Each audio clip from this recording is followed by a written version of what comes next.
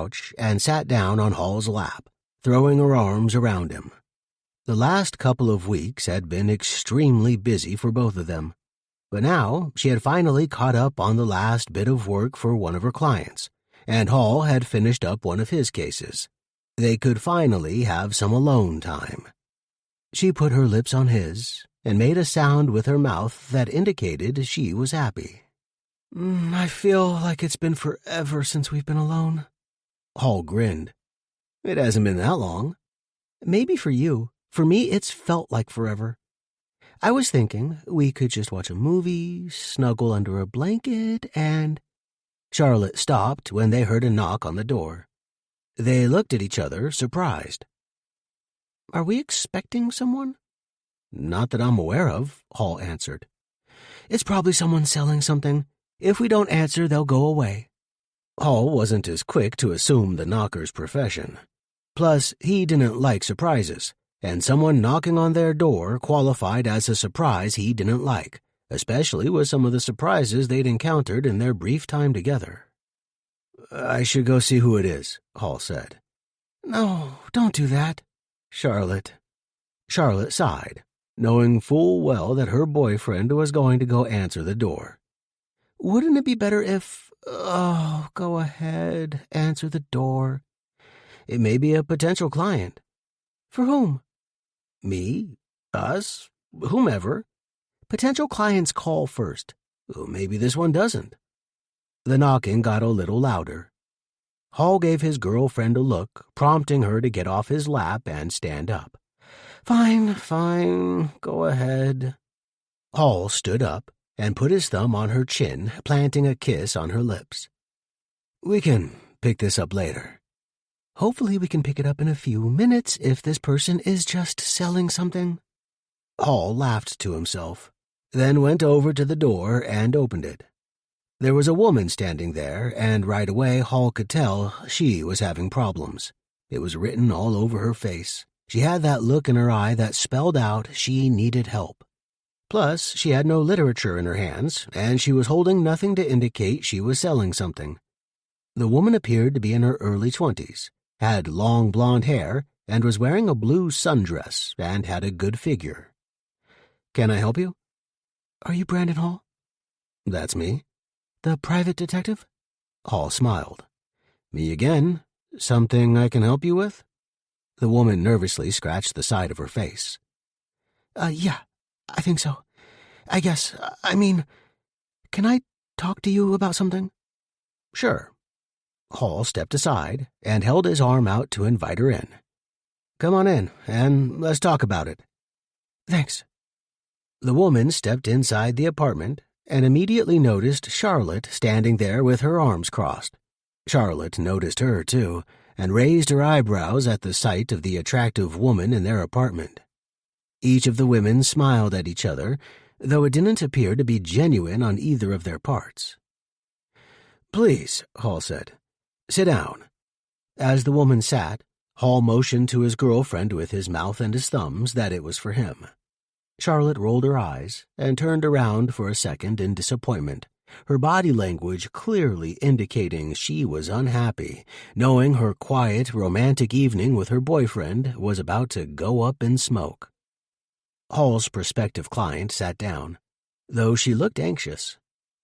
I'm sorry, I hope I didn't intrude on you or anything. Not at all. It's kind of hard to talk about this. Why don't you start by telling me your name? Hall asked. Oh, I'm sorry. I'm Mandy. Whatever it was, Hall could tell she was shaken up. All he wanted to do right now was just calm her down a little. Why don't you just relax, take a breath. Whatever the issue is, we'll figure it out together. But you're safe right now. Mandy raised her eyebrows. Yeah, right now. What's the problem? Mandy reached into her purse and pulled out a piece of paper. This is the problem. She held it up, then passed it over to Hall. Hall read it and immediately knew the problem. It didn't take a genius to see what it was. A death threat was plain as day. When did you get this? A few hours ago. It was on the windshield of my car. You know who it's from?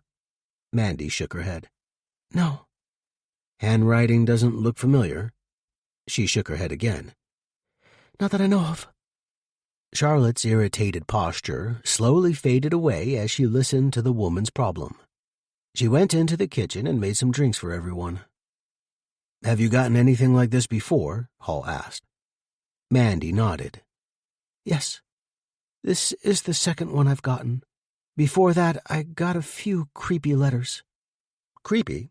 In what way? You know, telling me they were watching me, things like that. Do you still have them? No, I threw them out. I know that was stupid now, but at the time I just didn't want to deal with it. I guess that sounds stupid. Hall shook his head and tried to give her a warm smile. It's fine. When was the first time you got something? It was about 4 weeks ago. Did you go to the police? Mandy looked down and shook her head. No, I know that was another stupid move on my part. But I guess I was hoping it was just some kind of prank and that it'd stop. Then when it kept up, I didn't have the letters anymore, and I figured there was nothing they could do anyway. I didn't have any proof. Hall held the note up. Now you do. Yeah, but I figure they got a lot of things on their plate. I thought a private detective might be able to give me more attention. You know, if they were only focused on me, then I'd be better off. Maybe. Charlotte came back into the room with drinks and walked over to the pair, handing them out. Here, why don't you try this? It's iced tea with a little kick to help calm your nerves. Mandy looked at her and took the drink, giving her a grateful smile. Thank you. Charlotte took a seat next to her boyfriend, looking sympathetic to the woman's predicament. And you don't know who might be doing this to you? No, I don't. Have you recently rejected anyone's advances? Hall asked. Break up with a boyfriend, go out on a date with someone that didn't go so well, anything like that? No, I haven't been on a date in months, and the last boyfriend I had was last year. Could it be him? Mandy scoffed. I doubt it. He cheated on me and is with some other girl now, so I really doubt he'd take the time for it. A stranger come up to you and ask you out that you rejected? Mandy shook her head. Hall put his hand on his chin as he thought about it. What do you do for work? I'm a dancer. What kind? Not the dirty kind. Hall put his hands up, not making any assumptions. Didn't even cross my mind. No, I dance in theater productions, music videos, things like that. How long have you been doing that? About 3 or 4 years now. I started getting jobs right out of high school. I've been dancing since I was little. And where have you found these notes? At home, on your car, at work? Different places. The first couple were on my car. The last couple have been at my home. One was in my mailbox. Another was taped to my front door. You don't happen to have cameras or anything at your home, do you? No. Okay. Hall folded his arms and rubbed his lips as he looked away, thinking about what they could do. And how far apart have you gotten these? About once a week. No more than that? No. Same time, same day? No. This one was taped to my door this morning. Others have been at night or in the middle of the day. No specific days either. Some have been Saturday, Friday, whenever. Hall nodded. Okay. Do you think you can help me? Hall tried to give her a warm smile. We'll get this guy. Thank you. How much do you usually charge? I have a few thousand saved up in my bank account. I'm not sure how much that will get me. Don't worry about the money right now. We can figure that out. I also don't want to get deep in debt or anything either. Hall put his hand out. Don't worry so much about it. It's fine. Just give me a small deposit now, and the rest we can figure out later. I'm not worried about the money. I'm more worried about keeping you safe. A small bit of relief finally showed on Mandy's face. Thank you.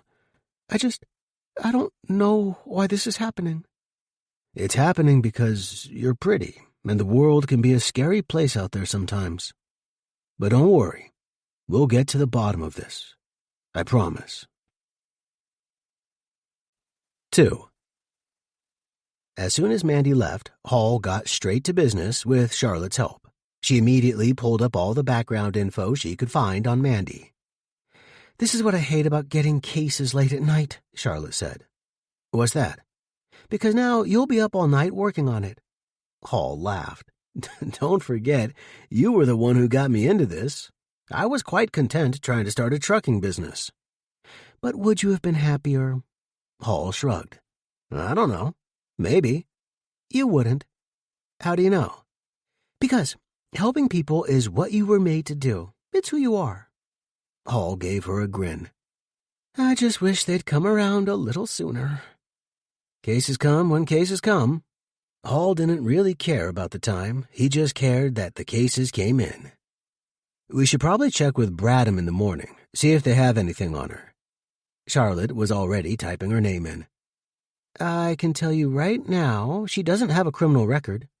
She pointed to the empty space on her computer screen. "Yeah, but he could say if she was ever witness to something. Maybe a bystander to a crime, something like that. That wouldn't show up on record." "Oh, so you think maybe it's a revenge thing?" "I don't know. Could be. Could be something else. Just have to check all the angles." "She's pretty. I'm betting it's someone with a big-time jealous streak." "Someone she rejected?" "Or someone who didn't have the courage to ask her out, or something like that." "But she said she hasn't been dating. What would prompt someone to lash out like that if there wasn't competition? I could see that happening if this guy or woman saw her with another guy and that triggered him. But if there is no other person, where's the trigger?" "Yeah, that makes sense." "Maybe it's someone she had an argument with one time." Charlotte raised her eyebrows. "Must have been one heck of an argument." "Or maybe it's someone she's in competition with. If someone thinks she's better and maybe she's losing jobs to her, they could want her out of the way." "There's a lot of maybes here." Hall laughed. "Well, we just got the job about 20 minutes ago. Everything's still on the table at this point." "I'll look up her social media stuff, see if there's any disturbing or weird messages on there." "Good call." Hall started typing on his laptop as well. "I'll look up the places she's been working." They worked most of the night, getting a good start on the case. Charlotte drifted off to sleep around 1, while Hall plowed through until about 3, both of them falling asleep on the couch. Hall's eyes opened, awoke by Charlotte getting off of him. He moved his head around, his neck feeling a little stiff. Charlotte stretched, then went into the kitchen to make coffee to wake them up even further. Hall sat up on the couch, still looking tired. "What time is it?" he asked. About 9. Hall yawned, then saw his phone on the table. He went over to it and checked it just as Charlotte came back into the room. "Expecting a call already?" Hall wiped his eyes. "No, I sent a message to Bradham before I went to sleep. Just wanted to ask him to check into Mandy for us." "He get back to you?" "Not yet." "I'm sure he loved seeing that message. He hates it when you use him as a resource." Hall laughed. "He just pretends to hate it. He doesn't mind. If he did, he wouldn't do it." "If you say so." They ate breakfast, then started to get ready for the day. "What exactly is the plan for today?" Charlotte asked. "Figure we'll swing by Mandy's place, just drive around, see if we see anything out of the ordinary." "You mean like a big, beefy guy just sitting there, salivating in a car that's watching her house?" Maybe. Why's he gotta be big and beefy? Maybe he's small and skinny." Charlotte smiled. She was willing to play. "Or maybe he's a she." "Could be." Hall gave his girlfriend a kiss. Seriously, though, I just want to drive around her house, get a feel for the area, see what's nearby. Once we do that, then I'd like to go to wherever she's working." "Oh, that reminds me." Charlotte went over to the table. "She gave us her schedule for today. Have to remember where I put it." She kept shuffling papers around on the table as she looked for it. Hall pulled out a piece of paper that was folded in his pocket and held it up. "You mean this one?" Charlotte gave him a glance. "Yes, that one. How long were you going to let me look for that?" Hall smiled. "Well, I do like staring at you, so—" He shrugged. They started heading for the door. Then Hall's phone rang. He looked at the ID, then glanced back at Charlotte with a smug face. "See? Told you he'd call." "Bet you $10 he'd choose you out first before he tells you anything." Hall shook his head. He wasn't willing to take that bet. He answered the phone. "Steve, what's up? Did you get my text?" "Sure did," Bradham answered. "What do I look like to you? Your personal detective that can give you information whenever you want it?" Hall looked at Charlotte and smirked to let her know she was right. "Well, I don't want to give my business to just anyone. I mean, if you'd rather me go over to Postal or Upton, I'm sure they wouldn't mind getting some of the things that I—" Okay. You've made your point." "So, did you put Mandy through the system yet?" "Well, that's what I wanted to talk to you about." "She's got a record?" "No." "She's involved in something?" Well, can't say for sure about that yet." "What do you mean? Why not? Is it something current?"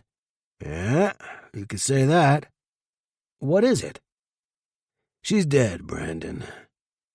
Hall scrunched his eyebrows together, trying to process what he'd just heard.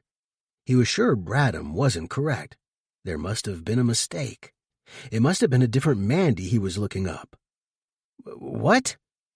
"Mandy Garlock, age 22, found dead about 1 hour ago."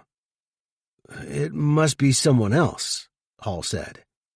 He walked over to the couch and sat down. Charlotte, seeing the stunned look on her boyfriend's face, walked over and sat down next to him.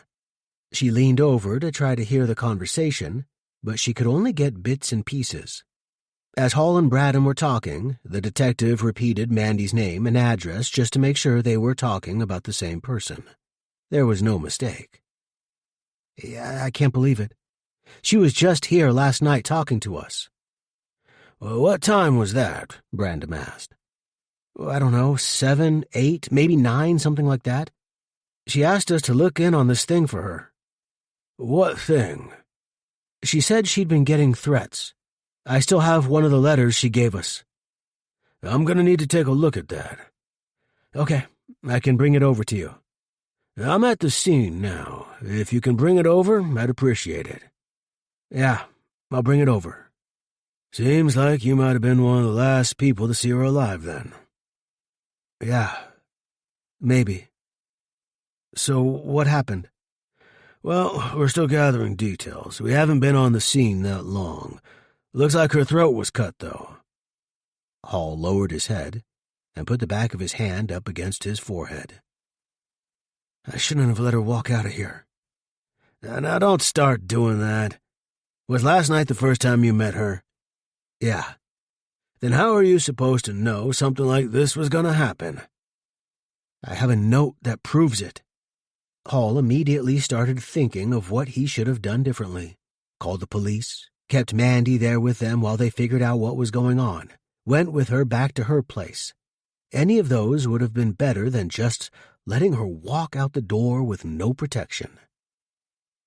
"I can't believe this."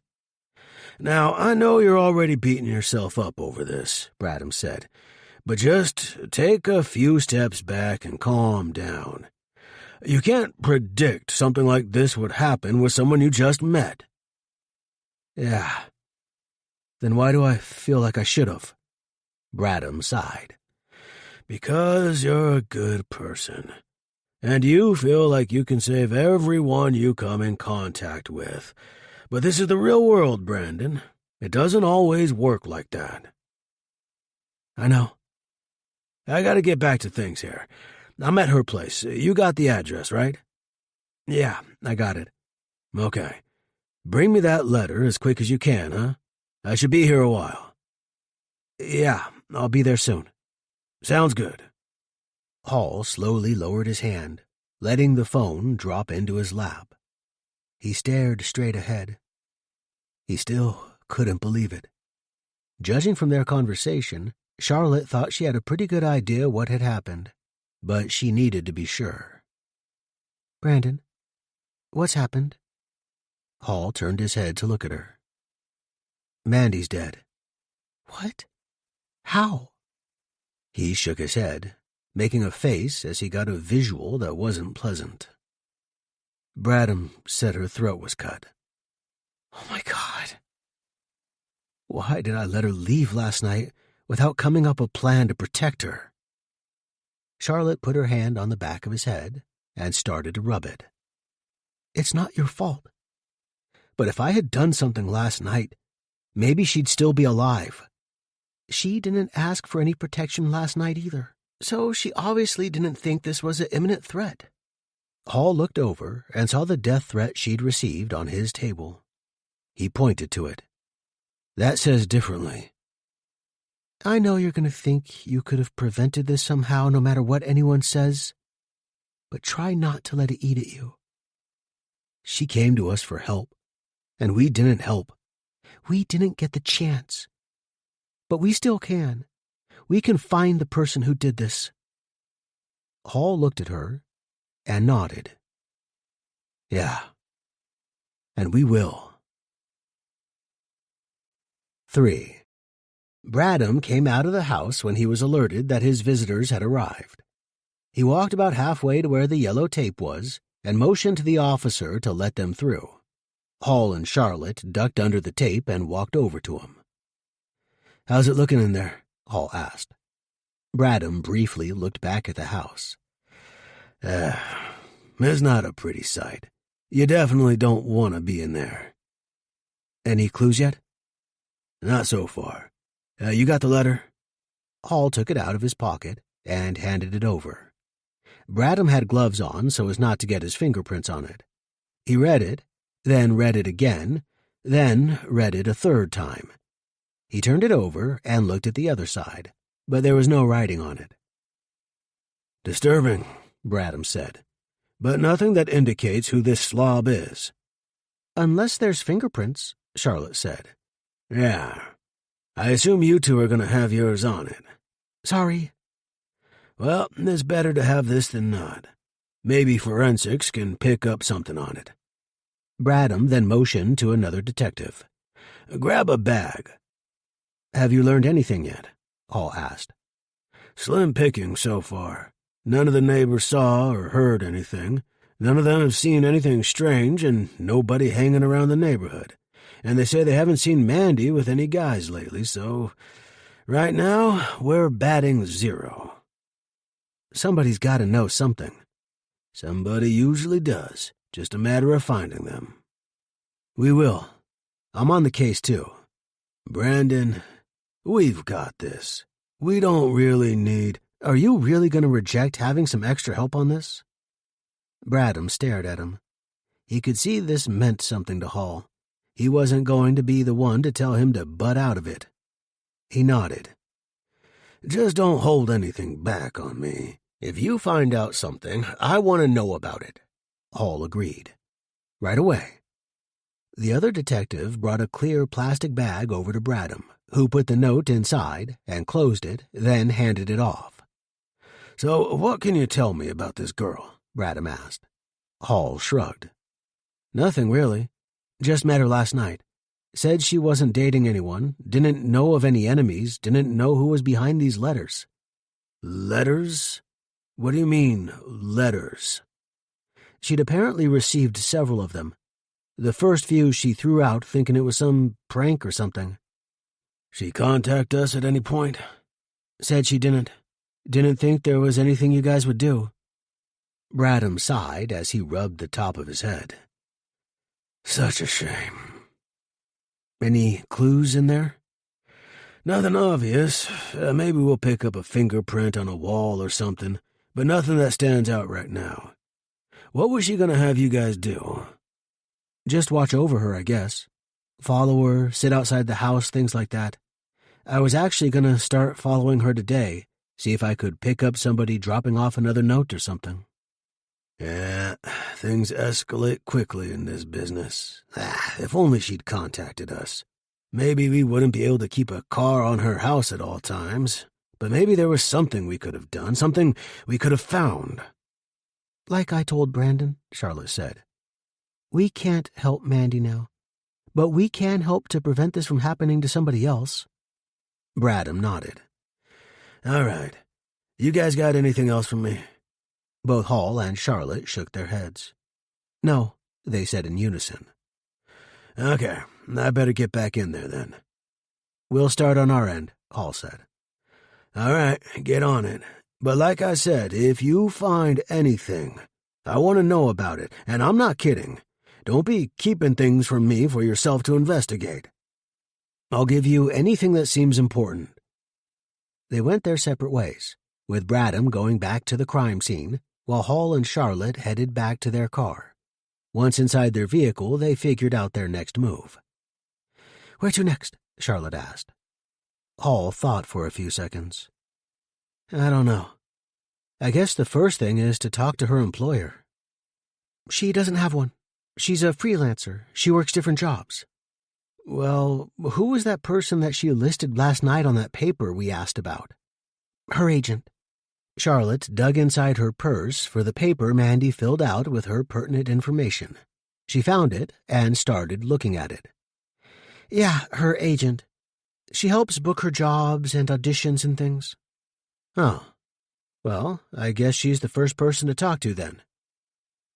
Should we wait? Wait for what? The police? I mean, she probably hasn't been notified yet, and I'm not sure it's a good idea if we do that. The more time we waste, the more time we allow someone to possibly get away. It's an unpleasant task, but I don't really want to wait. Plus, the first people they're going to talk to are Mandy's family. She's got parents and a brother, I think. They'll be the first on their list. Yeah, that's true. Plus, Bradham knows what we're doing. He could have told us not to talk to anyone until they have first, but he didn't. Okay then, off to see her agent. It took them 45 minutes to drive to Mandy's agent's office. Once they got there, it wasn't quite what they'd expected. They thought they'd wind up in some $1 million building, maybe 8 or 10 floors, marble walls and floors, expensive-looking furniture, the works. But it wasn't what they got. It was a 2-floor building on the edge of the city, and though it wasn't a run-down building and was kept in good shape, nobody would confuse it with the Taj Mahal. It was a very modest-looking building. The furniture in the lobby looked worn. There were a few chips in the tile floor, and there didn't appear to be anything that screamed expensive. It wasn't exactly what they had in mind when they thought of an agent's office. There was a receptionist sitting behind a desk in the middle of the room. Hall and Charlotte went up to her. Can I help you? Yes, we'd like a minute with Amelia Goodwin, Charlotte answered. Do you have an appointment? No, we don't. But we really need to see her right now. It's extremely important. I'm sorry, but she doesn't see anyone without an appointment.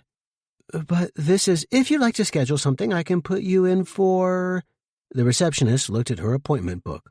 Looks like I can fit you in next Wednesday at 11. How's that sound? Terrible, Hall replied. Listen, we're investigators. There's a police matter that we need to see Miss Goodwin about right now involving one of her clients. Oh, my. I hope no one's in any kind of trouble. I'm afraid so. It's critical that we speak to her right now. The receptionist immediately got on the phone and buzzed into the office. Mrs. Goodwin, I'm sorry to bother you in conference, but there are 2 police investigators here right now looking to speak with you. Hall and Charlotte looked at each other. In their defense, they hadn't referred to themselves as police. They simply said they were investigators, which they were, the private kind. If other people wanted to assume they meant they were the police, that was on them. Yes, ma'am. The receptionist hung up the phone. She will be with you in just a minute. Please have a seat, and she'll be right out as soon as she finishes up. Hall and Charlotte went over to a couch and sat down. They didn't have to wait long, as Amelia Goodwin came walking out just a minute later.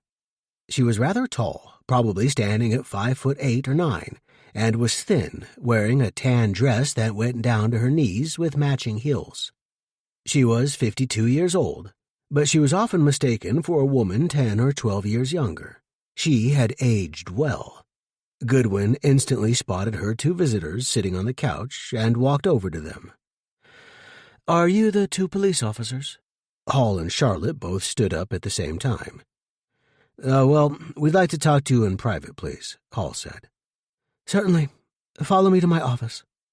Goodwin put her hand out to lead her guests there and started walking in that direction. Hall and Charlotte followed her down a short hallway before turning into a medium-sized office. There were 2 chairs in front of the desk that Goodwin sat behind. Hall and Charlotte noticed a few pictures on the wall of Goodwin in her earlier years in various types of pictures. It appeared she did some modeling at one point. "Please sit down," Goodwin said, pointing to the chairs. Hall and Charlotte both sat. "Now, what can I do for you?" "First of all, I just want to correct something your secretary said," Hall replied. "We're not with the police. We're private investigators, though we are working with the police and Detective Bradham." "I don't understand. What's this about?" "We're here to talk to you about Mandy Garlock." "Mandy? What about her? Is she in some kind of trouble?" Hall took a brief peek at his girlfriend. It was never easy telling someone that a person they knew had passed away. "I'm sorry to be the one to break the news, but Mandy was killed this morning." Goodwin looked shocked. She glanced at each of them. "Mandy? She's dead?" "I'm afraid so." "Oh, my God. That's terrible. What happened?" "She was murdered in her house." Goodwin wasn't sure what to say. She was Mandy's agent, but she took a genuine liking to her as well. She took a gulp, and her eyes dropped down to the desk as she processed the news. "We were here wondering if you knew of anyone she might have had problems with." She shook her head, not sure if she could answer the question. Not that I know of. Are you sure it's Mandy?" "Unfortunately, yes. We just left the scene." "And it happened in her house?" "Yes." "That's so awful. It was a burglar?" "Well, I guess technically anything's possible at this point, but we think it's pretty unlikely." "Then I don't understand. Who else would do such a thing?" "That's what we're trying to figure out." Goodwin put her hand over her mouth and continued shaking her head. She couldn't believe it. "That poor, poor thing. Such a sweet girl. I just can't believe it." "Have you been representing her long?" Charlotte asked. "About 2 years now." "Do you represent a lot of dancers? I'm probably showing my ignorance, but I didn't think they had agents." "Oh, yes. Anyone in show business can have an agent. I actually represent a wide variety of clients. Not necessarily me in particular, but the agency. We all have our specialties. We have actors, dancers, musicians, comedians, writers. We even have a couple magicians." "I assume Mandy was pretty talented?" Hall asked. "Absolutely. She was a very gifted dancer, pretty, too. She had a great face. Such a shame. She was going places." "What do you mean by that?" "She was just very talented. Like I said, a great dancer. She'd already been in several music videos and appeared in a few musical plays where dancers were required, things like that. She'd even had a few photo shoots for advertisers." "She modeled, too?" "Oh, yes. As I said, a very pretty face. Between that and the dancing, she had a bright future ahead of her. Her career was looking up. A few more years and I think she was really going to hit the big time. She'd be highly sought after. She was already getting there." "So that means she must have won some pretty big or important auditions then, right?" Charlotte asked. "Of course." "So would perhaps someone who lost one of those auditions possibly have it in for her?" Goodwin stared at her with confusion. "Are you suggesting that someone killed her because They lost an audition to her? Charlotte shrugged. Is that far-fetched to think so? I can't imagine someone doing something like that. Isn't show business a pretty cutthroat business? Hall asked. Yes, but not that cutthroat, Goodwin said with a laugh. I mean, losing auditions is part of the game. You're going to win some, you're going to lose some, and most lose a whole lot more than they win, but you don't kill people over it. Maybe it was someone's last chance, and they got pissed. Or maybe it was someone's first chance, and they got rejected and gave up, blaming her. Goodwin shook her head. No, I can't believe someone would do something like that. Well, somebody did it, and it's somebody she knows. What makes you think that? Mandy came to me last night, wanting to hire me. She'd received a death threat, and apparently it wasn't the first time. She'd gotten several notes over the past few weeks, months. Did you know anything about that? What? No. This is the first I've heard of it. She'd never mentioned anything to me about it. Did you two have a particularly close relationship? Charlotte asked. Well, we got along well. Just well? Look, we have hundreds of clients here. Most of them I don't talk to more than once or twice a month. There just isn't enough time in the day. Some clients are more needy than others, but Mandy wasn't one of those. So you don't know much about her personal life? A little, not a lot. Listen, most of my time is spent communicating with my clients about job opportunities, negotiations, contracts, promotions, things of that nature. It's very rare that we dig deep into their personal life, unless it's affecting their work or business. And did you have any of those conversations with Mandy? Goodwin shook her head. No, not really. Oh, there was a time about 6 or 8 months ago where we talked about some things. What kind of things? Hall asked. Well, she struggled with an audition that she really should have nailed. It was for a photo shoot. The company brought her in for some test pictures, and she really struggled. How do you struggle taking pictures? Goodwin grinned. You're obviously an outsider. Obviously. Look, when you're modeling and doing shoots, the camera can pick up on your mood and whether you're happy or not. It can? Oh, yes, definitely. The company wound up picking someone else because Mandy just didn't photo well that day. It looked like she had things on her mind. Do you know what they were? Well, we talked about it a little. Not in too much detail, but a little. And what did she say? Well, I think she was exploring her sexuality a little. Hall glanced at his girlfriend, hoping she knew what Goodwin was saying, because he sure didn't. Once Charlotte looked back at him, he could tell she was in the dark as well. I hate to sound like a rookie at this, but what exactly are you saying? Hall asked. I think she was struggling in transitioning to her taste in partners. What? Mandy said she hadn't dated any guys recently, Charlotte said. Yeah, that was part of it, Goodwin replied. I think she was losing interest in men and starting to like women.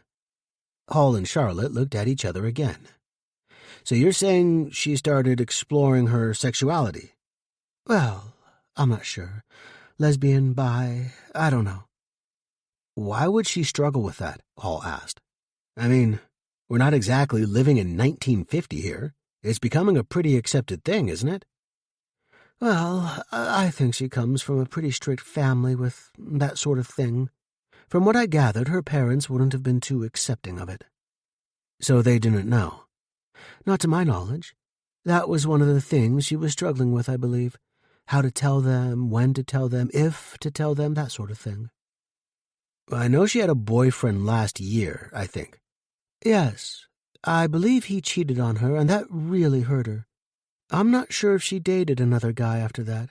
Maybe so, but I'm not sure. I don't think anyone regular, though. What about lately? Did it seem like she was still struggling with it? No. Actually, about 3 weeks after that, she had another audition. This one was for a music video, and she crushed it. She absolutely nailed it, and she seemed fine, so I just assumed everything was okay again. I assumed she had everything figured out at that point, or at least knew what she wanted, or it just wasn't a factor anymore. Never spoke of it again, and it never seemed to bother her again that I could tell. Of course, like I said, I don't often have those types of conversations with my clients. That was an exception. Is there anyone else around here who would have those kinds of conversations? No, not really. Do you know of any woman she became involved with? No, I wouldn't really know. I don't really care about who my clients date or sleep with, as long as it doesn't affect their work, and it wasn't affecting hers after that one incident. It's just not a topic of conversation. Hall and Charlotte both lobbed a few more questions Goodwin's way, none of which she was able to answer. At that point, they were both satisfied they weren't going to get anything else that was useful. They stood up, ready to leave. "Well, thank you for your time," Hall said. "We appreciate it." I wish I could say it was my pleasure, but we understand, Charlotte said. Please, if there's anything else I can do, don't hesitate to ask. Anything. Goodwin started to choke up. Mandy was a good kid. 22 years old with the best days of her life ahead of her. It's not right that someone took that away from her. No, it's not, Hall replied. I hope you get the person responsible for this. Don't worry. We will. 4. Before leaving Goodwin's office, Hall and Charlotte got a file with details on everything that Mandy had ever worked on. For someone who hadn't been in the business for more than a few years, it was still a pretty lengthy list. They even were able to get a computer file with all of Mandy's pictures and videos from every job she had done. They took it back to the apartment and started looking everything over. They weren't sure what they were looking for, and maybe there was nothing of interest there. But they at least thought it would give them a better understanding of her life. Hall figured the more they knew her, the better chance they'd have at unraveling who was responsible for her death. As Charlotte wrote down every job Mandy had and every name she'd come into contact with, Hall started looking at her pictures. It was a shame someone so young and talented was tragically killed. "Are you hoping to find something specifically with this?" Charlotte asked. "What do you mean?" "Well, when you asked Goodwin for this stuff before we left her office, I got the idea something flashed in your mind, like you knew something I didn't." "Nope." "That's all you're going to give me?" "What else do you want?" "What are we looking for with this stuff?" Hall shrugged. "I really don't know. I figured if we understood her life, followed her with her work, see the pictures, the videos, see the names of the people she worked with, maybe we'll see some patterns, or maybe something will jump out at us." "Like who killed her?" "I doubt we'll get that lucky. But if we see the same name over and over, maybe that's a friend who'll know more than we do. If we see a picture or video of someone who's looking at her in more than a friendly way, maybe it's someone who she was intimate with. Maybe they'll know more. And if we see someone it looks like she hates, maybe that's who killed her." Hall gave her a face. "Okay, let's not go overboard here. I don't expect to find the person who killed her here. I simply think this will help us understand who she was. And if we do that, we'll become closer to her life, and we'll hopefully understand what happened and why." "Well, I hope you're right." "It's all we got right now. She didn't live near her family, and from the sounds of it, maybe weren't all that close to them anyhow. We don't know who else she was friends with or was close to." They continued working for a couple of hours before Hall suddenly stopped. Charlotte noticed her boyfriend sitting there, staring at his computer screen. She stopped writing and turned toward him. "What is it?" Look at this picture." Hall pointed to the screen. It was a photo of Mandy and another woman staring lustily into each other's eyes. "Look at how they're looking at each other." "Isn't it a photo shoot for a skincare product?" Charlotte quickly looked at her notes to see if she could find the picture in question. "Yeah, but this one looks different. They look like they're, intimate." "Brandon, they're modeling for a product. I think they're supposed to look like that. Hall shook his head. I don't know. This one looks different to me. Goodwin was right. If you really look at these things, the camera can pick things up. I think you're reaching. I think I'm onto something. Hall marked the photo, wanting to come back to it later, but continued on with the pictures. It was only a few minutes later that he saw another picture that interested him. Wait a minute. Charlotte leaned over to look at the screen. What? Isn't that the same girl? Hall pointed to another woman on the screen. It was another photo of Mandy and the woman, though they both looked a bit different. In this image, they were sitting next to each other, smiling, both sticking their legs out.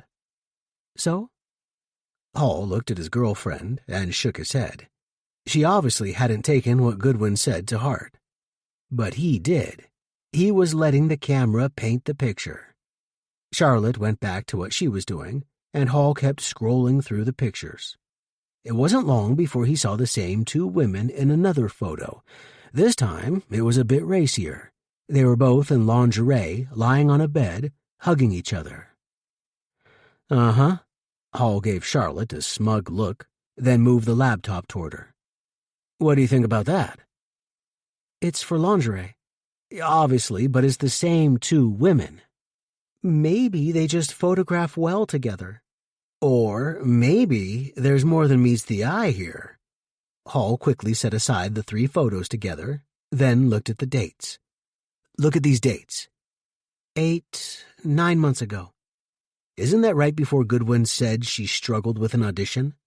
Yeah, I think she said that audition was 6 or 8 months ago. That puts it right in the timeline. What timeline? What are you getting at? Just a theory, Hall replied. But what if Mandy started falling for this girl? Look at the photos. It's obvious they had some kind of connection. I don't know if you can make that kind of jump with just these photos. Oh, I'm jumping. I'm leaping, in fact. But what if she started falling for this girl? That's why she bombed that audition. Because if you look at these photos, there's no way she should ever fail anything, unless there was something else. And how would she go from these to that? Maybe it was something unrelated to the shoots. Maybe. But let's talk to this woman and find out, though. What's her name? Charlotte looked at her notes and quickly found the sessions with the names and dates of the pictures. Her name is Tatiana. Got an address on her? Give me a few minutes to come up with it.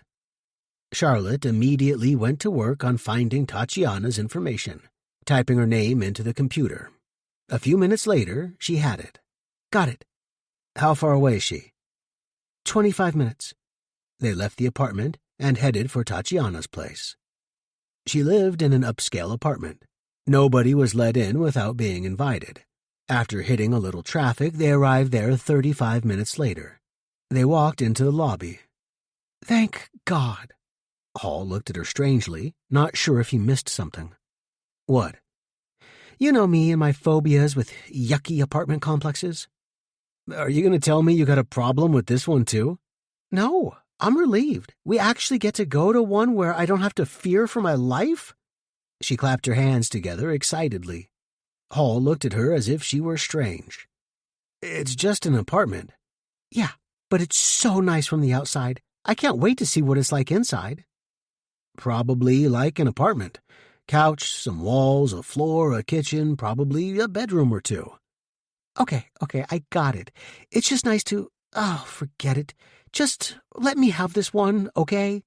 Hall laughed. Okay. But you want to hit the button or should I? Oh, definitely me. Charlotte found the button under Tatiana's name and pushed it.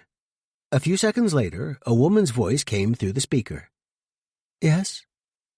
Hi, my name's Charlotte, and I'm here with Brandon. We're private investigators.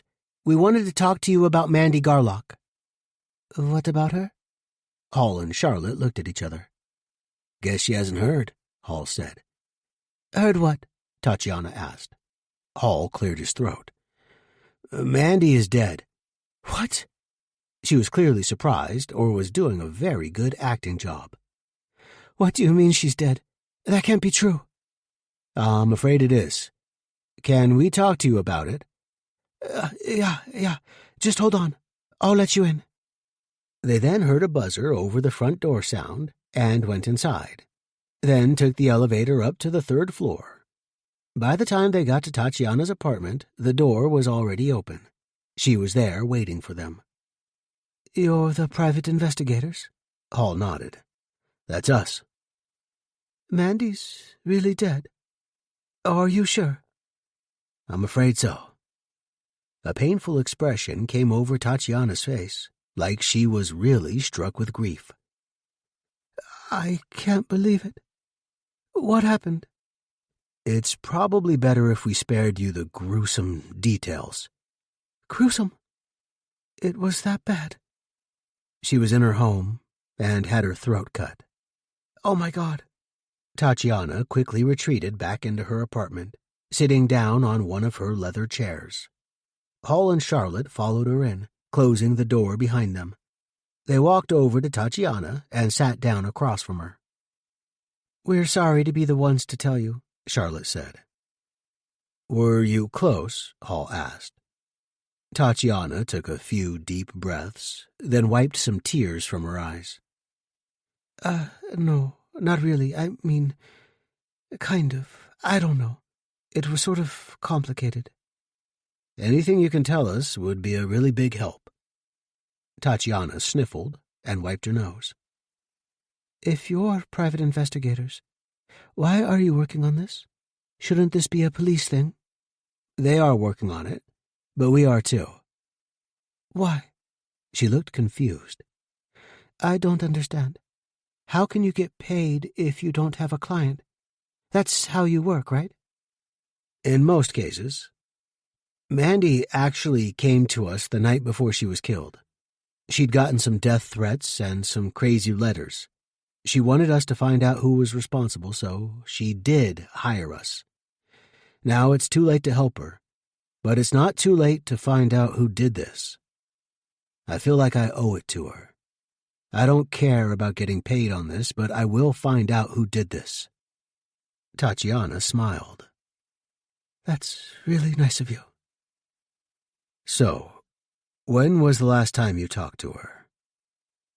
"It's been a few weeks, at least. Probably 3 or 4. "She ever mention anything to you about getting threats?" Tatiana shook her head. "Never said a word about it." "And you were close?" Tatiana made a few faces. "Well, not really. I mean, we met like a year ago doing some photo shoots, and we got to talking and hung out for a while. But we haven't really talked much lately." "Any particular reason for that?" She looked at them and sighed.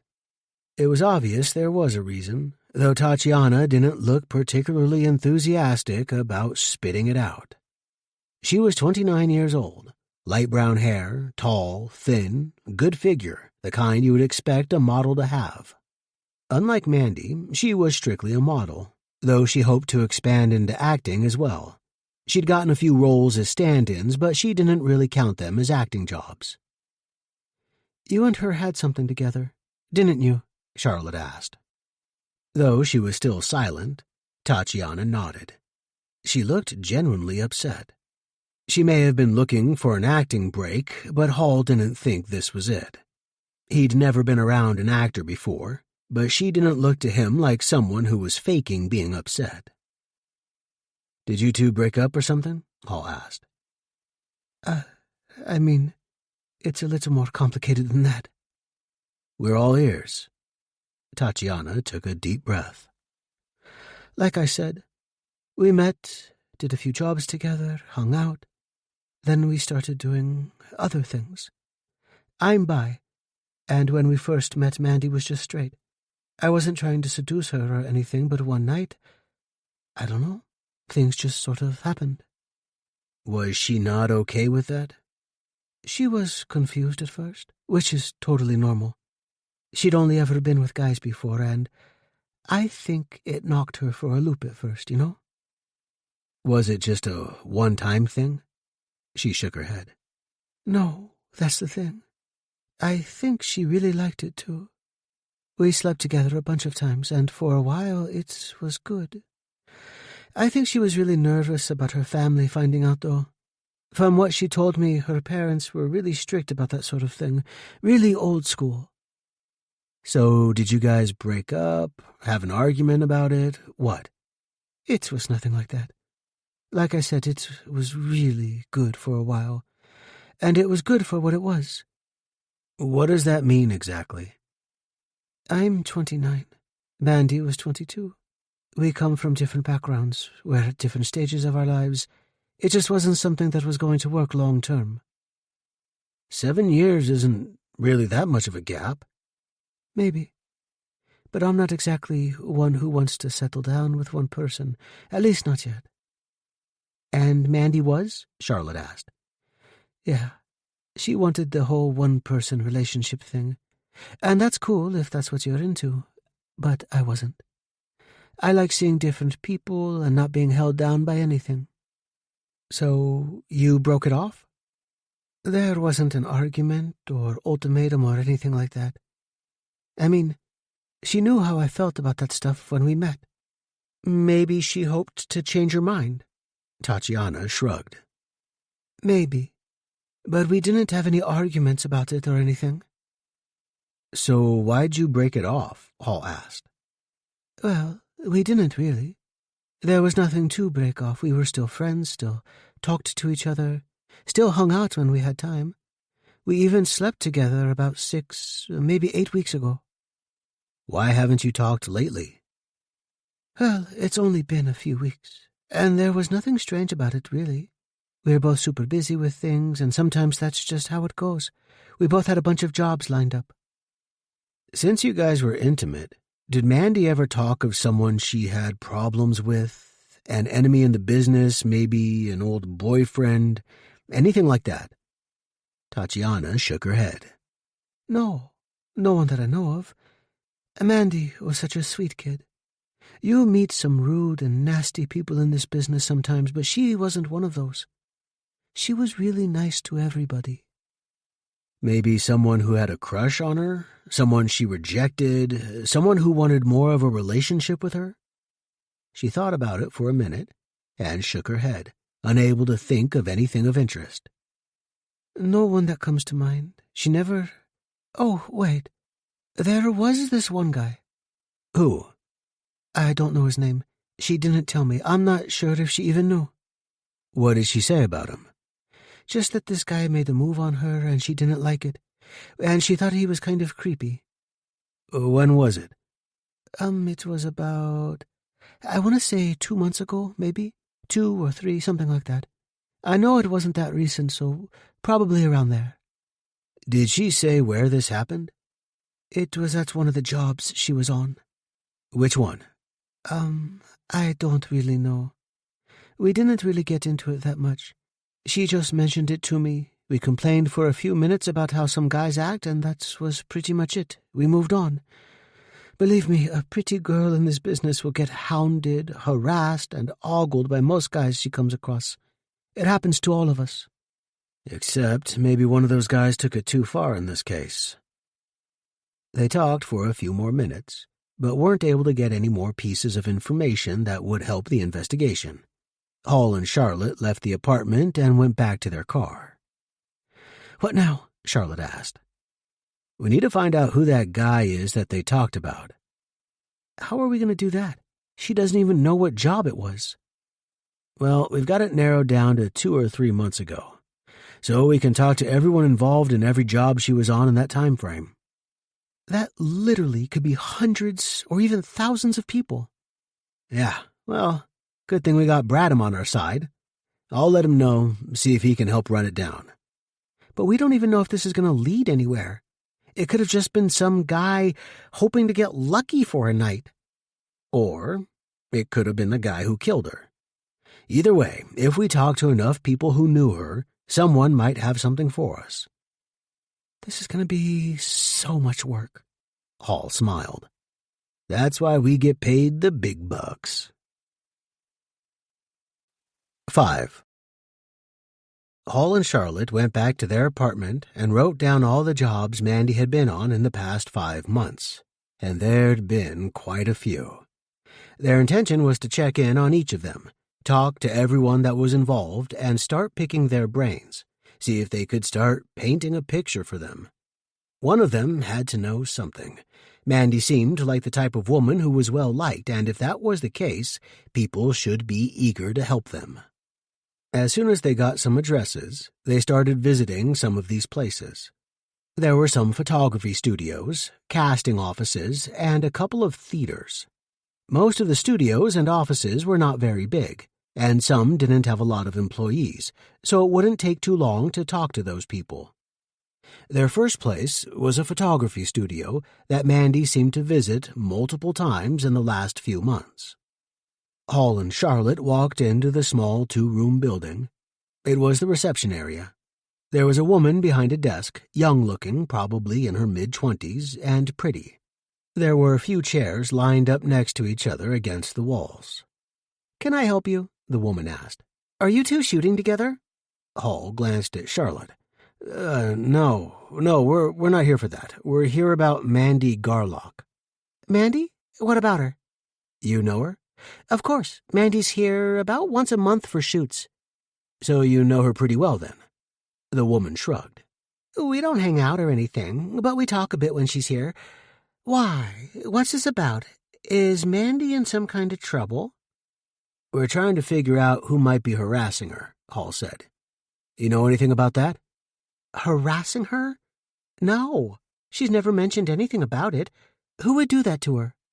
"That's what we're trying to figure out." "Who are you guys?" "We're private investigators," Hall replied. "You can't think of anyone she's been having problems with?" Charlotte asked. The woman shook her head. "No. Like I said, she's never mentioned any problems to me." "What do you guys usually talk about?" "I don't know, just different things. Nothing really important, I guess. Just stuff. Nothing I can even really remember." The woman studied their faces. She got the feeling there was more to what they were asking. "What's going on? You're not suggesting I have something to do with whatever she's mixed up in, do you? Because you can go ask her. Mandy and I have no issues." "You ever go out with her outside of here?" Hall asked. "No. We just talk when she's here, and she seems nice and all, but I try not to get involved in any kind of relationship with people away from here." "Why's that?" "Well, it's a rule here, for one. Marcus doesn't want business mixing with pleasure. He doesn't want any of the girls or guys trying to use us for better opportunities or anything." "Smart of him." "Is Mandy okay?" "I'm afraid Mandy's dead," Hall answered. The woman put her hands over her mouth. "Oh, no." She seemed genuinely upset. "Oh, no, that's such a shame. I'm assuming it's got something to do with what you're asking about then, like she didn't kill herself or OD or anything?" "Why would you think that? Was she into drugs?" "Not that I know of, but these days you gotta ask with everyone, don't you?" "Maybe so. But no, she was definitely murdered." "That's terrible. Who would do such a thing?" "That's what we're trying to find out," Hall said. "Anything else you can tell us? Anything that jogs your memory?" "No. Like I said, we were friendly when she was here, but we didn't really talk about personal stuff." "She never mentioned anybody giving her problems or anything?" Charlotte asked.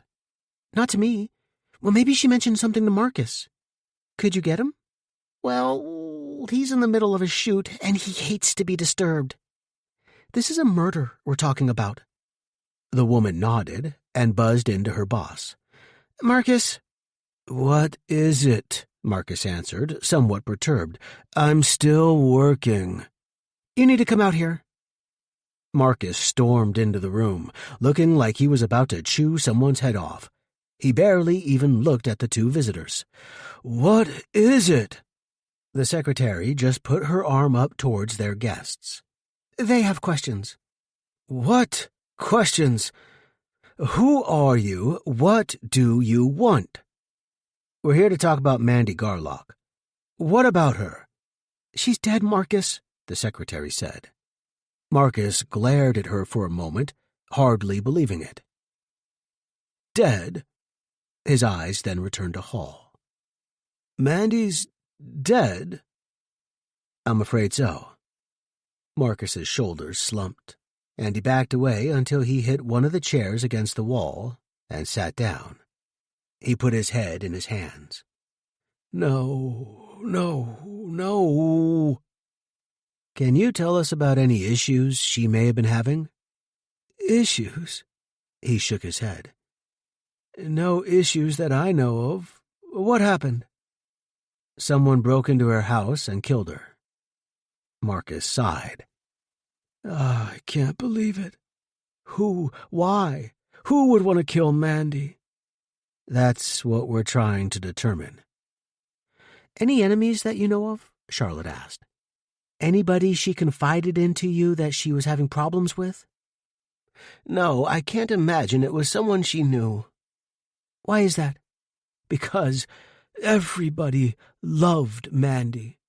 Anyone who worked with her enjoyed being around her. Believe me, in this line of work, you meet all kinds of people. Some are kind, some are assholes, some are stuck-up, some are pleasant. The list goes on. But Mandy, there is no one who didn't love her. Believe me, she was a wonderful person. So you have no idea who'd do this? None. She was a dream to work with. Down to earth, polite, took direction well, was willing to do whatever put her in the best light, and she treated others well. She wasn't one of those models who tried to make others look bad to make her look better, you know. There are some who are like that, but not her. If there were others with her, she thought the better they looked, the better she looked too. She was a talent. Such a talent. What a waste. She was going places? Hall asked. Marcus raised his hand and puffed air through his mouth. She'd be on top of mountains in a few years. Whatever she wanted to do, she could have had it. Dancing, modeling, even acting. I think she could have been on top of the world. And a kind person to boot. The world will be worse off without her, I can tell you that. So she never mentioned anyone who was bothering her? Believe me, if she had, I would have put a stop to it myself. If she'd have told me so-and-so was bothering her, I would have found that person and thrown him off a rooftop myself. How close do you get to the models here? Hall asked. Are you asking whether I sleep with them? No, not necessarily, just how close do you get with them? Are you like their priest? Do they tell you intimate details about their life? Things like that. Marcus shook his head. Well, there may be a few who divulge things, if it helps get their mind at ease to shoot better. Some people like to share things, and if it helps, I will try to bring it out of them. But some, it's all business. It depends. Knowing that Mandy's dead now, is there anything she ever said that might make you think back and wonder? Maybe something that didn't make sense then but would now? Marcus tried to think, but nothing was coming to him. No, not that I can recall. She was one who didn't talk much about her personal life. She seemed happy, and I can usually tell without them saying anything. Always had a smile on her face. What about rumors? Charlotte asked. Rumors? About what? What rumors? Well, don't you sometimes hear things from other models? This girl's doing this girl's doing that, this girl took my job, this girl took my boyfriend, this girl's sleeping with this person, that type of thing? Marcus smiled. Maybe occasionally you'll hear that sort of stuff. Not as often as you might think, though. Did you hear anything about Mandy? Marcus shook his head. No, she did not play that game. Maybe someone else played it for her. No, I am telling you, there is not a person alive who has worked with Mandy who did not like her. I 100% believe that. I've never heard a bad word said about her by anyone. If you knew Mandy, you liked her. It's as simple as that. Well, somebody killed her, Hall said. I still can't believe it. Which means not everyone liked her as much as you think.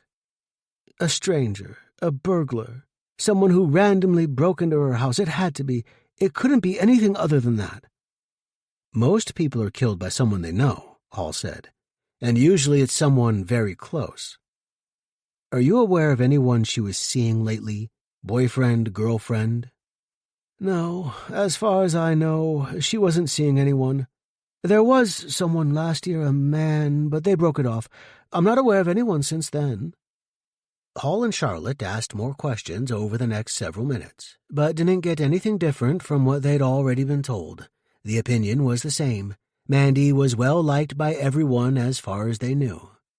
Before leaving, Hall left a business card for them. If you think of something or hear something, I'd appreciate getting a call. Marcus looked at it and nodded. If I hear who has done this, I may kill them myself. Try not to do that. If I hear something, I will call. But I tell you, I still don't believe it is anyone she knows. Well, I guess we'll see about that. Hall and Charlotte left the building and walked back to the car. What now? Charlotte asked. Keep on working the list? Yeah, we still got a ways to go. You know, I get a feeling we're not going to hear much different from what we did here. Maybe not, Hall replied. But someone knows something. It's just a matter of finding them. 6. Hall and Charlotte spent the next 2 days speaking to the people who seemed to have known or worked with Mandy the most. They couldn't find anyone who had an opinion that differed much from Marcus. In fact, they didn't speak to anyone who appeared to dislike her at all, at least not that they would publicly say. Whether someone was keeping their dislike a secret, that might have been another matter entirely. But on the surface, everyone seemed genuine in that regard. They had just left the last photography studio on their list, and were back in their car, ready to go to their next stop. What's next? Hall asked. Charlotte read the list. That's the last studio we had down. We've also crossed off the casting offices. What's that leave? 2 theater productions. One she did about 4 months ago, and the other she wrapped up last month. Hall sighed, unhappy they were close to wrapping things up without a single new lead to pursue. Well, let's get the show on the road, as they say. After going to the first theater, nothing had changed. It was just like every other place they had visited in the last few days. They finally started getting somewhere at the second theater. They were getting some different answers, other than Mandy being a nice, friendly girl that everyone liked and enjoyed being around. Once they had talked to a few people, they went over to the corner of the room to discuss what they'd heard so far. Something's different about this place, Hall said. In what way? Every way. This is the only place where we haven't gotten the same story about Mandy. Well, to be fair, it's not like anyone's called her a bitch or anything, Charlotte said. No, but they haven't described the nice, sweet girl that everyone else has either. They talked about someone who seemed kind of reserved, not really outgoing, which doesn't gel with what everyone else has said. Charlotte shrugged. Maybe this just wasn't her environment. Everyone has spots they're more comfortable in than others. I agree. But what makes this place not as welcoming as the others? Because if she felt fine in the others, that makes this the outlier, which means there's something here that made her feel uncomfortable. Charlotte raised her eyebrows and tilted her head, agreeing with the assessment. True. Let's keep asking around and see if someone's got the answer. Charlotte had other ideas, though. She put her hands on Hall's chest before he started walking away. Let's put the brakes on that a little. What do you mean? Why? Let's take a different approach here. Different how? How about we split up and talk to people individually? Why? If you're right, and something is different here, I have a feeling we may get better answers apart. You're not quite making sense, Hall said. I have a hunch. Well, please share. If this place is the outlier, then something's going on here. We've already established that. But that probably would mean that Mandy wasn't the only one who was different here. Not necessarily. And what's that got to do with splitting up? I would just like to try something, okay? Charlotte said. But you're not really telling me why. If the issue is here, and there are other women who might be having the same problem, they might open up to me without you being around, or vice versa. Maybe there's a guy who'd be more comfortable in talking without me in the picture. Was this the whole women tell women everything? Charlotte laughed. No, it's a comfort thing. If they're not sure about something, or they don't want to get someone in trouble if they're not positive about something, they might be more willing to open up to me without you being there. Plus, men and women don't always see things the same. Hall threw his hands up. Maybe. Can't we just try it for a little bit? Fine. But keep your phone in hand in case you need to call me for help or something. Help? What's going to happen? Charlotte asked. We're in a theater, not a prison. Hey, did you ever see Phantom of the Opera? Yeah. Well, there you go. Things can sometimes happen in places like this. Charlotte rolled her eyes. Unbelievable. She then held her phone up so he could see. Just in case I get kidnapped. Jokes aside, just be careful. If something is off here and you hit a wrong nerve with someone, just make sure your head is on a swivel. The two then went their separate ways. Hall questioned every guy he came across, but nobody admitted to knowing Mandy very well. Some people didn't even recognize the name. Once Hall showed them a picture, most remembered her, though nobody admitted to knowing her all that well. After speaking to about 10 different members of the staff and crew, Hall took a break, went over to a bench in a hallway, and sat down. He sighed and looked down at Mandy's picture, which he still had in his hand. Hope Charlotte's having better luck than I am. She wasn't. At least, not up to that point. She hadn't talked to the same amount of people yet, as her conversations lasted a little longer than her boyfriend's did, but she still had hope that she'd find someone who knew what was going on. Charlotte finally came across Amy Spears, who worked in the costume department. Spears was in her office, sewing a costume together. The door was open, but Charlotte knocked on it just the same. Spears looked over at her and smiled. Hi, can I help you? Mind if I come in? Sure, sit down. Something in particular you need? Charlotte sat down on the other side of the desk that Spears was working at. Just some answers would be nice. Answers for what? For why Mandy Garlock was killed? A frown came over Spears's face, and she shook her head, though she kept working and didn't take her eyes off her project. Such a shame about that girl. I heard about what happened. Are you with the police? Well, in a way. I'm a private detective, and Mandy hired us the night before she was killed. She was worried about something happening. Spears shook her head again. So pretty. So much life to live yet. Such a shame. Do you happen to know of any problems she had here? No, but we weren't really that close, you know. Anybody here who is? Not that I know of. Mandy kept to herself as far as I know. Came in, did what she needed to do, then got out. She didn't hang around much like some people do.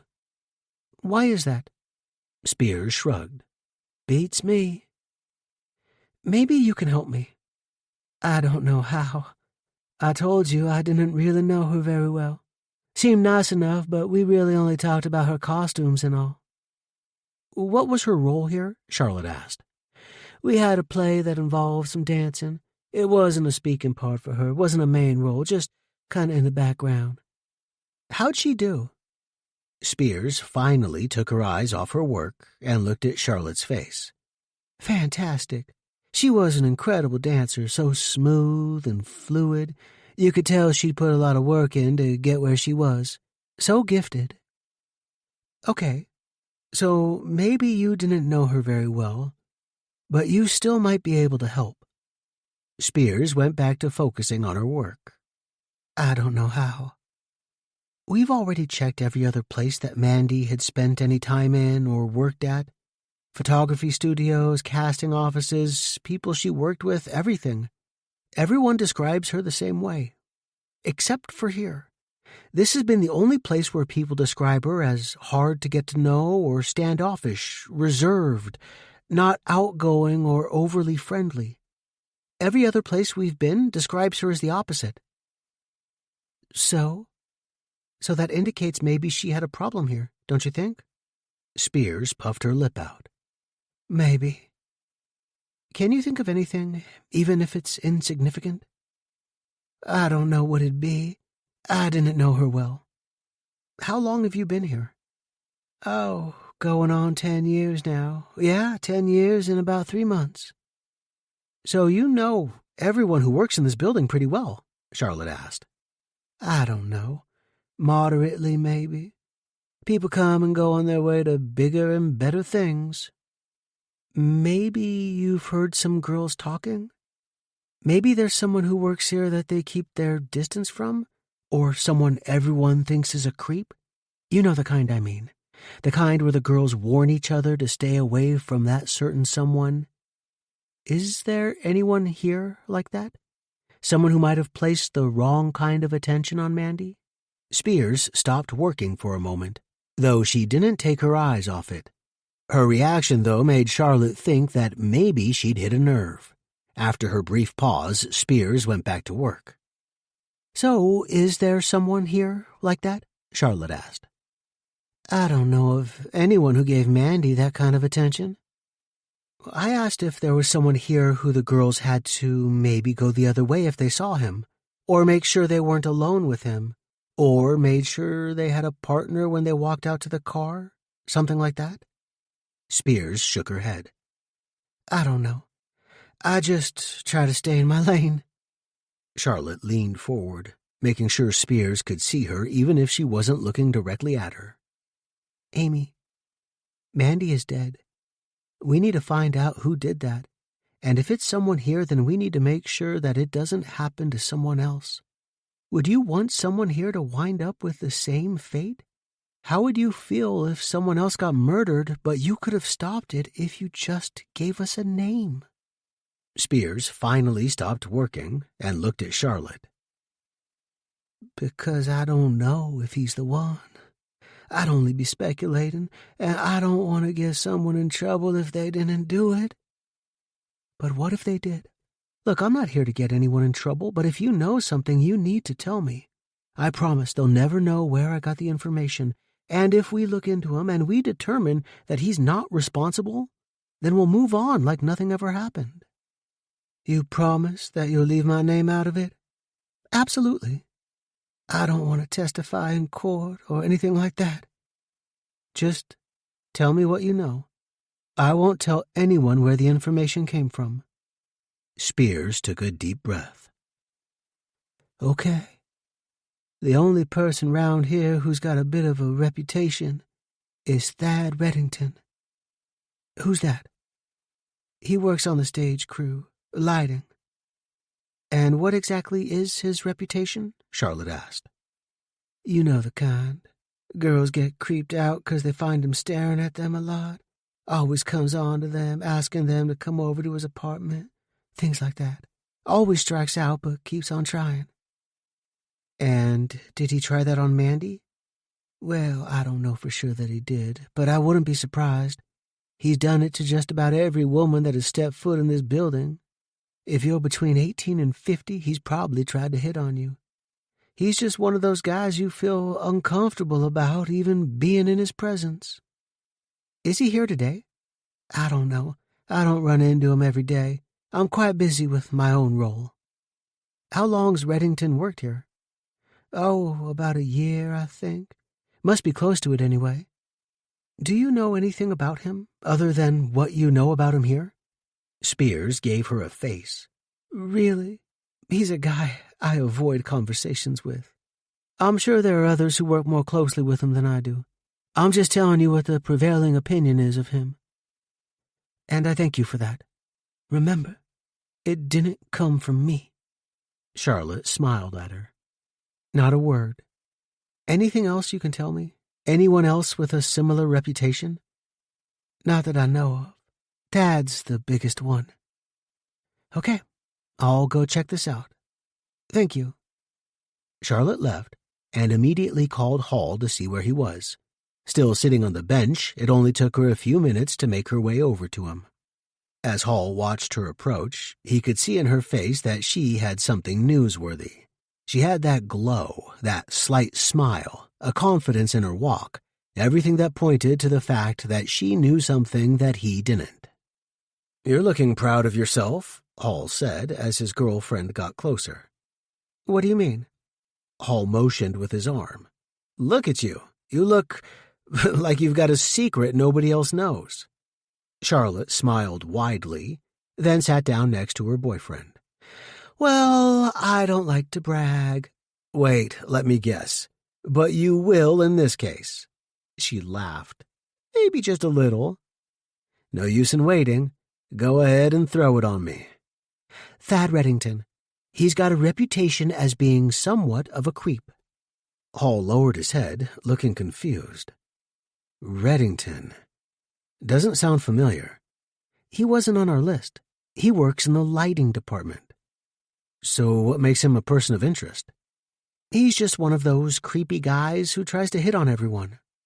Hall shrugged, not wanting to jump to conclusions. "Well, just because he's a creep doesn't mean he's a killer. There's a big leap between the two." "Maybe so. But he's one of those guys everyone tries to stay clear of. That indicates maybe there's some danger there." "Maybe." "It's worth checking." Hall nodded. "It certainly is. Let's get on it." "Where to?" "Let's find who's ever in charge of this place. Maybe he can give us some answers about this guy. Maybe we've found our link." 7. Before going to the manager's office, Hall and Charlotte first swung by the lighting department. They had a small office to work on things. It wasn't much of an office, though. It looked more like a storage room with a desk in the middle of it. The door was open, so they walked in and looked around. There wasn't much of interest, though. As Hall started rummaging through the desk drawers, Charlotte went over to the wall where there was a small dry erase poster hanging. "Looks like a work schedule here," she said. Hall looked over. "What's Reddington's schedule?" "His name was crossed out the last 3 days, including today." "Huh. Wonder what that's about." "And he's not listed on the schedule for next week." "Who is?" Charlotte shrugged. "Couple other names. The other guys that work here, I guess." Hall got up, finished with the drawers, and stood behind Charlotte, looking at the schedule. "Next 2 weeks are posted." "And he's not listed at all." "Sounds mysterious." "Maybe we can demystify it," Charlotte said. Hall nodded. "Yeah, let's get back to the manager." Hall and Charlotte went to the office of the man who was in charge of the theater, Morgan Price. Price's official title was Director of Operations. Once they found his office, they knocked on the door, thinking they would be greeted by his secretary. Instead, they were met by Price directly. He wasn't surprised by their appearance, as Price was the one who gave them the clearance to come into the building and snoop around since the theater was closed to the general public at that time of day. "Can I help you?" Hall looked past him. "No secretary?" "We're a smaller theater. I handle most things myself. A secretary is an additional expense that we cannot afford." "Oh. And speaking of handling things, I'm quite busy. So if there's something you need, do please get on with it." Charlotte spoke right up, not wasting time mincing words. "Thad Reddington." "What about him?" "What's with his schedule? We just checked out their office and he scratched off the last 3 days, and he's not scheduled for the next 2 weeks." "That's because he's no longer employed here," Price said. "Why?" "How am I supposed to know? He just up and quit the other day." Hall and Charlotte looked at each other, alarmed at the revelation. "Just like that?" Hall asked. "No warning or anything? No notice?" "None."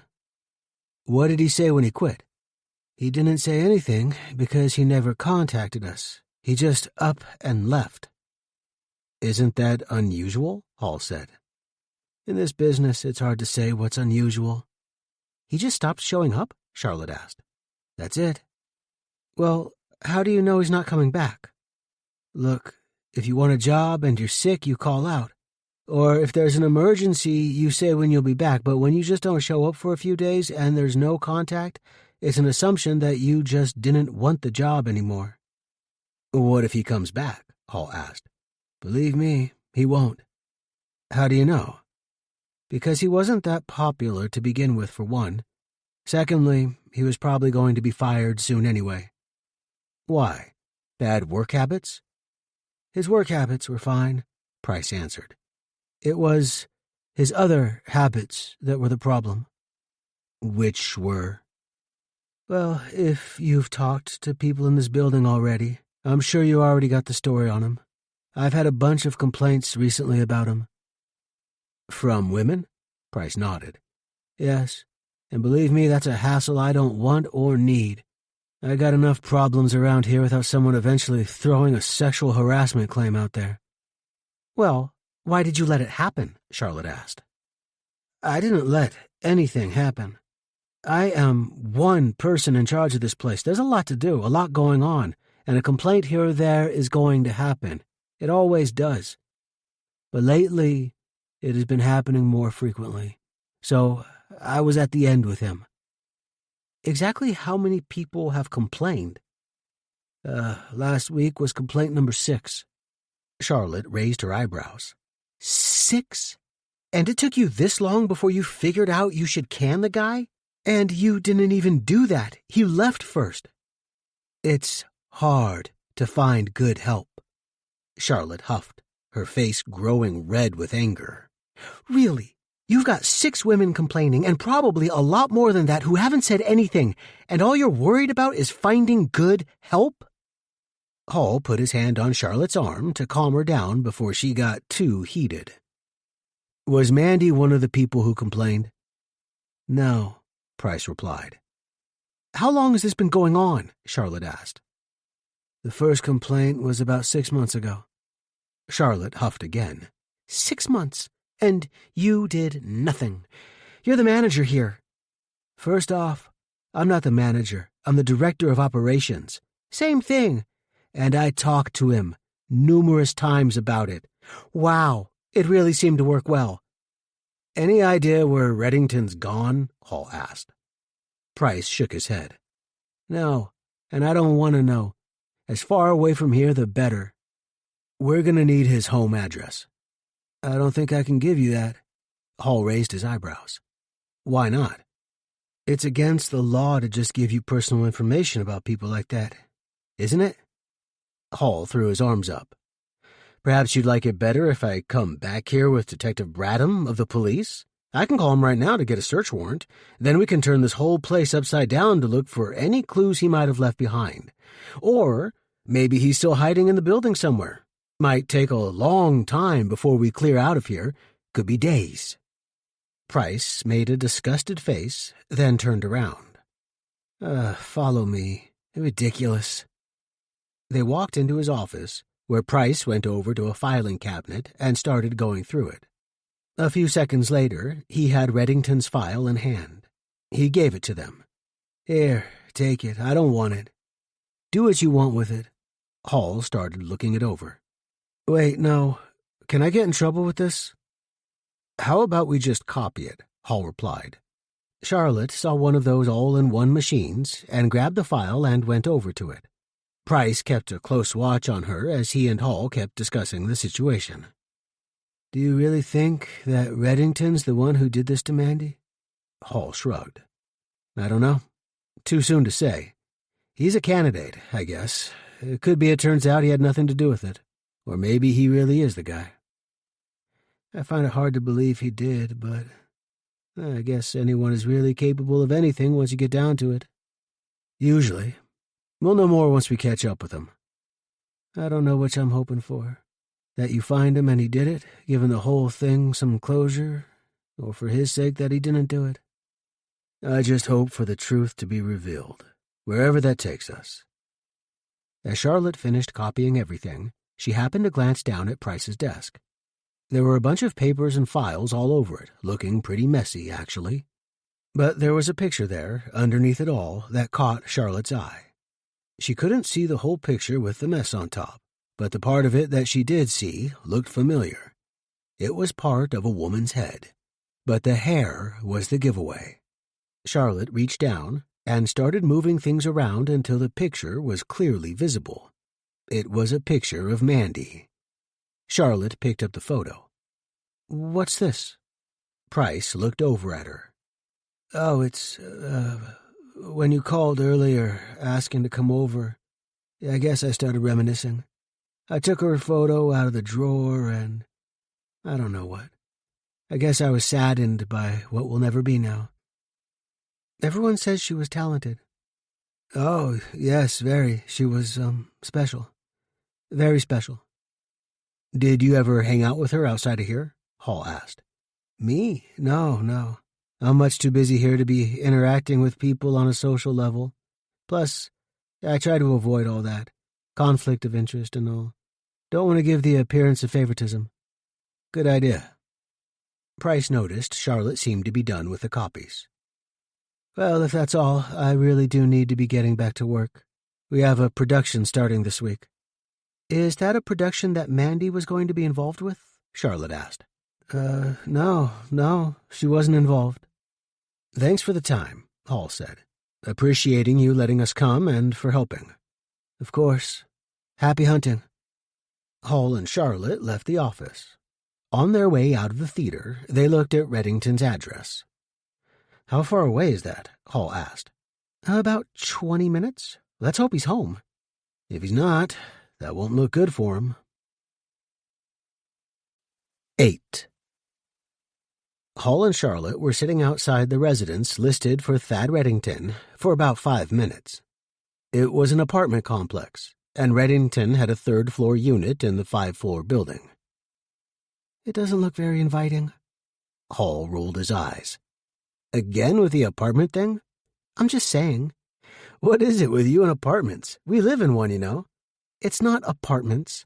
It's just ones that don't look so nice. And getting off that, how long are we going to sit here?" "Why? Got someplace else to be?" "No," Charlotte answered. "But what if Reddington does? We don't even know if he's in there." "What are you suggesting?"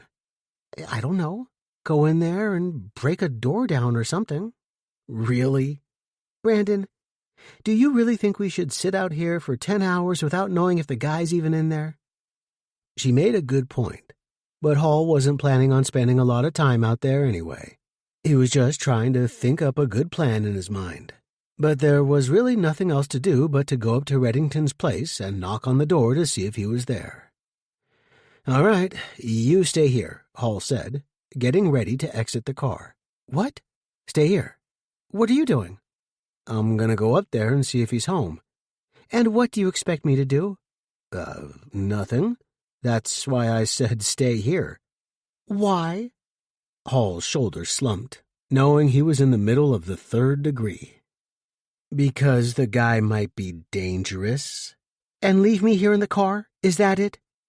"I just don't want you to get hurt if things get rough up there." "How many times do I have to tell you? The safest place is behind you." "Charlotte, it is really not safer up there than it is here in the car." "Well, what if he runs out of the apartment, sees me here, jumps in, kidnaps me, and takes me for a ride at gunpoint?" Hall gave her a look of disbelief. "Really? You really think that may happen?" Charlotte shrugged. "Who knows? Can you say it's not a possibility?" "Yes." "No, you can't. You just don't want me up there with you." "Are we going to argue about this for the next hour?" "Not if you just agree to let me go. Actually, what am I saying? I don't need your permission. I'm going." Charlotte opened her car door and stepped out. Hall quickly did the same. "Why do you have to be like that?" "I just don't see why you get to investigate while I get bird-watching duty out here." Hall looked up at the sky and sighed. Fine. You win. Whatever. If you want to go, go. But don't blame me if things get rough and you get jumped or beat up." "Well, that's why I take a dangerous boyfriend around with me wherever I go." She gave him a fake smile. "That way you can take care of things like that." Hall grinned, appreciating the sarcasm. "I bet." "Can we stop the jibber-jabber and get up there?" Hall looked down for a second and wiped his face. He glanced back at Charlotte, who was already walking toward the building. Hall quickly caught back up with her. "When did you get so eager to walk into apartment buildings like this?" "When another woman's life might be at stake," Charlotte replied. "You don't know anyone else's life is at stake." "You don't know that it isn't either." "True." They went into the building, which had no code to enter or security system to get through. They quickly found the elevator and went up to the 3rd floor. Once they stepped off and went down the hallway, it only took a few seconds to find Reddington's unit. "Remember, we don't know how dangerous this guy is yet," Hall said. "Stay alert at all times." Charlotte nodded. "Got it, boss." "Let me do the talking first." "Maybe." "Charlotte." "Just knock on the door." Hall took a deep breath and shook his head. He got the feeling that his girlfriend was not going to cooperate like he hoped. Hopefully, they would have a nice, peaceful visit, assuming that Reddington was there and actually opened the door to talk to them. Hall knocked on the door a couple of times. He tried not to knock too hard, not wanting to make it seem like a forceful or violent person was on the other side of it. He didn't want Reddington to get alarmed in the slightest before opening, and someone knocking like he was about to kick the door in would certainly do that. There was no answer at first. Hall was about to knock again, but Charlotte put her hands on his arm to stop him. She then raised a finger, silently telling him to take a step back. "I got this," she whispered. "What?" Charlotte had an idea on how to get Reddington to open the door, assuming he was there. "He likes women, right?" "Yeah." "Maybe if he hears a woman's voice, he'll be more intrigued." Hall shook his head. "This isn't going to work." "We'll see." Charlotte then softly knocked on the door. "Thad? My name's Cindy. I was sent by the theater about another position for you. I'd really like to talk to you." Hall continued shaking his head. "This is not gonna work. Just give it a second." Hall stood there, with his arms crossed, still shaking his head. "There's no way this is gonna—" Then they heard the door unlocking. Charlotte turned her head around and gave her boyfriend a smug look. Hall could do nothing but look at her and clear his throat. He knew he wasn't going to live this one down for a while. The door opened up a crack. Just a man's eye, now visible behind it. Hall moved to the wall, out of sight, so Reddington wouldn't get alarmed at seeing him. "Thad?" Charlotte asked. "Who are you?" "I told you. I'm Cindy." "I don't know you." "Can I come in and talk to you about a job?" I guess." Reddington opened the door further, allowing Charlotte to come in. Suddenly, Hall appeared as well, going in right behind her before their host even knew what was going on. "Hey, who are you?" "I'm her agent," Hall replied. "What?" "We want to talk to you." Hall and Charlotte both turned around in the middle of the living room. They took a quick look around the place, at least at what was visible from where they were standing. It looked like it hadn't been cleaned in a few weeks. There were clothes on the floor, dirty plates and glasses on a coffee table, and a couple of books and magazines scattered about. "It's not about a job, is it?" Reddington asked. Hall shook his head. "Not quite." "What do you want?" "Mandy Garlock. You know her?" Reddington lowered his head, appearing like he didn't want to think about her. "We know you hit on her," Charlotte said. "I didn't hurt her." "You know she's dead now?" Hall said. "I didn't kill her." "Somebody did." "It wasn't me." "You have a reputation at the theater for liking women." "Liking women isn't a crime," Reddington replied. "It is if you harass them." "I've never harassed anybody.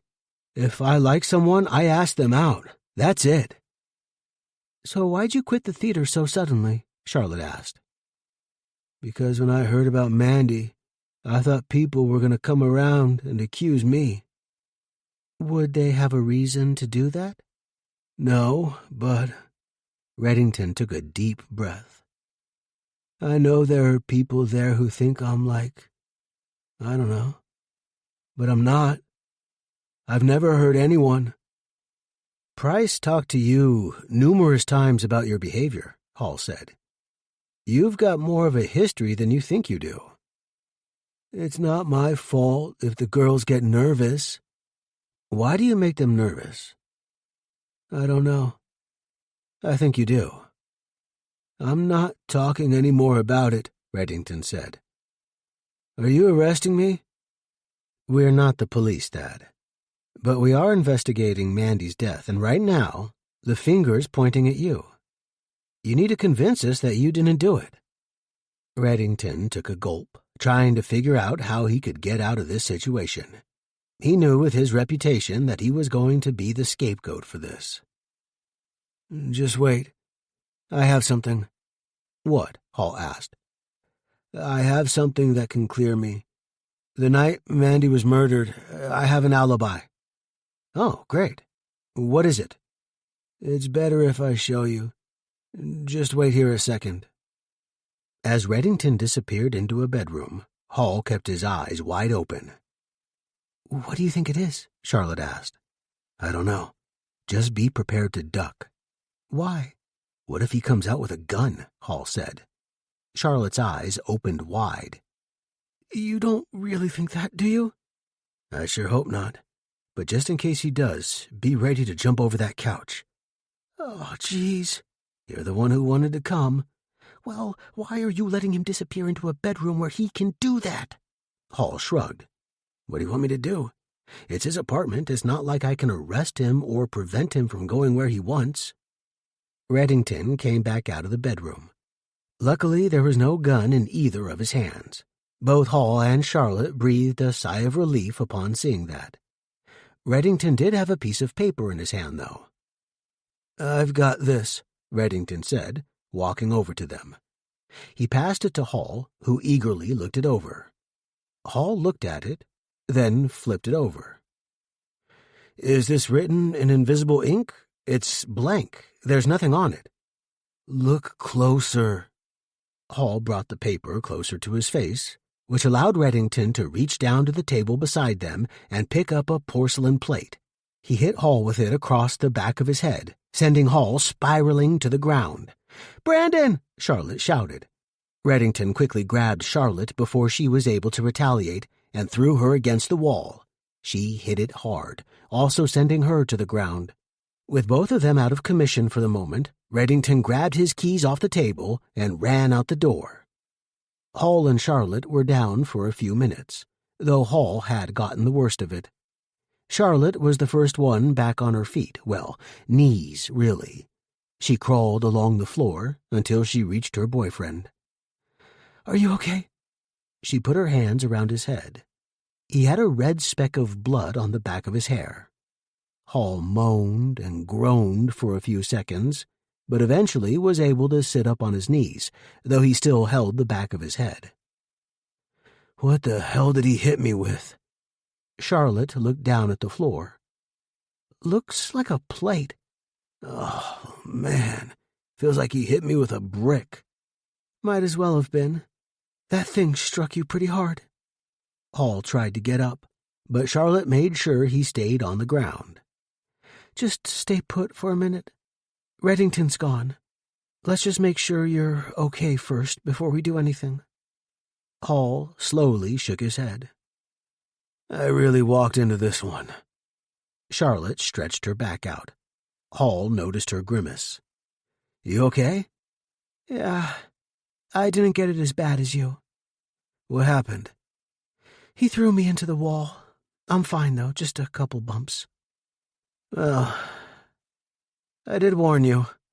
Safe behind me, huh? A lot of good that did you. Charlotte let out a laugh. Yeah, anyway, I guess we should let Bradham know that Reddington's on the run, huh? Yeah, he's gonna let us have it for not letting him know we were coming here. He'll get over it. After all, we're giving him a prime suspect. You think so? Sure. How mad can he get? Hall laughed. I don't know. Make the call and find out. 9. Hall and Charlotte were sitting on the couch as various police personnel walked around the room. Bradham stood right in front of them, reading them the riot act. "Did we not have an agreement that you were going to keep me in the loop on things?" Hall looked at Charlotte before answering. I thought it was if we had something interesting." "And you don't call a potential suspect interesting?" "Well, that's what we were coming here to find out. We didn't know if he was innocent or guilty yet. We just heard about the issues that we just told you about." "You hear, a guy's a bit of a perv, and you don't think it's important to tell me that you're coming here?" "In hindsight, it may have been a mistake." "Gee, you think? You're lucky you're not dead." "In our defense," Charlotte said, "we didn't know if he was guilty." "He just said the same thing." "Oh." "And stop covering for him. Besides, you're no better in this." "What?" "You're supposed to be the more level-headed of you two," Bradham said. "You should have told him to call me first." Charlotte made a dejected face, but she really couldn't argue, especially when she thought he was right. "Well, now that he's on the run, looks like he might be our guy," Hall said. "So we might not have known that if this hadn't happened." Bradham rolled his eyes and shook his head. "Really? That's what you're going with? I'm pretty sure if I was here to begin with, we might have come to the same conclusion, and we wouldn't have a suspect on the run somewhere out there." "Well, I'm sure you'll find him soon enough." "I'll find him." "You know, I'm sure someone will run into him soon." Bradham shook his head again. "I've already got alerts out on his car, and to watch airports, train stations, bus stations, cabs, and the rest of it. We're also checking out his parents' house, as well as his sister who lives in the area."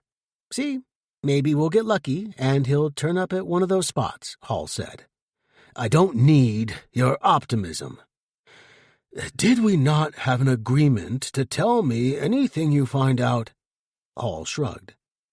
"I just didn't think we were at that point yet." "You'll be lucky if I don't pull you off this thing." "You can't pull me off. I don't work for you."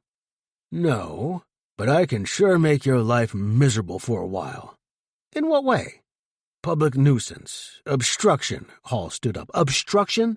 Listen, pal, you wouldn't even be here if it wasn't for me." "I agree. I would actually be here arresting someone instead of watching over and questioning someone who got their bell rung." Charlotte stood up, sensing things were starting to get overheated between the two men. She maneuvered her way in the middle of them, putting her hands on both of them to keep them at bay and preventing them from getting any closer to each other. Gentlemen, let's all calm down a little. Remember, we're all on the same side here." Bradham put his hands up, then took a step back.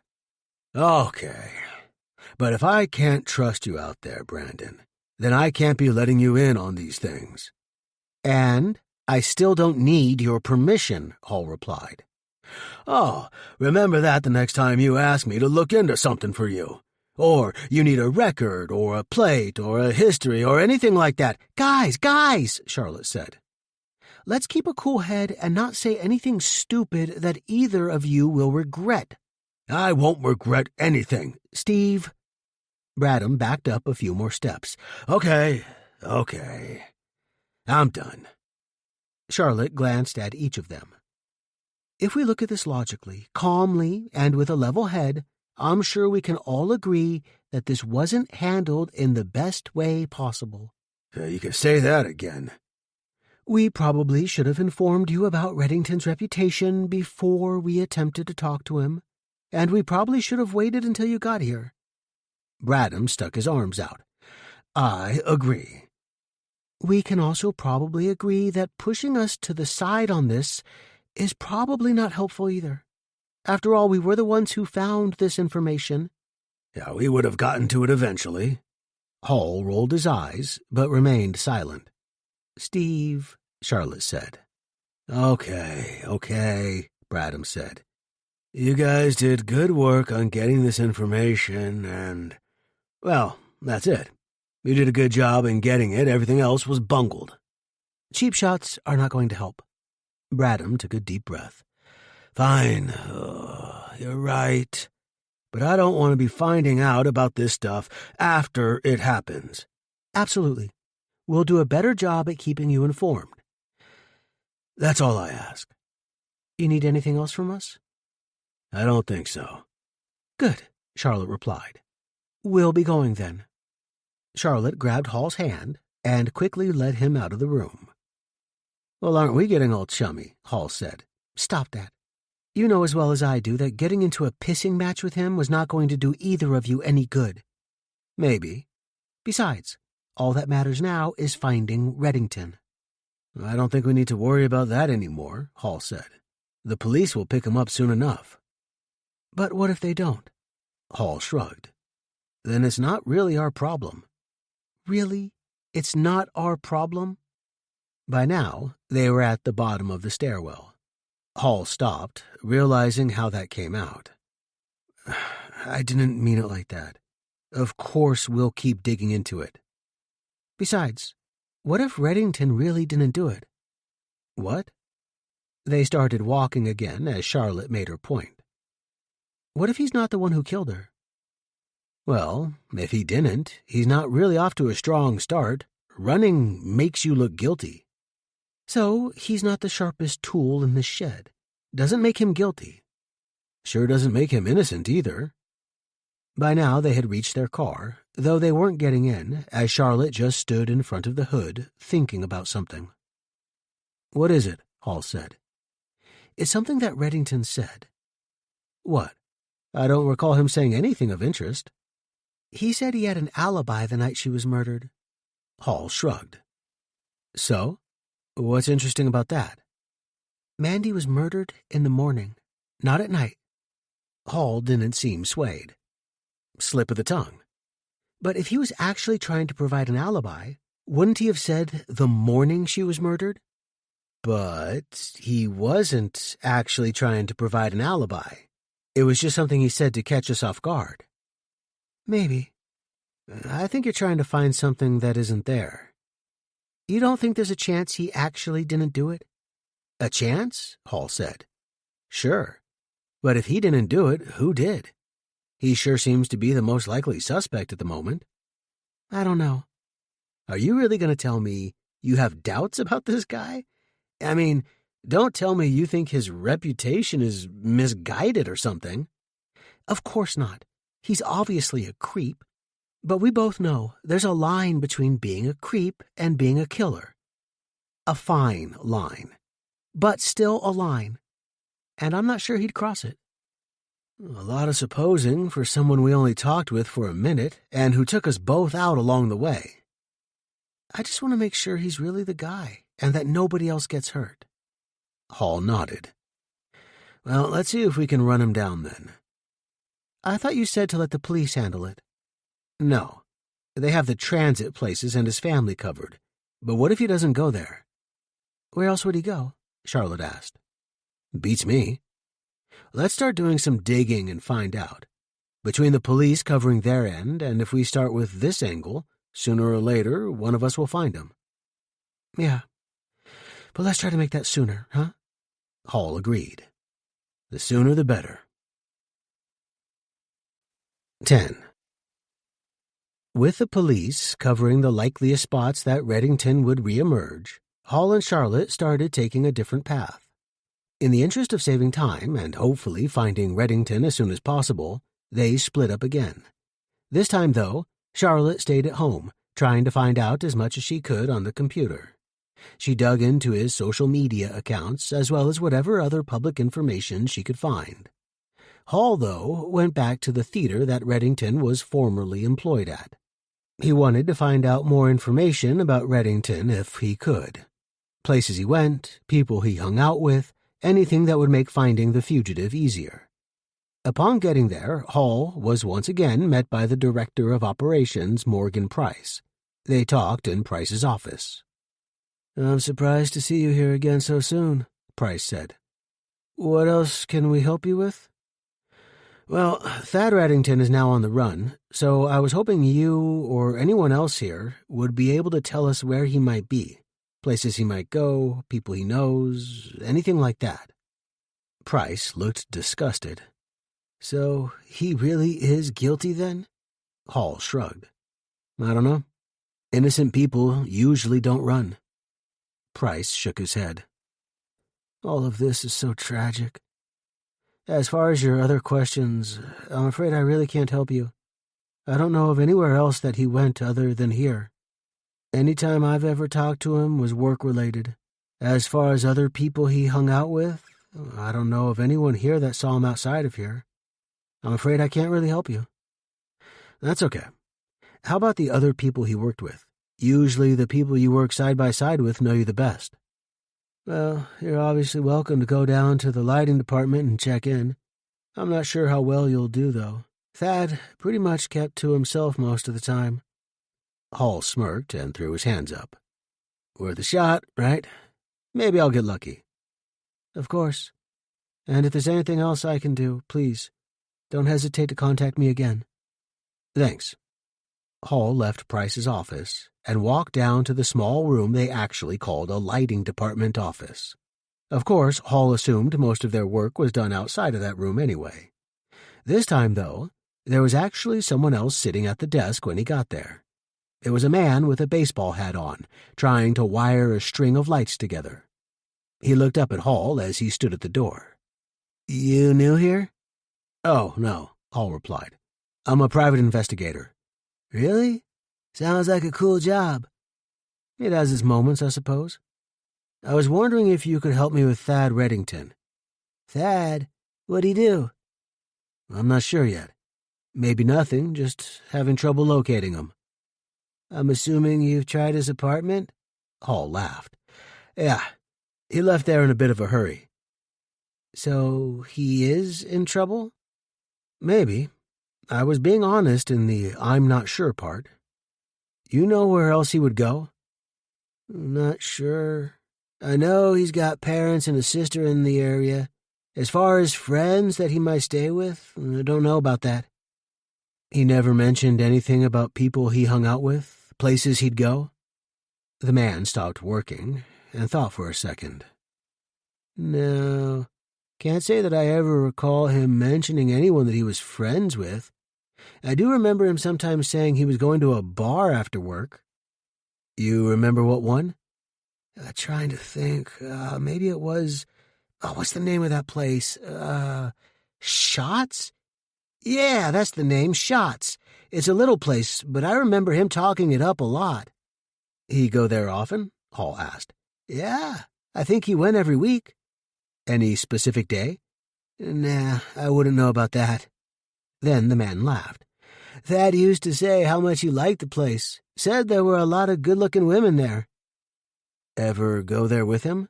The man laughed again. No, not me. Thad was, well, he was all right to work with, but wasn't the kind of guy I'd want to go hang out with. Why not? I don't know. He was just that awkward kind of guy, you know? He's the kind of guy that you think he's okay to work with, as long as you don't talk too much personal stuff, but you think outside of work he'd be a little weird. Maybe not, I don't know. It's just the impression I got working with him. Something just wasn't quite right with him? Hall said. Yeah, I guess. Listen, I don't want to sandbag on the guy. He seemed okay with me, though I know there's a bunch of women that were leery of him. Anybody else that knows him well around here?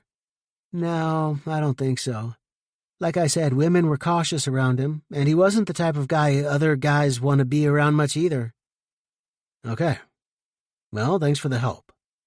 Hall left the office and let Price know he was leaving on the way out of the theater, then checked in with Charlotte again as he got to his car. How are you making out? Hall asked. Making progress. He's got a couple social media pages, and there's a few spots that pop up more than once. Is one of those a bar named Shots? Charlotte looked down at her notes. Yeah, actually. Why? Did you learn something too? Just that one of the guys Reddington works with says he often went there. Yeah, that's one of the spots he seemed to frequent. There are some pictures he uploaded there. Some are selfies, a few with other women, and some just shots of the bar. Charlotte laughed to herself. Huh, that's funny. He took shots of shots. Hall couldn't help but laugh himself, even though he thought it was kind of a corny joke. Yeah, you really missed your calling as a stand-up comedian.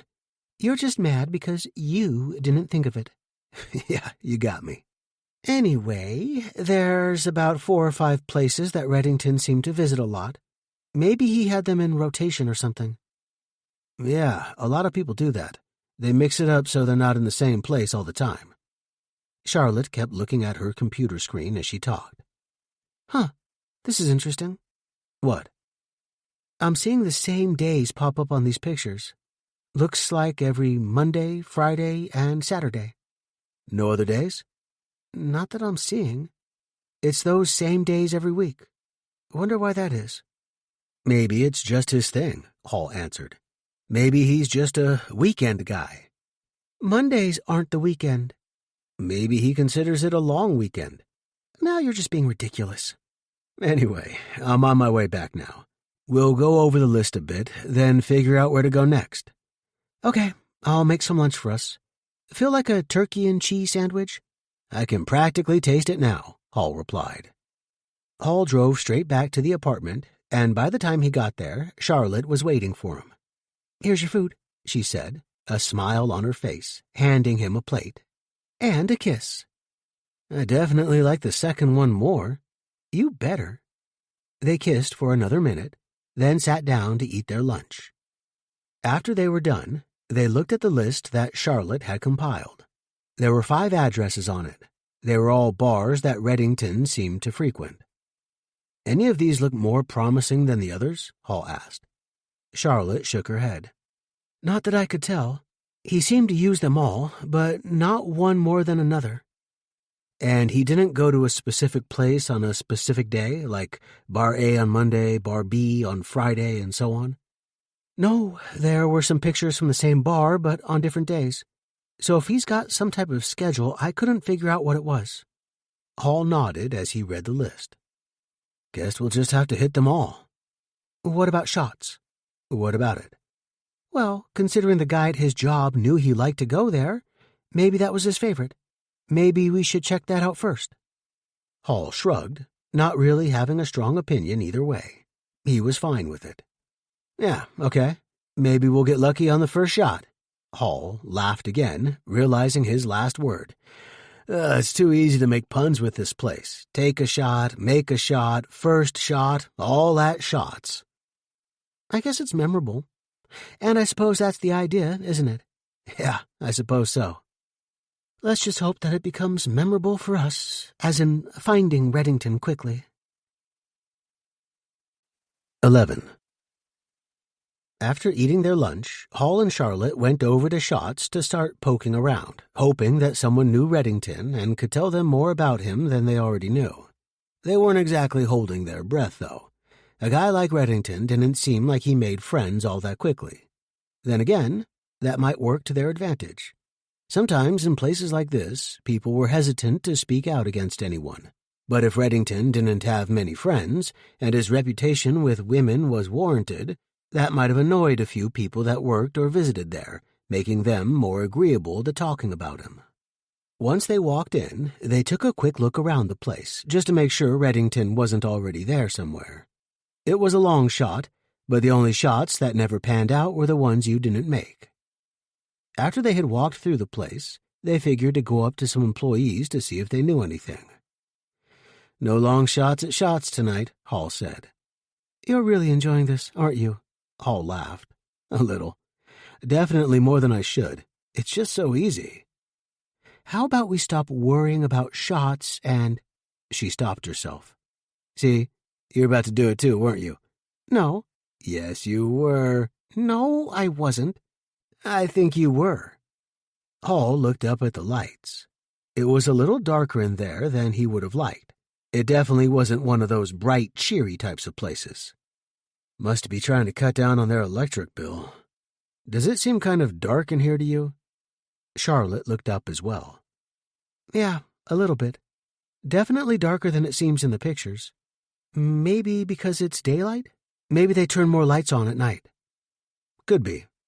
Let's see if we can find someone who might be talkative. Charlotte pointed to the bartender.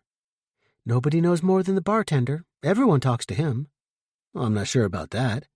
Waitresses can overhear conversations at tables, plus they probably get hit on. And who do you think the waitresses talk to about the things they hear? Hall stared at her for a moment, then nodded. The bartender. They went up to the bar and sat down. The bartender, a man who appeared to be in his 30s with jet black hair and a goatee, came over to them. What can I get you? 2 sodas, Hall replied. Cokes. The bartender nodded. Coming right up. Want a little rum in those? Hall laughed. No, we're working right now. Need to think with a clear head. Yeah, I hear you. He quickly returned with a couple glasses and set them in front of them. Anything else I can get you? Yeah. Hall took a quick sip. You know a guy named Thad Reddington?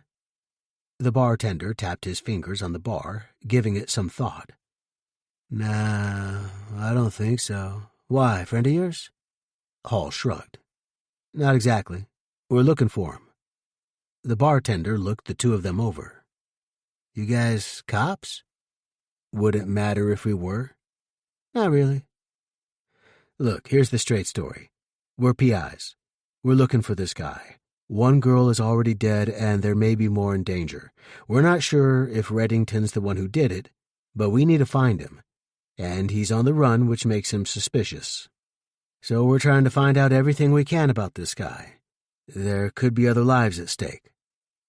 The bartender was sympathetic to their problem. He wasn't one of those guys who didn't care about anything other than his job. He cared about people, and if he could help someone in trouble, he would. You said his name's Reddington? That's right. He tilted his head, giving it some more thought. He slowly started shaking his head, making it seem like he was coming up with nothing. Nah, still can't recall the name. You got a picture or something? Maybe that'll help. Yeah, Hall said, taking a picture of Reddington out of his pocket. He passed it over. This is the guy. The bartender took the picture and held it out in front of him at arm's length, looking at it closely. Then he brought it in closer to his face. Anything? Charlotte asked. I don't know. The bartender continued analyzing the photo. I want to say he looks familiar, but I'm not sure I can place him. He's mentioned coming here a lot, Hall said. I don't know if that helps. The bartender laughed. Not really. Most nights this place is packed, and some people don't come up to the bar that much. They stay out near the tables or the booths. Nothing striking you? It's tough to say. I mean, he might look like some guys, but like I said, he kind of looks like 100 other guys that come in here. He's definitely not someone who's at the bar all the time. Believe me, those people I know right away. If this guy's here, he must stay out that way. He pointed to the tables at the other end of the building. Well, thanks anyway. Sorry. Wish I could be of more help. Tell you what, you guys got a few minutes? Maybe I can show this around to some of the other people who work here. Maybe one of them will recognize him. Yeah, sure, Hall said. We'd really appreciate that. Thanks. No problem. Give me a few minutes. They watched the bartender leave the bar and walk into the kitchen, disappearing from sight. You know what I'm thinking right now? Hall asked. That we're going to strike out here? Charlotte replied. No. That the bartender knows something and he's ducking out a back door, never to be seen again. Charlotte made a face, clearly disagreeing with the prediction. I think you've seen one too many movies. You don't think it's possible? Charlotte shrugged. I mean, I guess. Seems like a helpful guy, though. Don't exactly have a reason not to trust him. There's a reason to not trust everybody. Including me? Well, except for you. They gave each other a quick peck on the lips, then took another sip of their sodas as they waited for the bartender to return. Well, hopefully return. It was more a thought on Hall's mind than it was on Charlotte's. It was a few more minutes before the bartender returned. Charlotte nudged her boyfriend on the arm once she saw him. Looks like your fears were incorrect. Hall watched as the bartender walked back to them. He shrugged. Guess it's good that my cynicism wasn't warranted. The bartender was in front of them again, but this time there was a woman standing next to him. He handed the picture of Reddington back to Hall. This is Sherry. She knows this guy. Hall held the picture up. You know this guy? Sherry nodded. Yeah, he's a regular. I've waited on him a bunch of times. Really? Any specific time or day that he's usually here? Not that I know of. Just randomly comes in, but he's usually here at least once a week, sometimes twice. But I think it's usually on the weekend. That fits with what we know. Does he ever come in with anyone? Sherry shook her head. No, never with someone. Always comes alone. And what's he do when he's here? Drinks, watches TV, sports games, I think. And, of course, flirts with a lot of women. How many flirted back? Charlotte asked. More than you'd think, to be honest. Anyone he ever left with? Yeah, I think there were a few. What was he like when he was here? Hall asked. He was never a problem, if that's what you're asking. Not mean or belligerent or anything like that. Was always courteous and respectful. No issues that I ever saw or noticed. Any other regulars in here that he talked to that you know of? I don't think so, Sherry answered. He'd come in, find a table, order a drink, watch a game, and put his antennas up. His antennas? Charlotte asked. Sherry grinned. Women antennas. Oh, and how was he at that part? With women? I mean, he struck out more times than not, but I think he got one every now and then. Know any of their names? No, I don't think so. I don't recall him getting with any other regulars. Anything else you can tell us about him? Hall asked. Anything he might have ever said to you in passing, even if it's something that didn't seem important or make much sense at the time? A place he'd go, a name he'd drop, another business, anything. Sherry looked down at the bar and thought about it. No, nothing that I can remember. I'm sorry. I talk to so many people here. Unless it's really wild and crazy, I usually don't remember much of it. Hall smiled. That's okay. We appreciate you taking the time. Sure. Hall took another sip of his soda. Well, guess we'll be going now. Thanks again to both of you. Not that we did much, the bartender replied. You gave it an effort. That's all we can ask. Well, hope you find him. So do we. Hall then gave the bartender his business card. If you ever see him again, or hear something, or something suddenly comes to you, I'd appreciate it if you let me know. We'll do that. Hall and Charlotte got up off their stools, then started walking for the door. They had just about reached it when they heard Sherry's voice calling out. Oh, I just thought of something. Sherry started running toward them, even though it wasn't necessary since they both turned around to see what she wanted. You said you thought of something? Hall asked. Yes, I just remembered something he said to me once. What was that? I brought him a drink once, and we just made small talk for a minute, and I said something about coming back the next day or something like that. And what'd he say? He said something about how he couldn't because he was going away to his beach house for a couple days. His beach house? Charlotte asked. Yeah, that's what he said. Hall said. That's interesting. He say anything else about it? Where exactly it was at? Someone he was meeting? Anything like that? Sherry shook her head. No, that was basically it. I just made a comment about it being nice to get away or something like that, then went to wait on someone else. I'm not sure why I remember that. When exactly was this? Must have been about 5 or 6 months ago, I guess. Not too long. Was he with anyone else when he said it? Hall asked. A friend or one of the girls he was hitting on? As a matter of fact, he was. He was in one of the booths. A girl was in front of him on the other bench, and they were drinking something. Sherry shrugged. I don't know. Maybe he didn't really have one. Maybe he was only saying it to impress her. That happens quite often here. You actually hear a lot of things in passing that make you raise your eyebrows. Hall laughed. I'm sure. Can you tell us anything about this girl he was with? Charlotte asked. Sherry shook her head again. No, sorry. Don't think I've ever seen her before. A mark, tattoo, type of accent, something distinguishing? No, I don't think I even heard her talk.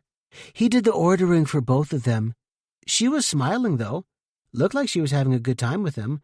Whether that was because she liked him or liked the thought of a beach house is anyone's guess. What was she wearing? Not much, as I recall. One of those mini dresses, I think. What about cameras or videos in here? Hall asked, looking up at the ceiling. We have a camera here at the front door, and another one at the bar, but that's it. Nothing where he was sitting. Hall looked up at the camera by the door, where Sherry was pointing. That's okay. I think that might work out just fine.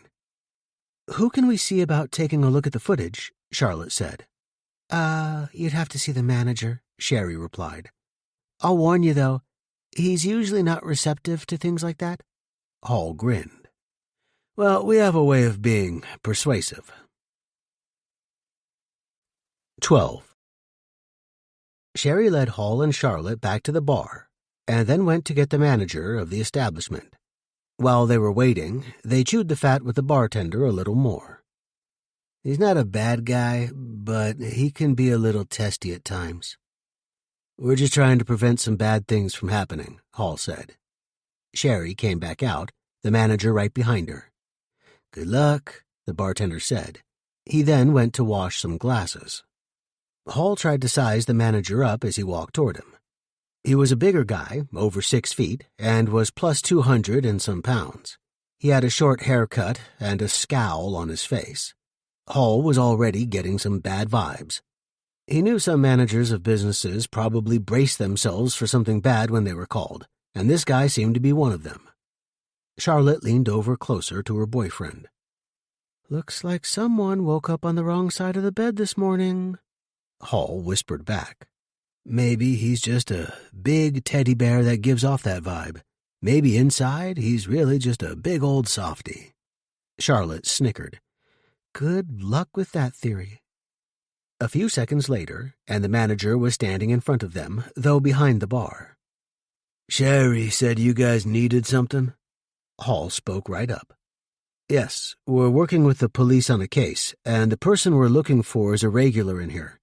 We noticed you got security cameras and wondered if we'd be able to look at the footage. The manager instantly shook his head. Nope, not gonna happen. Look, there's lives that may be at stake here. Then I guess you should get moving to save them. Hall looked irritated. The longer this takes us, the more people that are in danger. We just want to take a look for one guy. Listen, there's a thing called the law, and people have rights. And when they come in here, they have a certain expectation of privacy. The cameras are here for security. They're not here for us to snoop into their lives. We're not looking to snoop or spy into anyone's life. We just want to know when this guy was here and who he was with.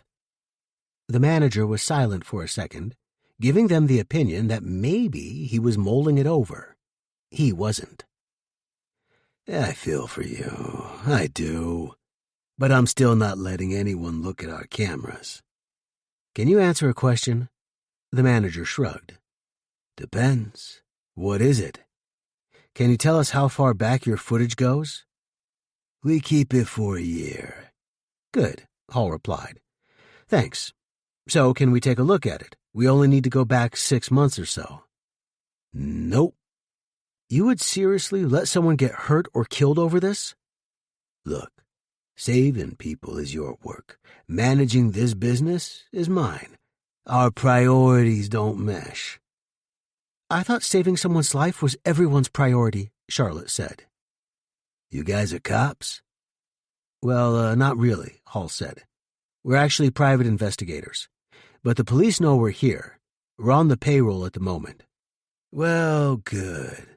Call them and let them know I'm not cooperating. You really want to do this?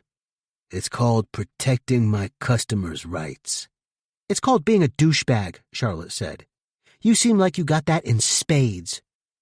The manager grinned, seeming amused by the comment. It certainly wasn't the worst anyone had ever said to him. He shrugged it off. Look, if you really want to look at the video, it's easy. Get a warrant. He then walked away. Hall looked at the bartender, who just gave him a shrug. He's usually a little nicer than that. Hall found that hard to believe. So is a rattlesnake. Definitely woke up on the wrong side of the bed this morning, Charlotte said. You're assuming there's ever a right side. Charlotte nodded. True, and he's definitely no softie. Not a teddy bear either. What now? You heard the man, Hall said. Let's get a warrant. Hall and Charlotte left the bar and went outside. Hall pulled out his phone. Bradham wants to be informed when we find something. I'd say this qualifies, huh? I would say so, Charlotte replied. Now he just has to do his part and come through. He dialed the detective's number. Bradham answered right away. Yeah? You wanted to be informed, so that's what I'm doing. What you got? A bar called Shots. Yeah, I know the place, Bradham replied. Reddington's a regular here. We were talking to a waitress who said she saw him here talking to some woman about 5 or 6 months back. She heard Reddington mention something about a beach house. A beach house? Hold on. Bradham was at his desk and started moving some papers around until he got to Reddington's folder.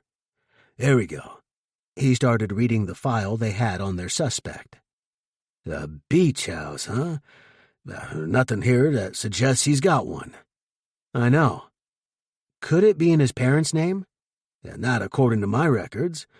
Only property they supposedly own is the house they live in. Okay, here's the thing. I was thinking about trying to find this woman he was talking to, maybe check out the video, run her down, see if Reddington actually took her to this place. Maybe he's got something we don't know about, or maybe it's the place of a friend, some place he's allowed to crash at sometimes. Yeah, it might fit, Bradham said. Problem is, the manager here won't let us see the video of the place. Real hard-ass type of guy. Yeah, aren't they all? I was wondering if you might be able to get a warrant for it so we can look through this video. Let me see what I can do. How long might it take? Hall asked. Depends on who we get. Probably a couple hours. Okay. Guess we'll wait. I'll call you back and let you know. Hall and Charlotte went back to their car so they could sit down, figuring it would be a while. But they weren't going to move from that spot until they heard back from Bradham. Maybe we'll get lucky and Reddington will magically show up, Charlotte said. Hall laughed. That would be the ultimate of long shots. You did it again. No pun intended. Uh-huh. They wouldn't even do that in a movie. It wouldn't be believable. Well, luckily things don't always play out like the movies. In real life, most criminals are dumber than they're portrayed on TV. Sometimes, Hall said. Don't forget about Rankin. Oh, you really had to say the name, didn't you? Well, you said criminals are usually dumber. I'm just pointing out one who isn't. Okay, he's an exception to the rule. We both know most criminals make dumb mistakes. That's why they're caught. Yeah, I suppose so. Hall and Charlotte continued talking about different things for the next 2 hours, just trying to pass the time while still watching the bar. Hall looked at the time. He was getting antsy. He sighed. What's taking so long? It takes what it takes. Well, I don't understand why it would take so long for someone to sign off on this. I mean, it seems pretty cut and dry to me. Maybe they got other things on their plate. Maybe they need a new plate then. Charlotte smiled. I'm sure we'll get word soon enough. Stop being impatient.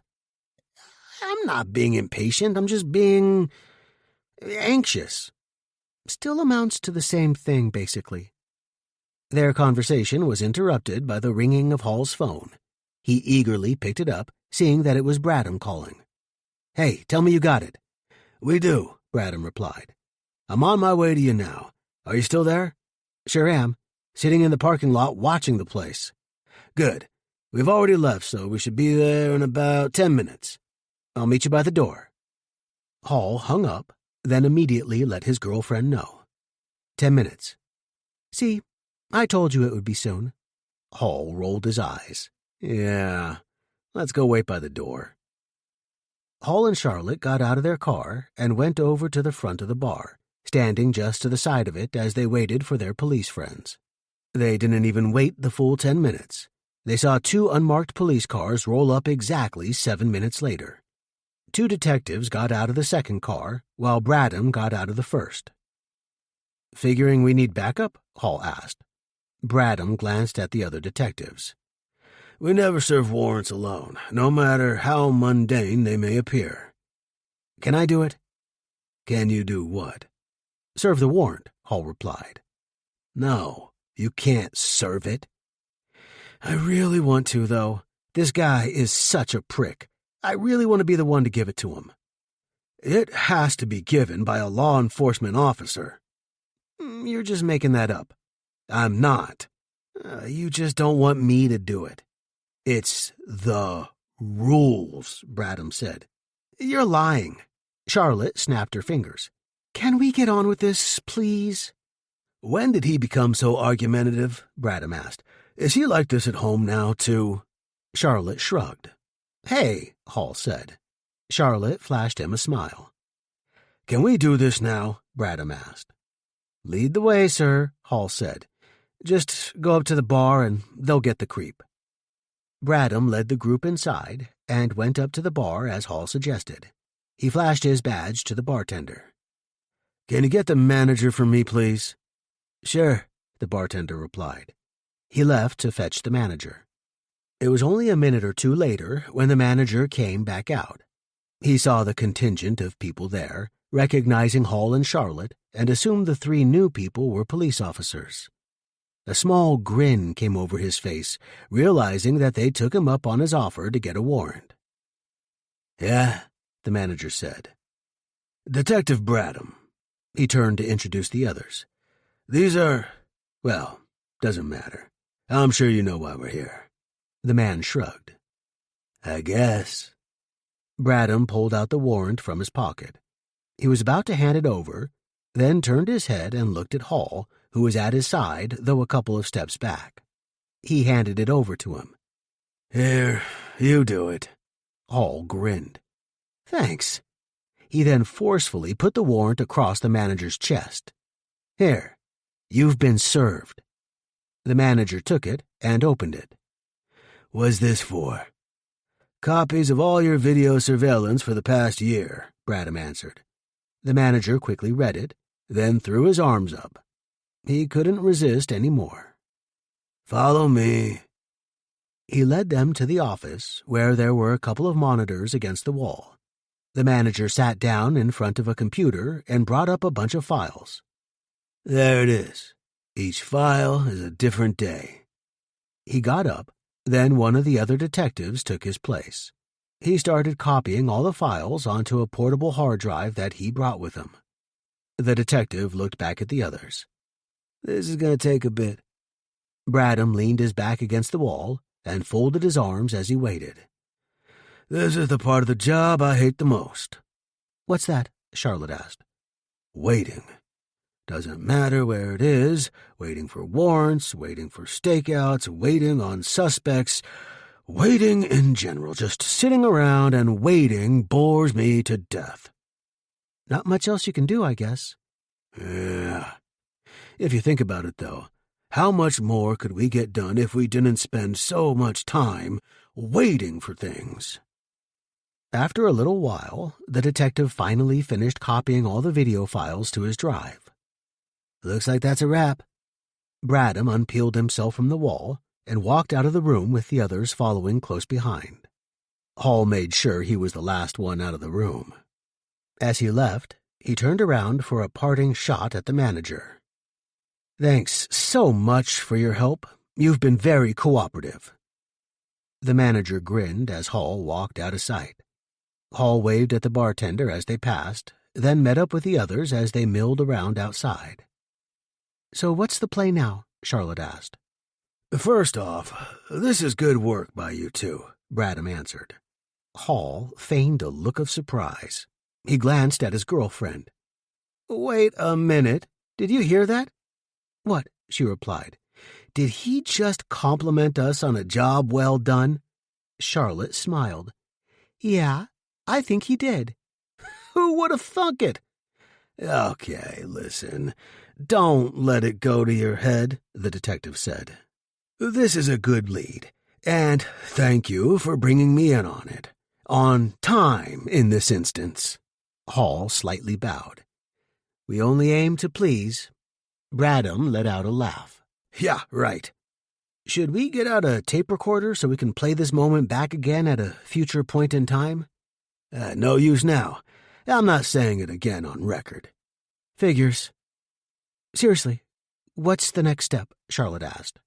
Bradham sighed. We'll take the footage back to the office and start analyzing it.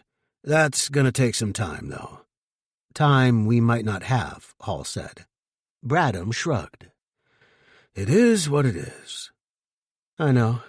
Just wish we could speed things up a little. How long do you think it'll take? Charlotte asked. Well, it's a year's worth of footage, Bradham replied. But the waitress said the other woman was about 5 or 6 months ago. Maybe, maybe not. When you're looking that far back, some people get the time mixed up. Sometimes people think something happened 2 months ago when it was actually 8, or vice versa. People don't always remember things correctly. Yeah, I guess that's true. We'll start with the most recent footage and work our way backwards. And that's only the start of things, Hall said. What do you mean? Even if you find this woman he was talking to, it's still going to take additional time to identify her. More time. We'll go as fast as we can, Bradham said. I know. What can we do in the meantime? Charlotte asked. I mean, if that takes a day or 2 or 3 or even more, that's just time we're sitting around doing nothing. What else can we do? Keep doing what you've been doing, the detective said. Keep talking to people, keep hitting the pavement, keep running things down. Someone's got to know something about this guy or hang out with him. I don't believe that he was a hermit with no friends or anything. Somebody knows something. Just a matter of finding them. Hall nodded. That's what we'll do then. All right, I'm going to head back to the office and start getting this show on the road. Let us know if you come up with something. You got it. As Bradham drove away, Hall and Charlotte went back to their car to discuss their next course of action. Where to? Charlotte asked. Well, we still got the other 3 or 4 bars that Reddington frequents a lot, right? Yeah. Guess that's the next logical place then. Like the man said, we'll keep hitting the pavement. 13. Hall and Charlotte had just finished their visit to the 4th address on their list, and just like the previous 3, they came up empty again. Unlike Shots, nobody at these establishments even admitted knowing or recognizing Reddington. Struck out again, Hall said. They were leaning up against the hood of their car, still in the parking lot of the last bar they'd visited. You know what gets me? Charlotte said. How does a guy visit these places every week and nobody knows who he is? How does that happen? Hall shrugged. Maybe he's got a forgettable face. Or maybe they don't want to know him. Well, nothing we can do about that. We can't make people remember. We just have to figure out where we go from here. Charlotte sighed. Which is... Hall rubbed his lips. Bradham's right. Somebody's got to know something. Regardless of the surveillance video, which might not even turn up anything, there's got to be someone else who knows him. There's just got to be. Even if we find out who the woman is that Reddington was talking to, she might not have gone anywhere with him. And there might not even be a beach house. But isn't that what we're working for right now? Assuming that there is a beach house? Hall put his hands on his head. I don't know. This guy might not even be here anymore. Let's think. Who would know Reddington better than anyone? Hall threw his arms up. Beats me. Doesn't really have any close friends that we know of, right? No girlfriends. So who does that leave? His parents? Seems as good a bet as any, Charlotte said. Didn't the police already talk to them, though?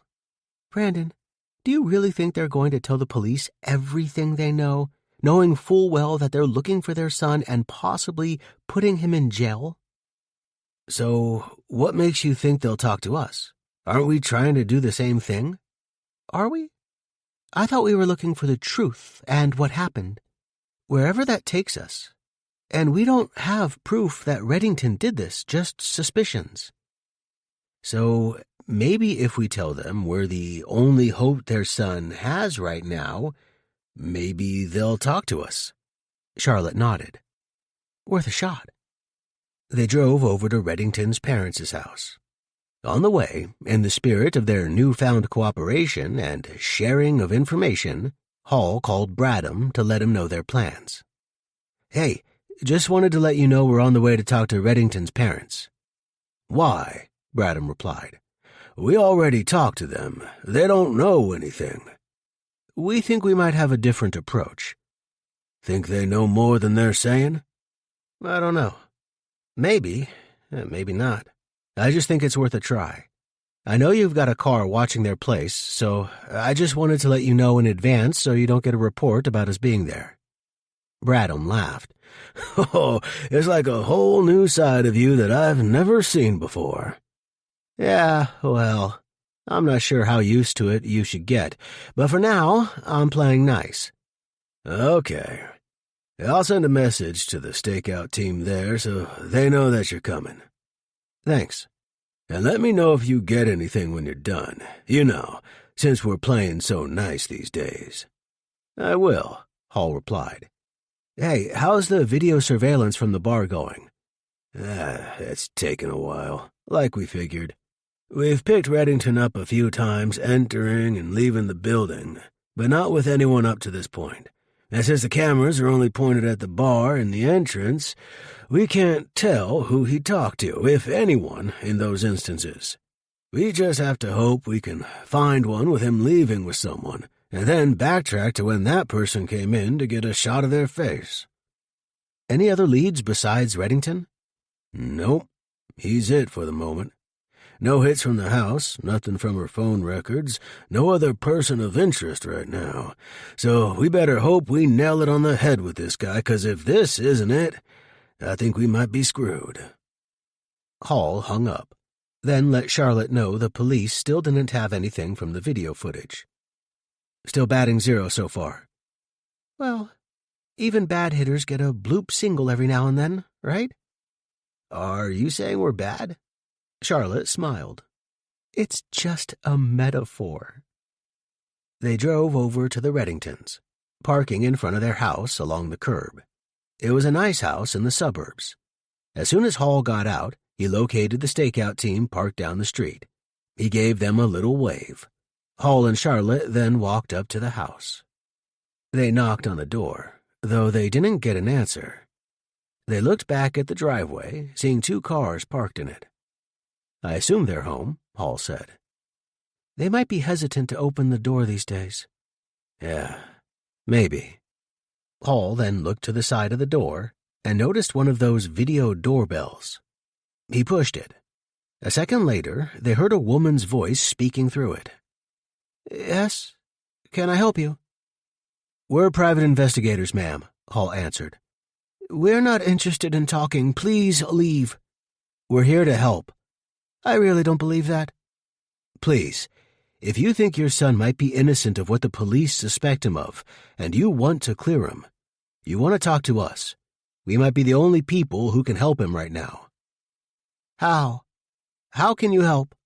"Well, for starters, you can open the door and talk to us," Hall replied. "Hold on." A few seconds later, they heard the door unlocking. Then it opened. Mr. and Mrs. Reddington stood there. They had a sliver of hope in their eyes, though it was clear from their faces that they'd had some sleepless nights lately. They looked tired and worried, the strain from the previous few days clearly having an impact on them. "Can you really help?" Mrs. Reddington asked. "We hope so," Hall answered. "Come in." Hall and Charlotte were led through the house until they went into the kitchen, where they were invited to sit at a brown wooden circular table. "You said you guys could help," Mr. Reddington asked. "How?" Before we get into that, we need to be open, honest, and really clear about what we're doing, Hall said. The police believe Thad is the main suspect in the murder of Mandy Garlock. They're looking to fry him. But he's innocent, Mrs. Reddington said. Hall slightly lifted his hands off the table. If he is, it's to his benefit that we find him. The more he's off the grid, the more he looks guilty. Seems like everyone thinks that anyway. Look, if he really is guilty, we will absolutely help find him and put him away. But if he really is innocent, we will also try to help clear him. And right now, we're probably the only ones willing to do so. That's why it's important we find him first. If he's guilty, we'll help lock him up. But if he's not, we might be the only hope he's got. It's important you understand that. We understand. Do either of you know where he is right now? No. Have you been in contact with him in the last few days? Hall asked. The Reddingtons looked at each other. It was a clear indication to Hall that they had. They weren't sure at first whether to admit anything, but upon thinking about Hall's words, they came to believe that maybe he was right. They might have been their son's only hope at this point. Everyone else seemed to think he was guilty. Hall figured he needed to give them a little more encouragement. If you want us to help him, and you think he might be innocent, you have to be honest and trust us. We talked to him a couple days ago, Mr. Reddington said. Where? Here. We know there's a car out there watching us, so he snuck in through the back. He cut through the neighbor's property at night so nobody would see him. When was this? What time? Around midnight, I guess. What did you talk about? Hall asked. We gave him some money. How much? $200. It's all we had on us. Did he say anything else? Charlotte asked. Said he was innocent, and that he didn't kill anyone. And you believe him? Yes. He's our son. We know him better than you do. He's not capable of killing someone. Do you have any proof that he's innocent? How do you prove that you didn't do something? Mr. Reddington answered. Is it not on others to prove that you did? Look, your son doesn't have the greatest reputation with the ladies, Hall said. He's had some complaints filed against him at work. Thad was always a little socially awkward as a child, Mrs. Reddington replied. Especially with girls. It eased up a little as he got older, but he's always been a little awkward with women. I'm sure that plays into it at times. But he's not a bad person. He wouldn't do something like what people think he has. Has he had girlfriends, or does he have friends, people we can talk to? He's dated, but I don't know of any regular girlfriends, at least not that he's told us about. Do you have any idea where he's at right now? Charlotte asked. No, Mr. Reddington answered. We asked, but he wouldn't tell us. He didn't want us to know. What about his plans? Where he's heading? No, it didn't come up. You have any other property that he would go to? Hall asked. No, this is it for us. He's mentioned a beach house to people. Maybe he goes there occasionally. Do you know anything about that? No, I'm afraid not, Mrs. Reddington replied. Hall looked at them skeptically.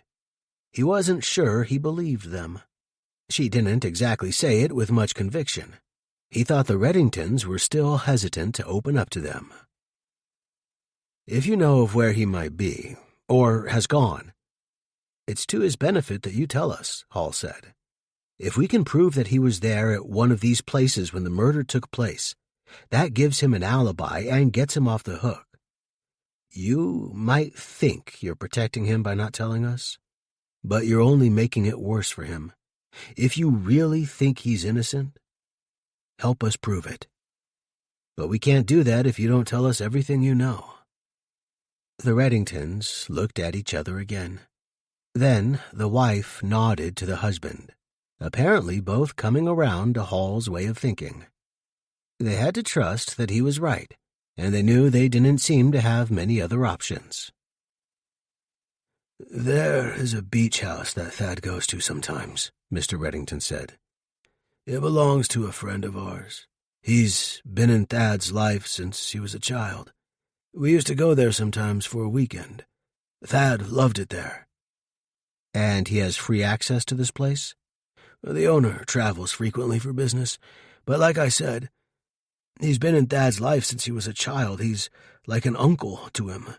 He lets Thad stay there when he's out of town, as long as he doesn't make a mess of the place and cleans up, things like that. "Is this guy in town right now?" Hall asked. I'm not sure. I don't think so. I'm not positive, though. "We're going to need the address of this place." Mr. Reddington got up and went into the kitchen to grab a pad of paper and a pen. He wrote down the address, then handed it over to Hall. Hall read it over. "Is this where he is right now?" "We really don't know. Like we said, he didn't tell us where he was or where he was going. We just know that he's innocent of what he's being accused of." Mrs. Reddington reached her hand across the table and put it on Hall's. "Please, help him." Hall looked at her hand over top of his. He suddenly felt a little bad for them. Thad was their only child, and he could see how distraught they were over this. He hoped for their sake that Thad really was innocent, even though he really didn't believe it himself. "I promise you, I'll try to get to the truth, and if he's innocent, I'll try to help prove it." Hall and Charlotte then got up and were escorted out of the house. They bid their farewell greetings to the Reddingtons, then walked back to their car. On the way, Hall waved to the stakeout team again. They got inside their vehicle. "They seemed convinced their son is innocent," Charlotte said. "Is there any parent who wouldn't be?" "Yeah, I think there are some." "And there are also some who are delusional and think their children can do no wrong." "I don't get the sense that's them." "Maybe not," Hall said. "Doesn't change the fact that most parents don't know their children as much as they think they do, especially when they don't live together." "You don't think there's any chance that Reddington's innocent?" "I don't know." "Do you?" "Yeah, I think there's a chance." "Running certainly doesn't look good for him. And why are you defending him? Weren't you saying how creepy he was?" "I just want to make sure we get the right guy," Charlotte replied. "That's the promise we made to Mandy, isn't it? That we'd find out who did this?" "Yeah." "I want to make sure we fulfill that promise and we get the right guy." "Well, let's go to this beach house," Hall said. "Maybe that'll give us some more answers." 14. Hall and Charlotte parked along the street, not directly in front of the beach house, but still within a good view of it. The house was owned by Brent Gifford, who, as Mr. Reddington told them, had been a friend of the family for years. "There's a car in the driveway," Charlotte said. "I can see that." "And a nice driveway it is, along with the rest of the house." "Did you really think it might be a dump?" Hall asked. "No, but I'd really like to get a beach house someday." "Well, maybe if we save up enough money." "I think this house is about 50 years' worth of saving." Hall laughed, if not more. "We need to get more cases from rich people." "As opposed to working for free as we're doing here?" "Yeah, not that I'm complaining in this instance, but just in general." "I'll put it on our website, rich clients only." "That's not what I meant."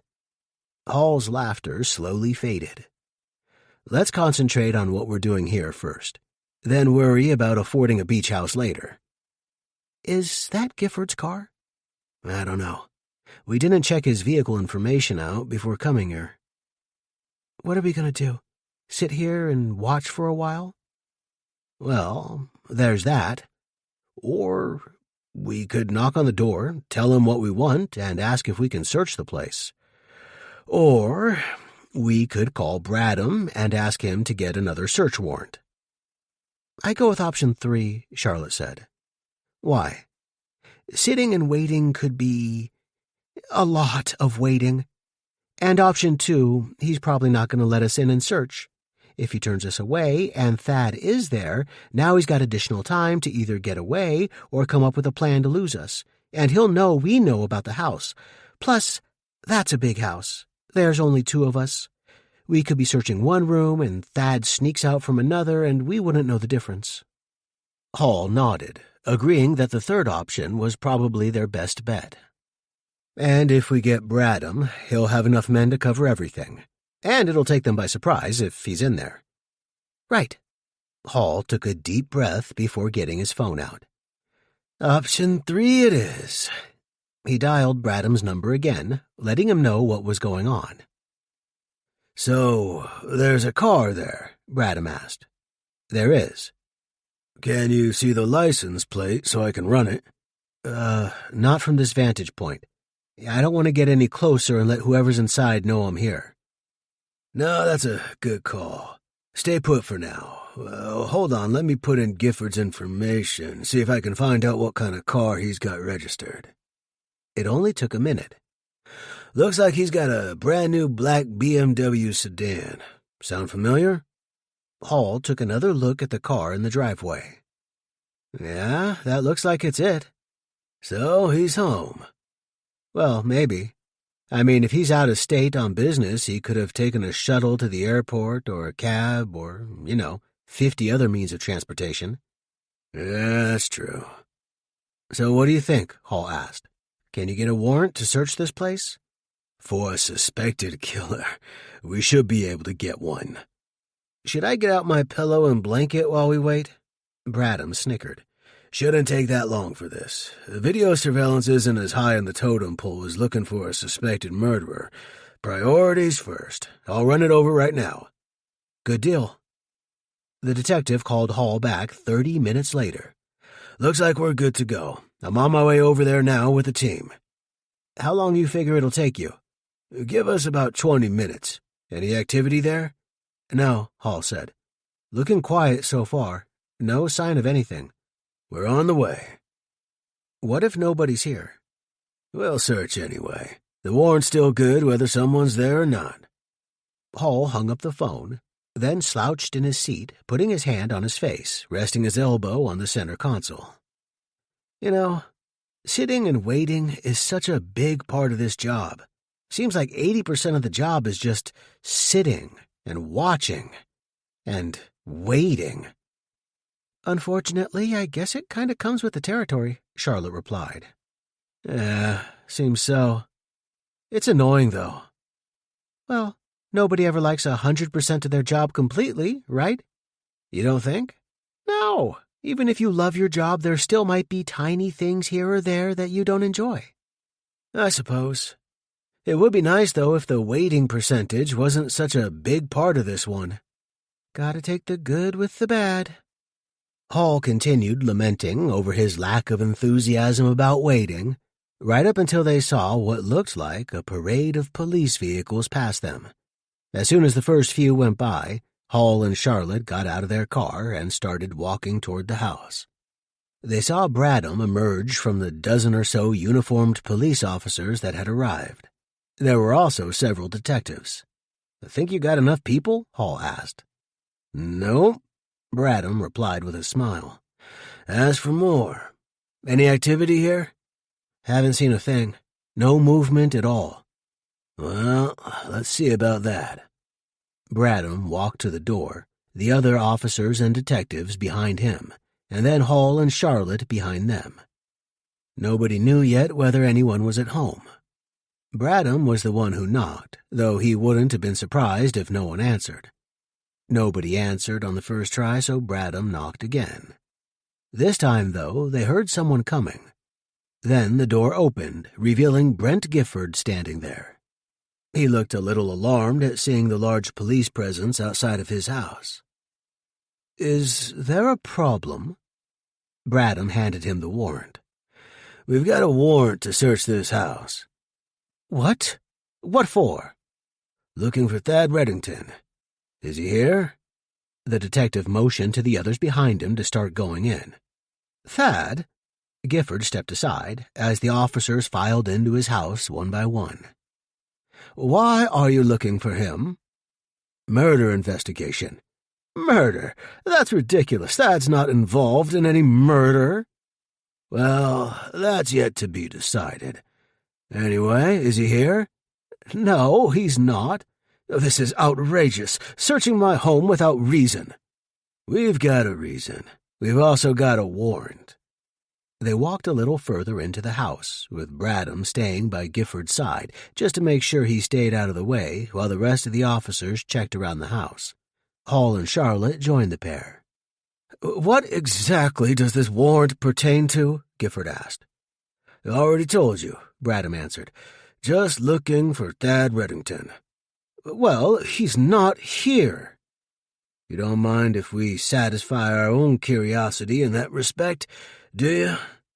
Gifford threw his arms up, then slapped his legs with his hands. "Outrageous! Completely outrageous!" "When was the last time you saw Thad?" Hall asked, unable to resist asking a question. Must be, I don't know, a few weeks, I guess. Why?" "Did he come here often?" Gifford shrugged. "I let him use the place sometimes when I was away. What's the crime in that?" "None. Assuming he wasn't killing anyone while he was here." Gifford pointed at him. "That's a slanderous allegation." "I'm not alleging anything. He did attack me, though, when we questioned him about this in his apartment.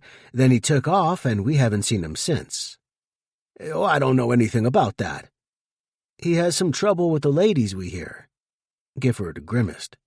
"What are you talking about?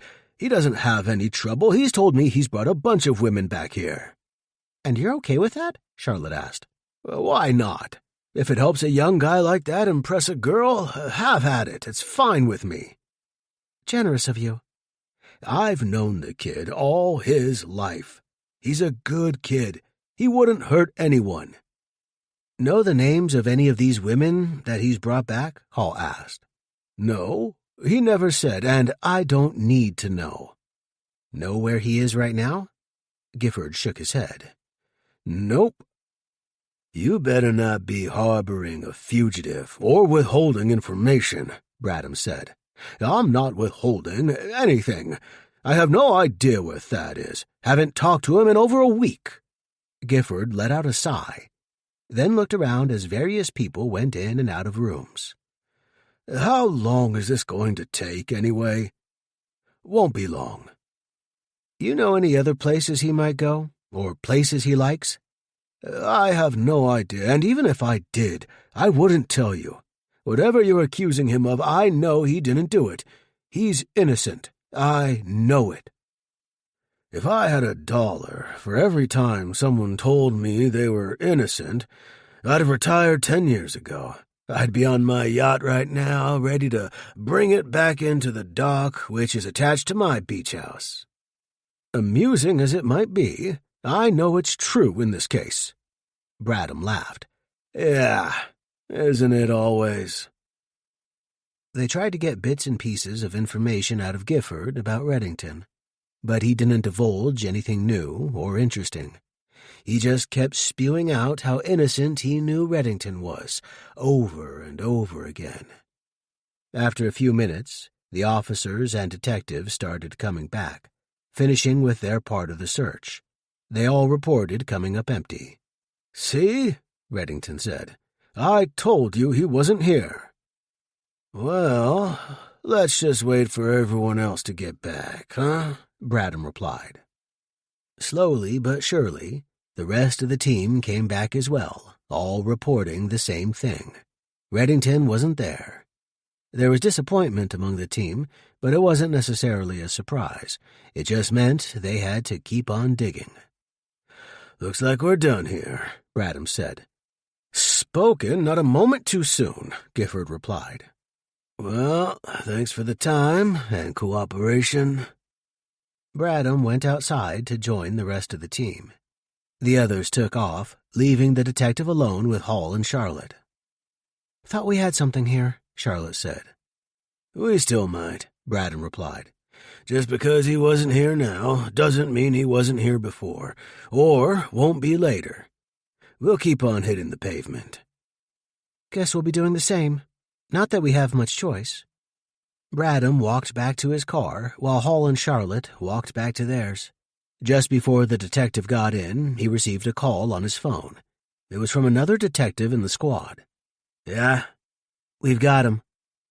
Got who? Braddon asked. Reddington. We just picked him up. Are you serious? You just got him? Patrol car just picked him up. They're bringing him in now. Wow. Oh, looks like we hit the jackpot, Braddon said. And just when I thought we were striking out for the day.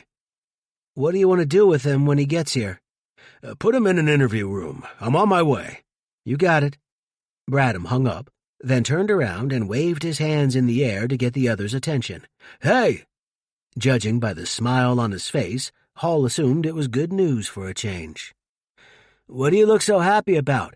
We got him. They're bringing him in now. Hall and Charlotte glanced at each other, both surprised. You can't be serious, Charlotte asked. Would I kid about something like this? How? Braddon shrugged. Beats me. Don't care. Patrol unit picked him up. They're bringing him in now. I'm on my way there. Want to join? You know it, Hall answered. Lead the way. Looks like we're about to wrap this one up. Well, I don't know about that yet. Maybe, maybe not. 15. Once they got back to the station, Braddon was informed what room Reddington was in. Hall was itching to get into the interview room with him.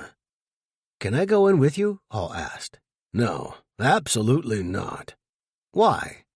Because we can't have private investigators in there interviewing suspects, Braddon replied. You know how many ways that could go wrong? No. How many? A lot. Defense attorney would have a field day with that. So you're saying I can't go in? Which part of absolutely not didn't you get? Hall sighed. Fine. You can observe. Great. Lead the way. No, not with me. Braddon pointed to another room. In there. You can see what's going down.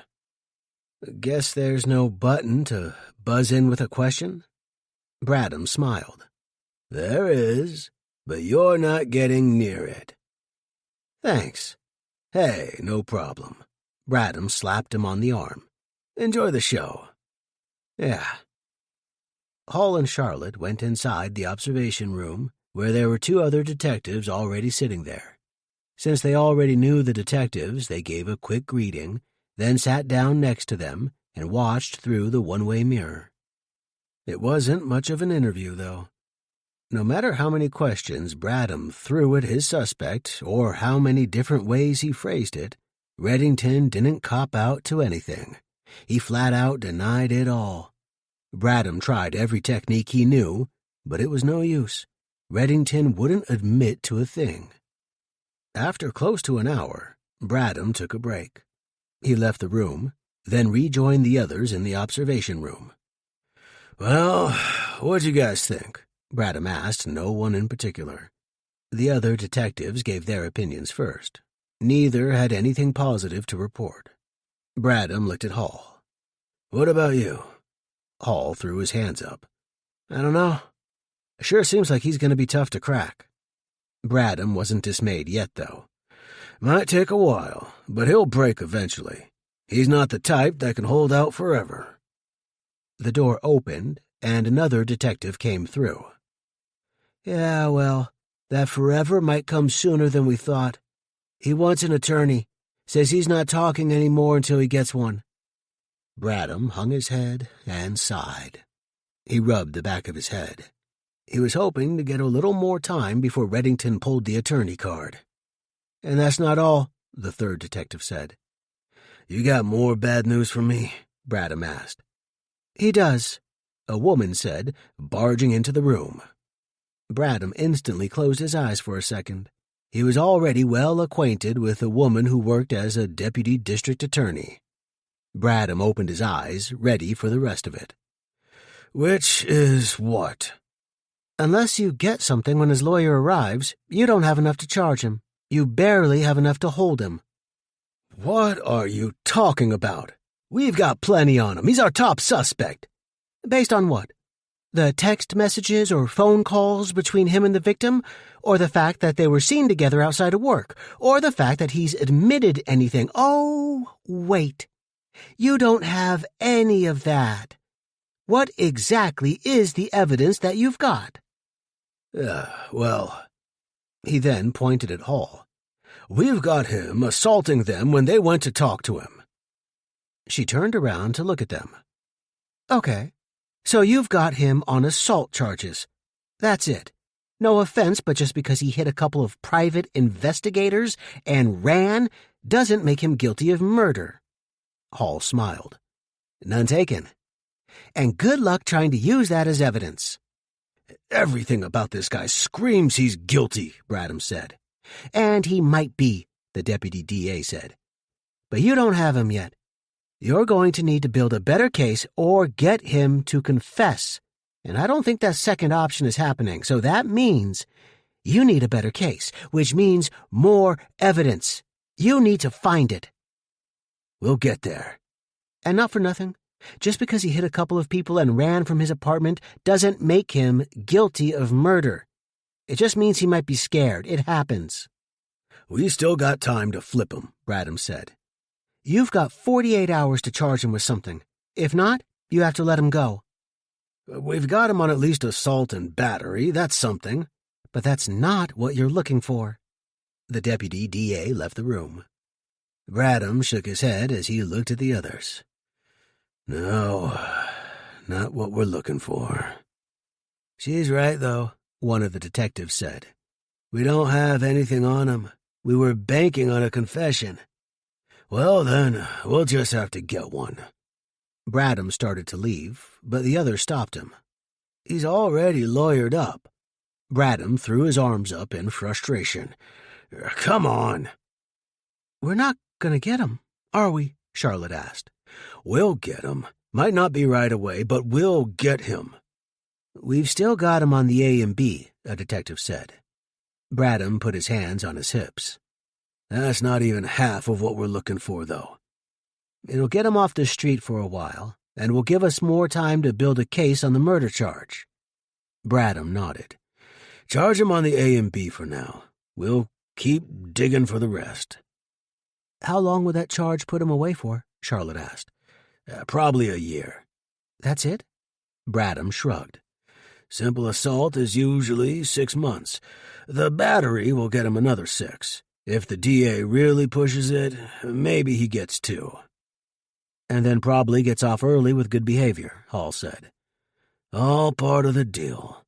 The deal stinks, Charlotte said. Whoever said that it didn't? The good part is that he'll be gone for a while, and we'll know exactly where he is. We don't have to worry about him escaping or hurting anyone else. I guess that's something. We'll take another run at him once his lawyer gets here. There was nothing else any of them could do at the moment. They left the room, with Hall and Charlotte going back to Bradham's office with him. The detective asked to be alerted when Reddington's lawyer arrived so he could have another crack at the suspect. They all sat down, though Hall started staring at the wall, not paying attention as Bradham and Charlotte talked with each other. He was thinking about the interview Bradham had with Reddington. After a few minutes, they both looked at him, aware that he didn't seem to be with them. "What's going through your mind?" Bradham asked. Hall snapped out of his daze and looked at him. "Huh? Mind sharing what you're thinking about? You seem like you're not with us." "Oh, it's just, I was thinking about Reddington." "Aren't we all?" Hall put his hand up by his nose and started scratching above his lip. "No, it's just, he seemed pretty convincing that he didn't do it." "They're all convincing," Bradham said. "If there's 1,000 people in jail, 999 of them will tell you they're innocent, even the ones who've confessed already." Hall rubbed the back of his head. "Yeah, I know. But still, I don't know. I just didn't get the feeling he was lying. Don't tell me you think he's actually innocent now, Charlotte said. Hall shook his head. I don't know. He looked at Bradham. Did you get anything connecting him to Mandy? Phone records, emails, anything? Nothing on her end, Bradham answered. We've already gone through her computer and phone. Nothing involving Reddington. What about his? We're bringing his laptop in now. It'll be a bit before we know what's on it. What if there isn't anything? Hall asked. Bradham leaned back and put his hands up. You're having doubts about this guy, aren't you? I'm just saying, unless he confesses, there's not going to be anything to tie him with her, is there? Maybe there'll be something on his computer. That might be the link we need. Maybe. But if you find nothing? We'll cross that bridge when we come to it. Brandon, if Reddington didn't do it, then who did? Charlotte asked. Hall shook his head. I don't know.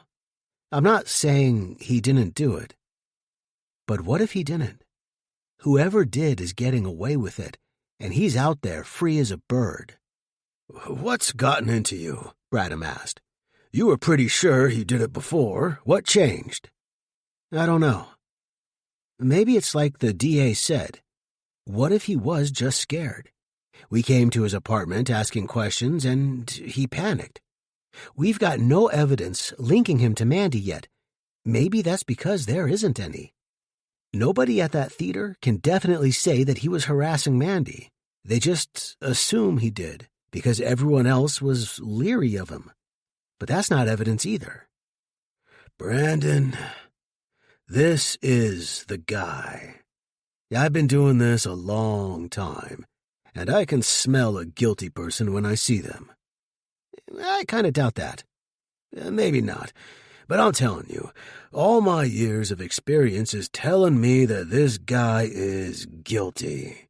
And maybe we don't have the evidence yet, but we will. We'll get it, and we'll put him away. He's going down for this. That I can promise. 16. With nothing else for them to do at the police station, Hall and Charlotte went back home. Hall was quiet the entire way. Charlotte drove, and Hall did nothing but stare out the window the entire drive. They barely said 5 words to each other on the way. Once they got back to their apartment, Hall went into the kitchen and sat down at the table. Charlotte poured them drinks, then sat down across from him. Are you mad at me for something? Hall looked at her curiously. No, why? You've barely said anything to me. I was talking to you in the car and you weren't answering. Oh, I'm sorry, I didn't hear you. I guess my mind was somewhere else. I didn't do anything? No, of course not, Hall replied. I'm sorry. It's not you, it's just this case. What about it? I keep thinking, what if we have it wrong? What if we got the wrong guy in there? You're talking about Reddington being innocent again. Is that really a stretch? Hall asked.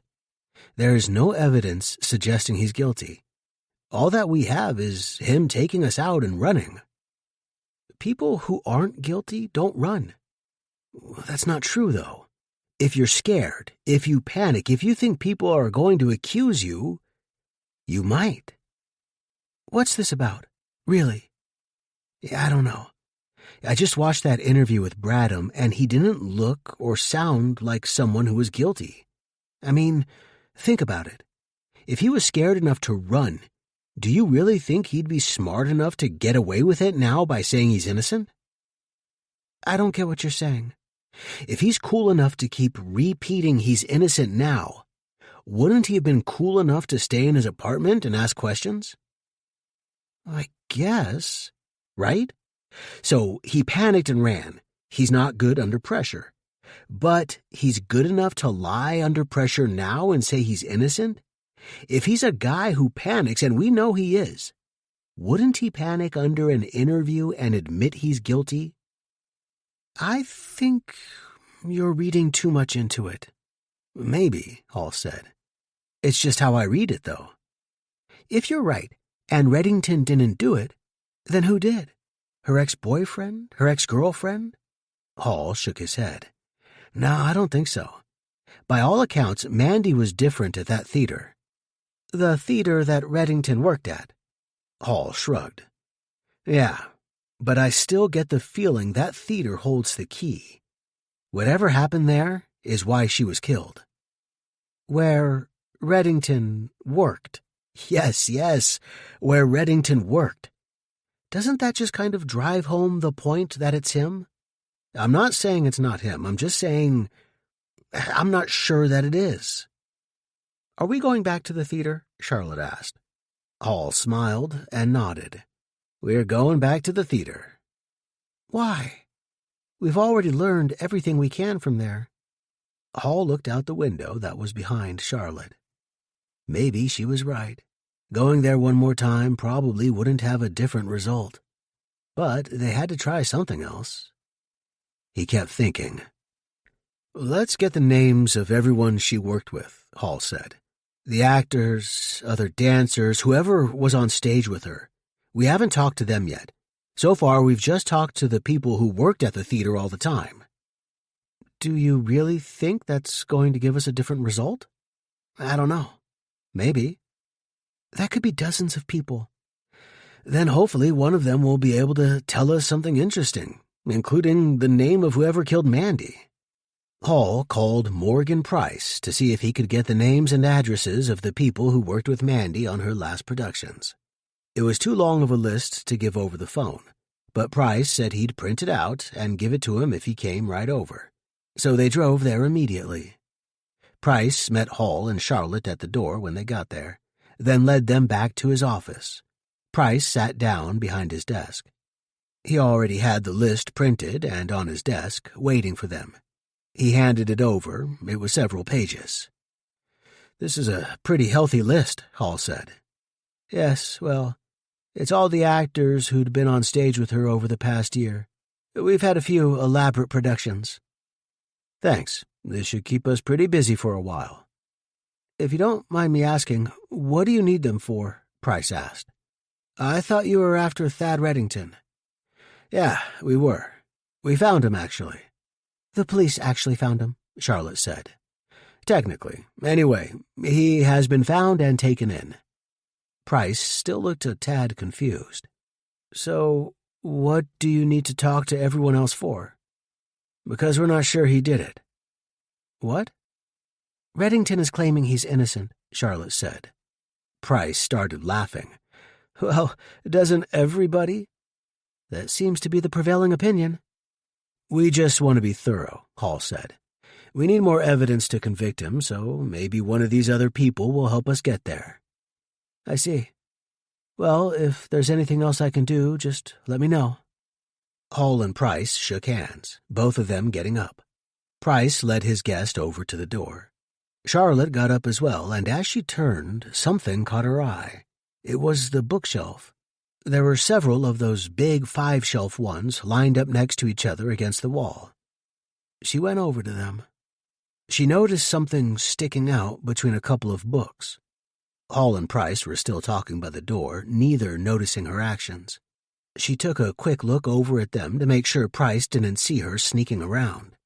She grabbed what was sticking out between the books and pulled it up. It was a magazine. Charlotte's eyes lit up when she saw what it was. The magazine was folded in half somewhere in the middle, with a picture of a couple of models front and center. One of them was Mandy. Charlotte's mouth fell open as she looked at it.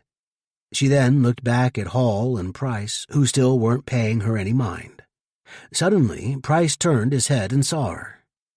Oh, that's a picture of Mandy there, Price said, somewhat nervously. It looked like he was starting to sweat, too. I can see that, Charlotte replied. Price walked over to her. It's been a while since I looked at that. Charlotte looked at him a little strangely. Why do you have it? Oh, no special reason. Actually, Mandy gave that to me when she first auditioned here. She wanted me to look at all of her work to get a better representation of who she was. I see.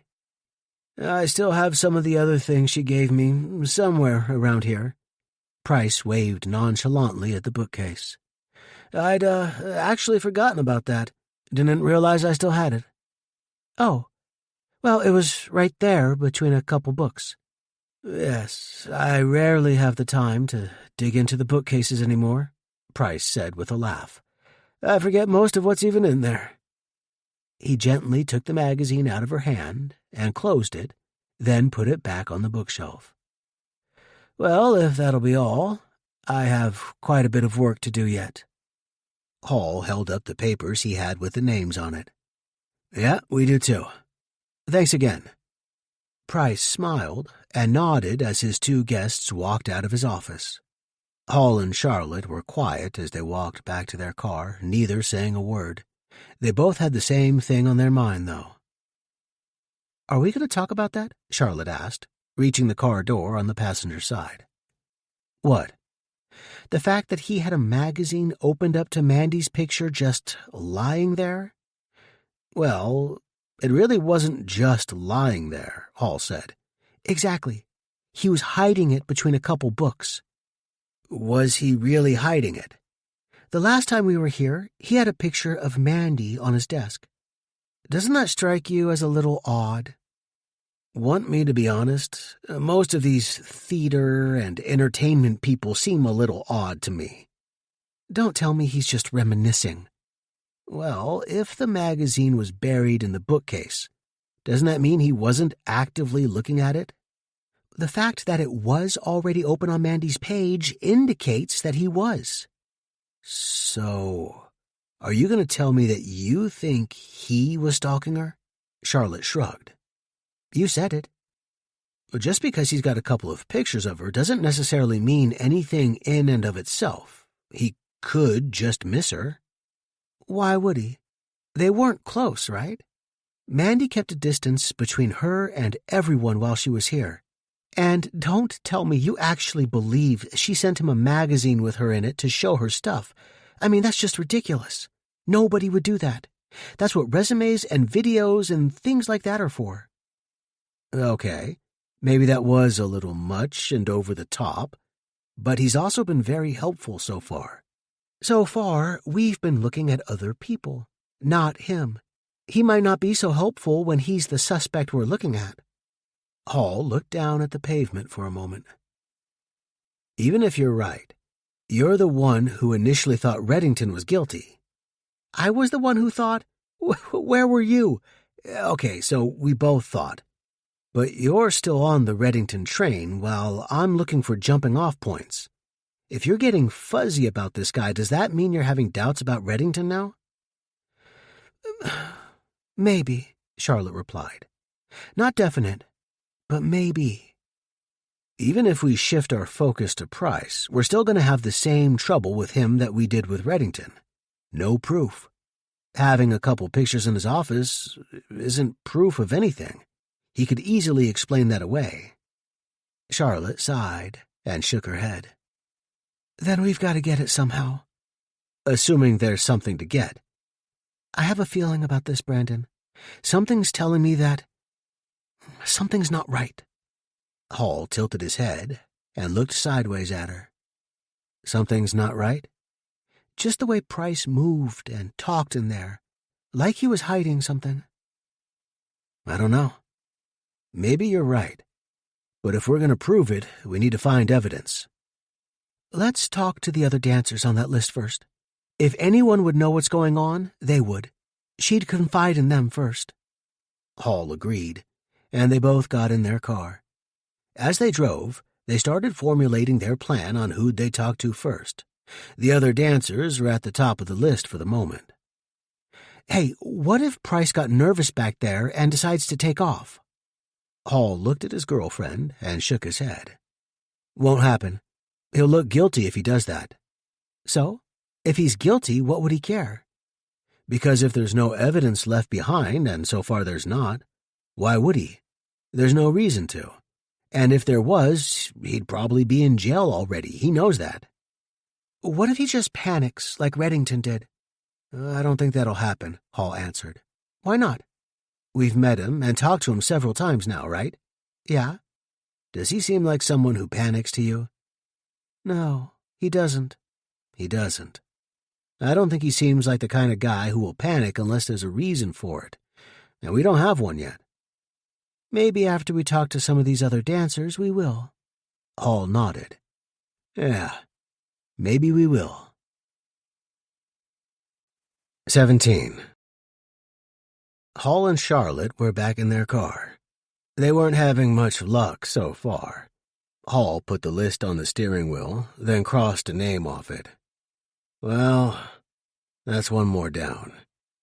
How many does that make? Charlotte asked. 7. How many more? Got 8 left, Hall replied. Charlotte sighed. We're not getting anywhere with this. Nobody said one bad word about price yet. I'm beginning to think that my theory's about to get flushed down the toilet. Well, don't give up yet. We still have 8 more left. Maybe one of them will say something different. What are the odds of that? Maybe not very good, Hall said. But you know what they say. No. What do they say? Hall smiled.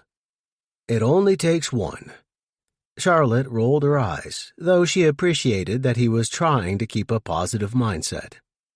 Thanks for the good thoughts. Seems like we'll need them. Hey, I'm here to help. Uh-huh.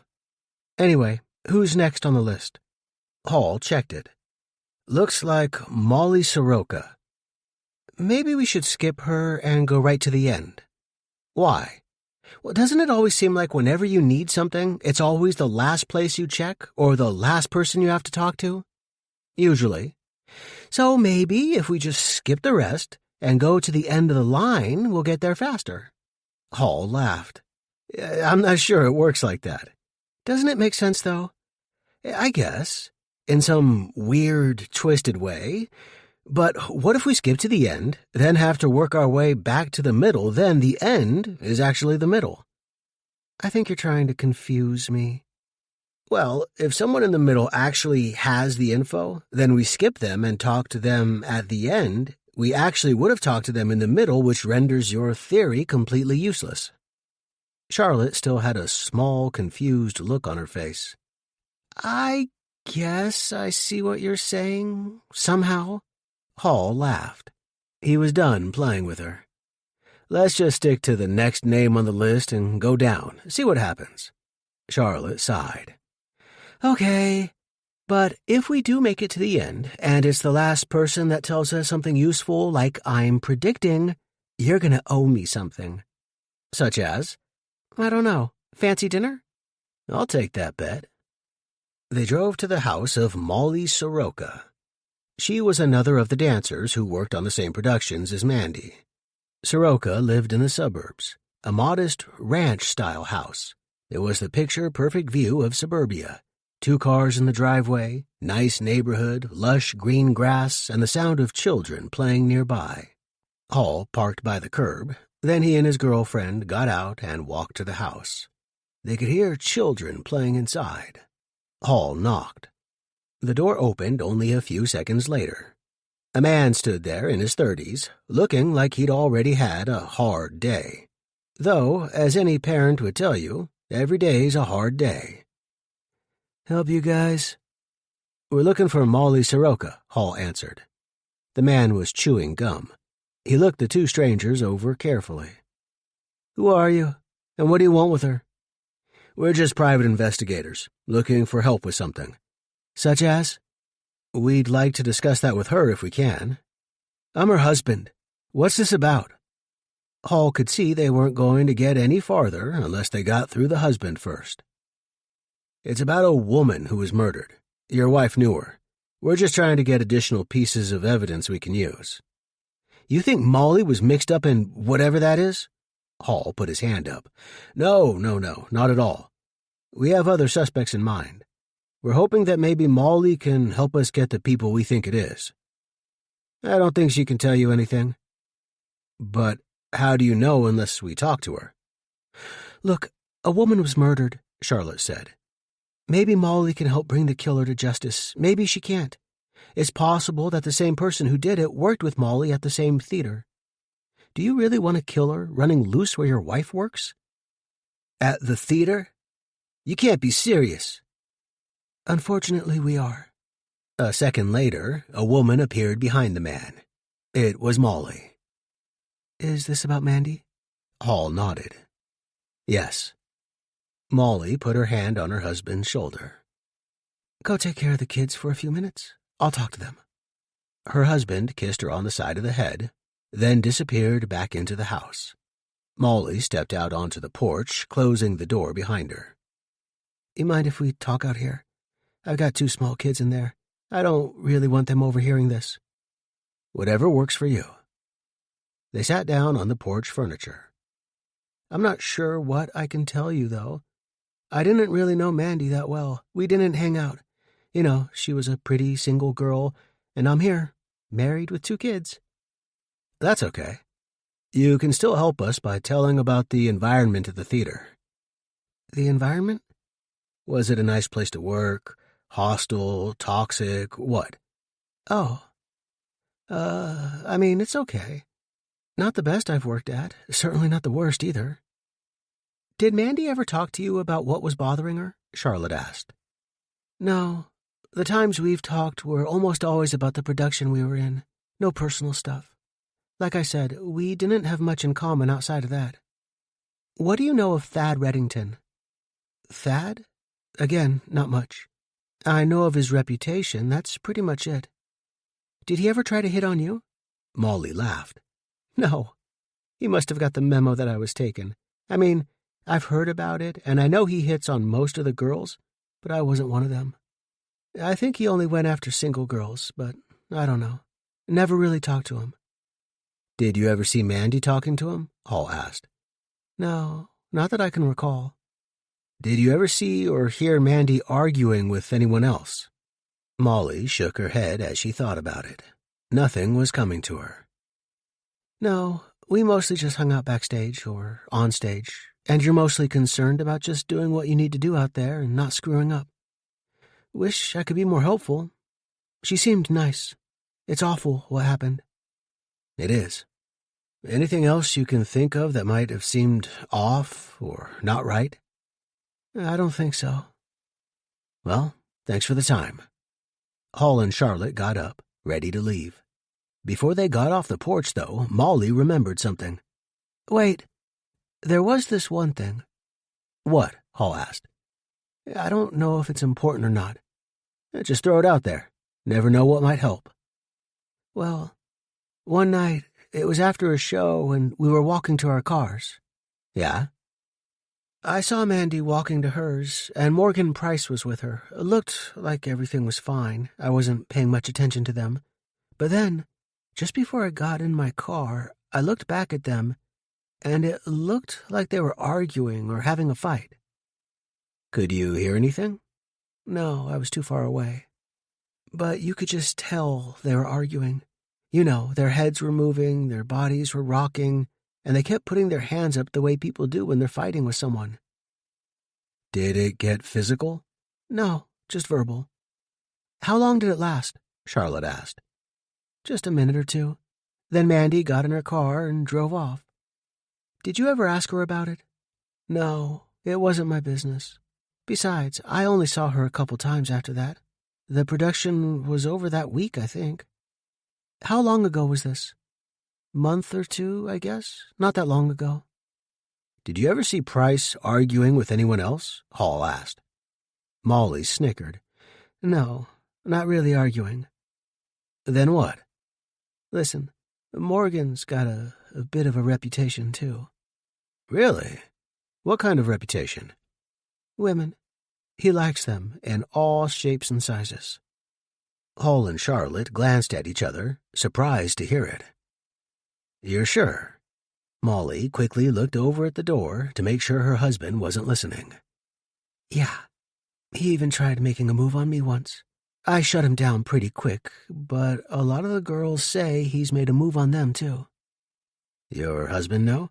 No, and I don't want him to either. He'd go down there and knock Morgan's block off. You seem pretty okay about it. Molly shrugged. Look, it's show business.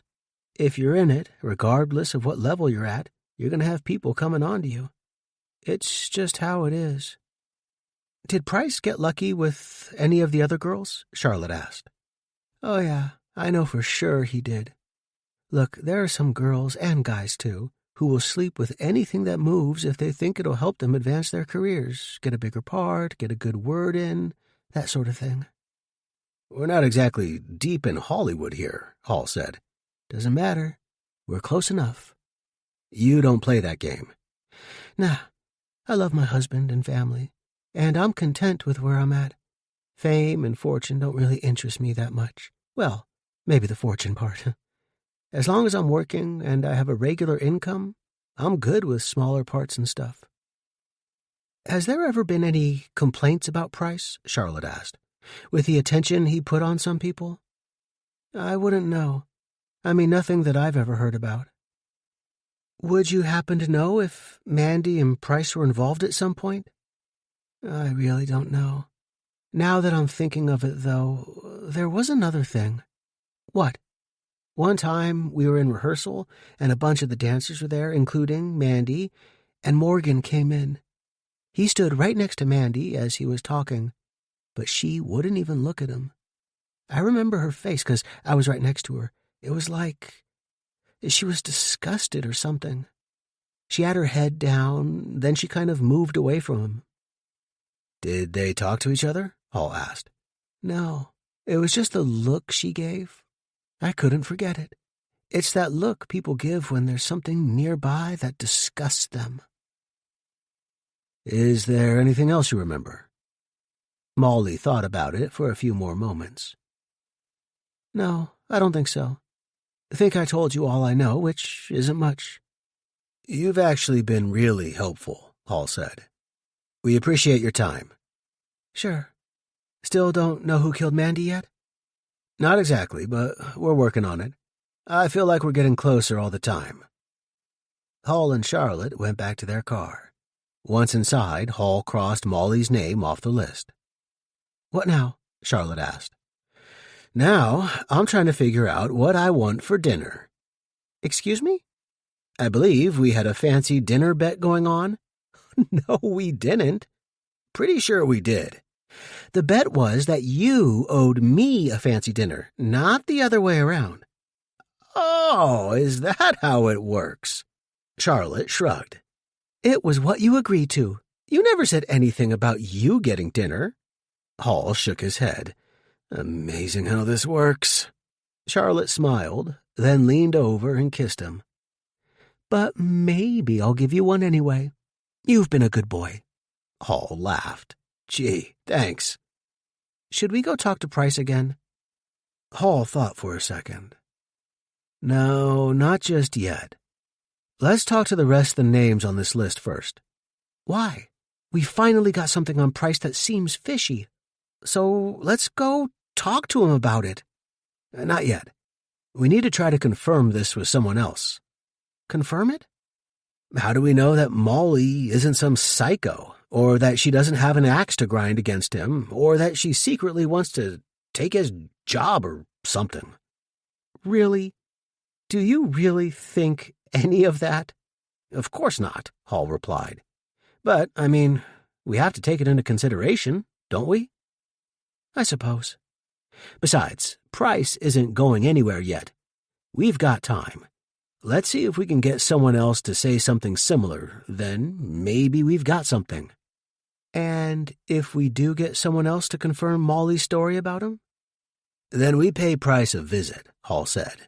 Then we have something to talk about. 18. It was the following day, and Hall and Charlotte finally finished talking with everyone else on their list. Most didn't have much to say that they could use, but the big thing was that two others also mentioned that Price came on to them, confirming Molly's story. I think it's time we go pay him another visit, Charlotte said. Hall nodded. Yeah, I tend to agree. Let's call Bradham first, though. Why? Maybe he's gotten something else out of Reddington, Hall replied. We're going to look pretty stupid if we go over and talk to Price about all this stuff only to find out that Reddington confessed. That's true. I can't imagine he would, though. Never know. Only takes a minute to find out. Hall grabbed his phone and made the call. There was no answer at first. Hall didn't leave a message, instead waiting a few minutes before he tried again. This time he got through.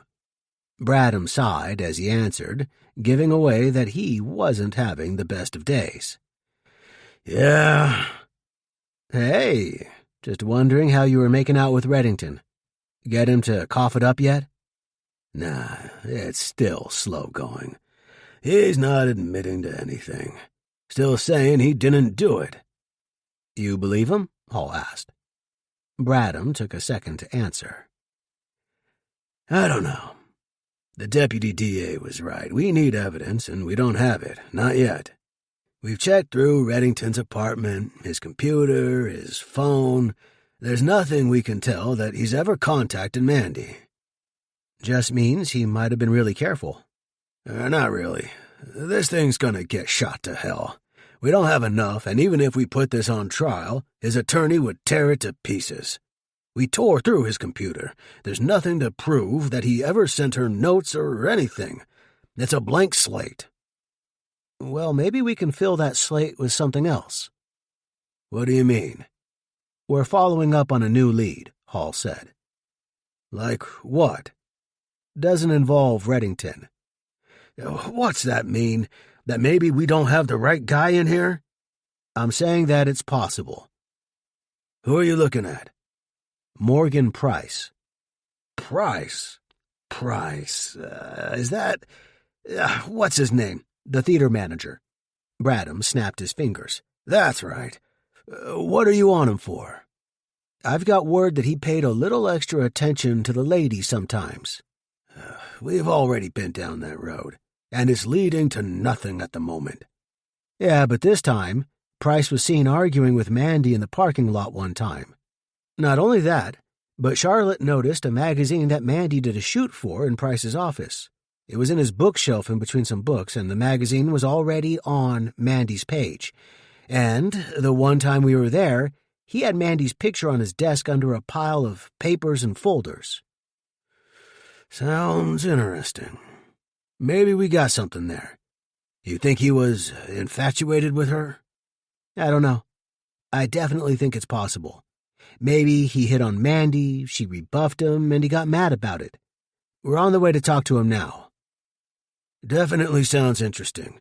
Maybe I'll meet you over there. We're on the way now. Okay, wait till I get there. I'm leaving now. Meet you in 15. Hall put his phone away and looked at his girlfriend in the passenger seat. Looks like we're having company. Bradham's coming? Yeah, he's going to meet us there. Said it sounds promising. Can't argue there, Charlotte said. They drove back to the theater and waited in the parking lot until Bradham arrived. Once they saw him pull in, Hall and Charlotte got out of the car and met him by the front door of the theater. Hall looked around at the parking lot. His car's here. Good, Bradham replied. Let's go in and have a chat. They went inside and were greeted by someone, then were led to Price's office. His office door was closed, so they knocked. The door opened, revealing the theater manager. When he noticed the extra person with Hall and Charlotte, he looked nervous. Can I help you? Sure can, Bradham answered. We want to have a chat. And who might you be? Detective Bradham, Police Department. Am I in some sort of trouble? Bradham smiled. I don't know. Are you? Not that I know of. Good. So we can come in and talk. About? Mandy, Hall replied. Can we come in and talk about it? Price opened the door wide and stretched out his arm to allow the visitors in. I'm not sure what else we can say that we haven't said already, but sure. The three visitors went in and sat down by the desk, with Price walking around to sit in his chair. So what else can I tell you? Bradham looked at Hall and tilted his head. Since Hall was the one who had uncovered it all, and he probably had a better perspective on it than he did, he figured it was only right for the PI to run things here. It's your show. Hall grinned. Thanks. He turned his attention to Price. You were seen having an argument with Mandy a month or so ago in the parking lot. You want to tell us what that was about? It was hardly an argument, Price said nonchalantly. What would you call it? It was just a slight difference of opinion. This is show business. It happens all the time. What was the topic of this disagreement? She wanted a bigger role in the production, that's all. It happens a million times. So she wanted a bigger role, Charlotte asked. She didn't sound convinced. That's what you're telling us. It's the truth. She thought she had outgrown her part and wanted to make it a bigger part of the show. I thought otherwise. The show was doing just fine as it was, so there was no need to make changes, in my mind. And that happens often? Oh, yes, Price replied. There's not a week that goes by without me having to put out some fire that some actor or performer has started. They all want bigger parts. That's just par for the course in this business. We've never heard anything about that, Hall said. Look, we all know that Mandy was going places. She had the it factor. Everyone could see it, including her. She wanted to get herself on the fast track. There's no harm in trying, but it's my job to manage things, and I did. Bradham finally joined in with a question. Excuse me for not being knowledgeable about this, but aren't you just a building manager? Price laughed. No, I'm the director of operations here, but I'm also in charge of making sure the productions go off without a hitch. Kind of like a producer. Exactly. But you don't exactly direct the plays. No, I just oversee and manage everything. Look at the bottom line, handle egos, things like that. Very much like a producer. Gotcha. So you two arguing wasn't about you coming on to her? Hall asked. You know, like you've done with others around here? A stunned look came over Price's face. Excuse me? We've heard it through the grapevine that you like to make passes at the ladies around here. Price scoffed. That's absurd. The only one who has had issues around here is Thad Reddington. We've heard from several people that you also engage in that behavior. What can I say? That's unequivocally untrue on every level. Well, you're the boss here, right? Charlotte asked. Who are they going to complain to if you're the subject? Price shrugged. All I can say is that it's untrue. Who's been telling these lies? Friends of Reddington? They're saying anything they can to get him off the hook. I thought he didn't have any friends here, Hall said. I don't know. I guess everyone has someone in their corner somewhere, don't they? Not necessarily, Bradham said. So you're saying these allegations are false. That's what you're saying. It is. I bet I can guess where they're coming from. Doesn't matter. Molly Soroka is one of them, isn't she? We can't get into that, Bradham answered. Well, let me tell you about Molly. She came to me, asked if there was a way to get a bigger part than she already had, said she was willing to do anything to get it. But I told her I wasn't interested. And why was that? Because she was married, and I know she has children. I wasn't comfortable in partaking in that type of endeavor.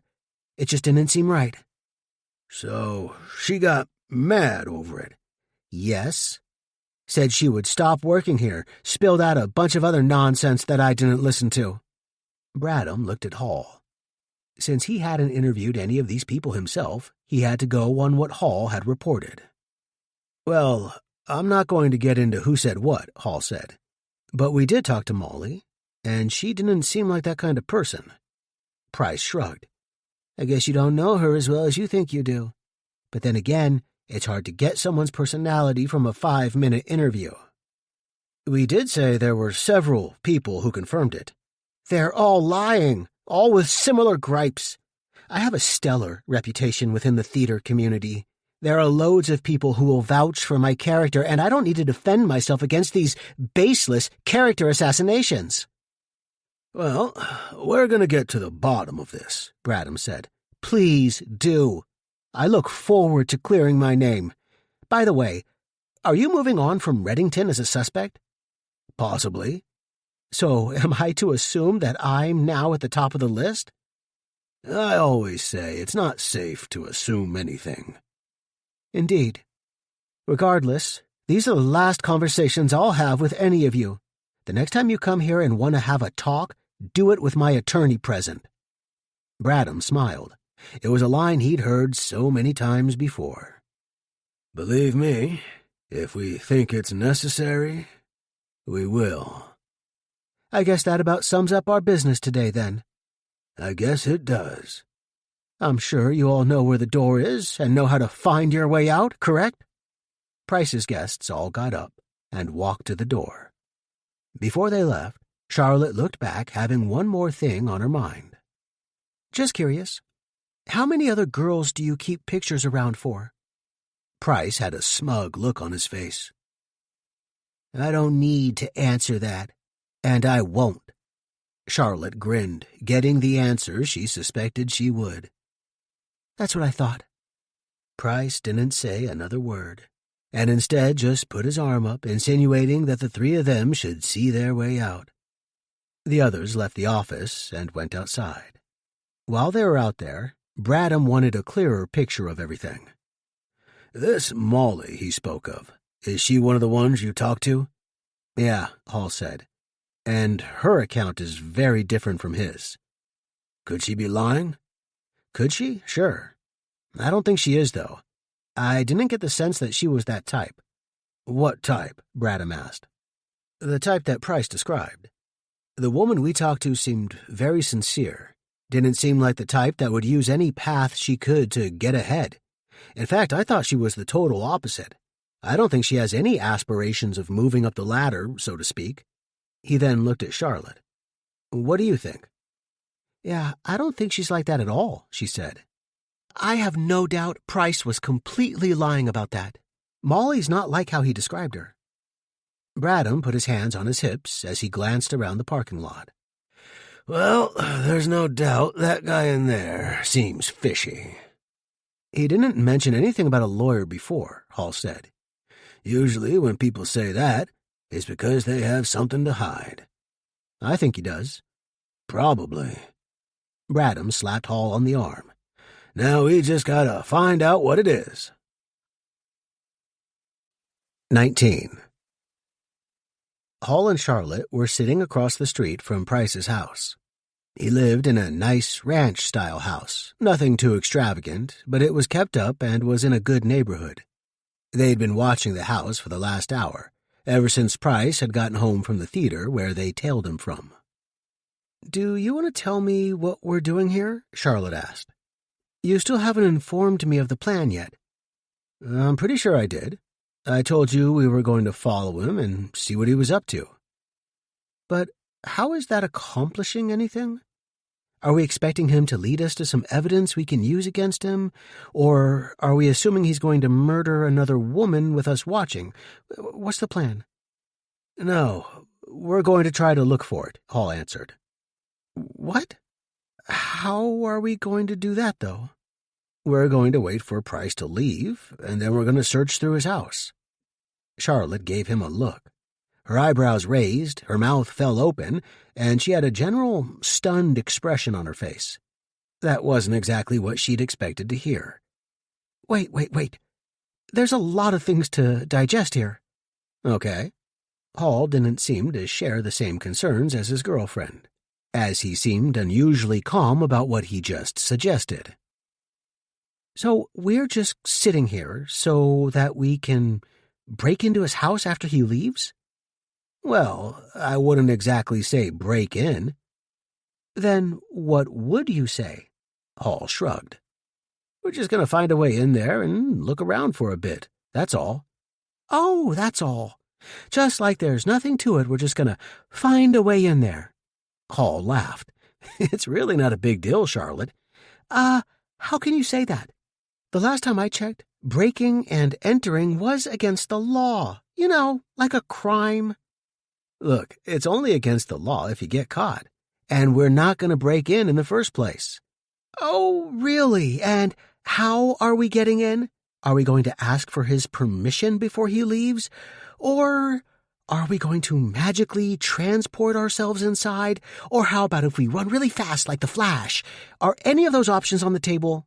Hall smiled.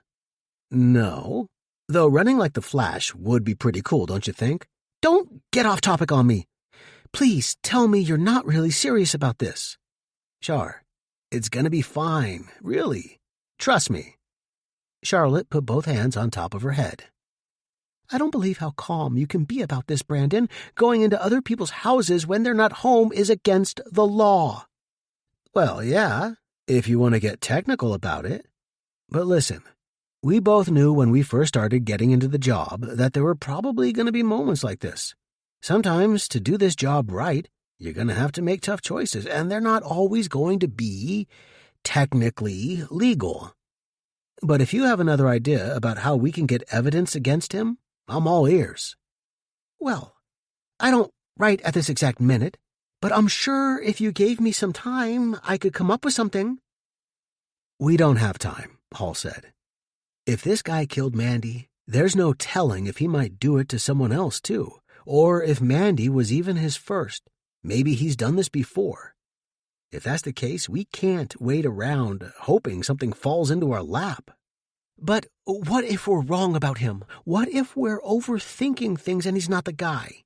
Maybe it's really Reddington after all, or someone else.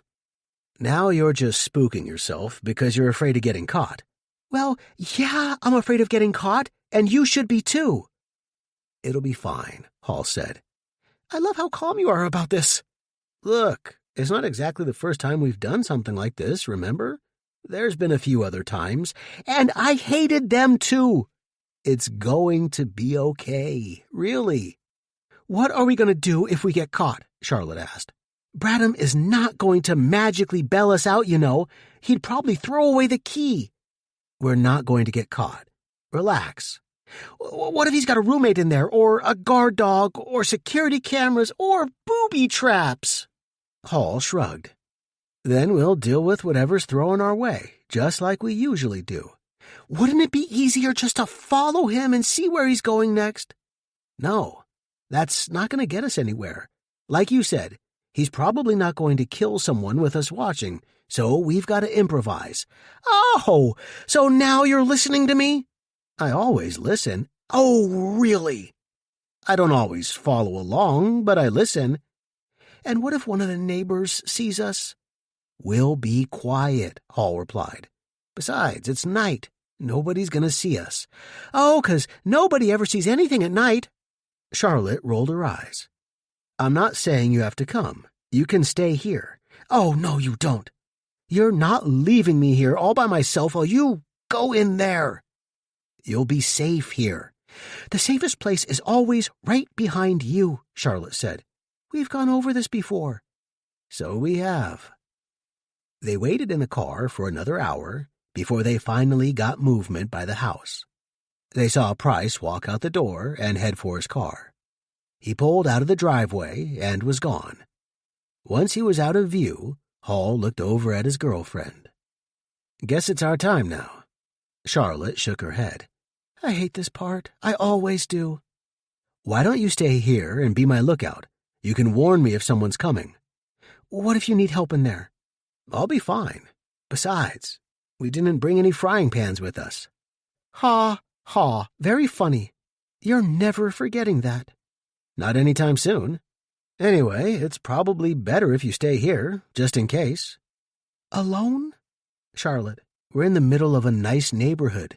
Nobody knows we're here. There's nothing to worry about. Yeah, I guess. So just stay here and let me know if anyone else shows up. Are you expecting someone? Charlotte asked. Well, if Price comes back, or I trip an alarm and the police show up, or maybe even another burglar comes along, I don't know, whomever. Charlotte sighed, not liking her options. But he was right that she likely had nothing to fear by being alone. Fine. I'll stay here. Okay. The second you see something suspicious, you let me know. How? You have your phone, right? Yeah? Hall shrugged. So use it. He got out of the car and quickly jogged over to Price's place, looking around the entire time to make sure he wasn't being watched. Charlotte watched him until he disappeared behind the house. Yeah, I'll use it. Hall made it to the back of the house and looked at it for a second, considering his options. There were a few windows along with a sliding glass back door. He was just about to make his move when his phone rang. It was Charlotte. Don't tell me someone's here already. No, but I just thought of something. What? Hall asked. Even if you find something incriminating, we're not going to be able to use it as evidence if you get it through illegal means. I'm just looking for something to make sure we're on the right path. Did you figure out how you're getting in? Charlotte asked. There's a door open. There is? There will be as soon as you get off the phone. Oh, fine. Bye. Hall put the phone back in his pocket, then went to work on the back door. Picking locks was something he had to work at, but he was getting better at it all the time. He practiced regularly when he had a few free minutes here or there. He didn't consider himself an expert yet, able to open doors almost instantly. He still had to work a little to get them open, but he thought he was probably better than most. It took about a minute, but he finally heard it unlock. He went into the house hoping there wasn't a dog that was about to attack him. That was always the main fear when going into someone's house. Luckily, he hadn't gotten bitten yet, literally or figuratively. But he had good reason to believe that there wasn't an animal here, at least not a dog, since there wasn't a fence around the backyard. Of course, they could have had one of those invisible fences, or a dog they just always put on a leash, but Hall was going with the assumption they didn't have one. As he walked through the house, he knew Charlotte was right about one thing. Nothing he found could be used as evidence. He couldn't just take something with him, then hand it over to Bradham for him to arrest Price. But considering there was still some doubt about who the killer was, Hall was more interested in just finding something that indicated Price was the guy. And if he didn't, maybe they were on another wild goose chase. They all thought Price was hiding something, but he could have been hiding something other than a murder. Maybe it was something disturbing, embarrassing, or nothing at all. But they needed that thread to tie things together, and that's what Hall was hoping to find, a thread. With his flashlight on, Hall roamed through the house, carefully looking at each room. He searched in and behind furniture, went through drawers and cabinets, and looked in closets and bathrooms. There wasn't much of interest that he could find. He wasn't exactly sure what he was looking for, but he figured he would know it when he found it. After looking through every room, including the kitchen, the only place left to check was Price's bedroom. Hall had to hope he would find something in there, or else it would have been a wasted trip. Well, maybe not wasted, but not the worthwhile endeavor he'd hoped it would be. Hall saw a desk against the wall, and that was the first place he checked, going through the drawers, hoping there would be some letters or anything else, really. He came up empty, though. He then looked under the bed and the mattress before moving on to the closet. It was a small walk-in closet, and Hall rifled through the hanging clothes before moving on to a few small boxes that were on the floor. Nothing there either.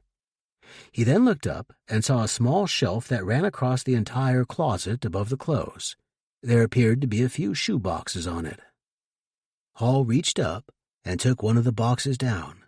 He briefly looked through it, but it didn't appear to have anything other than financial papers, mortgage statements, electric bills, and tax forms mostly. He started checking the others. Before he opened the next one, his phone rang again. Yeah? Brandon, you gotta get out of there. Why? Because Price is pulling back into the driveway, Charlotte said. He just left. Well, he's back. Jeez. Okay. Hall was about to leave in a hurry, but something inside was telling him to check the other shoeboxes first. He knew that would likely put him behind and unable to safely leave before Price walked in, but he had to check. He was already there, and he couldn't leave before he knew everything had been looked at. He opened the box, revealing a bunch of handwritten letters inside. He started reading them. Jackpot. By now, Price was inside the house, but Hall barely cared. He'd found what he was after. He started taking pictures of some of the letters. A few of them were addressed to Mandy, but there must have been a dozen other names on some of them too, and from what little that Hall had read, it told the tale of where Price's mind was at, and it wasn't pretty. On the outside, Price may have seemed like a normal guy in charge of a theater, incapable of hurting someone, but on the inside, that clearly wasn't the case. He was a dangerous man. Outside, Charlotte was starting to get nervous. She figured Hall would have been out by now. It had been a few minutes since she'd called and warned him. She hit the digits on her phone, though her boyfriend didn't answer. "Brandon," she whispered, though nobody had answered. "Brandon, where are you?" 20. Even from his position in the closet, Hall could still hear as Price made his way through the house.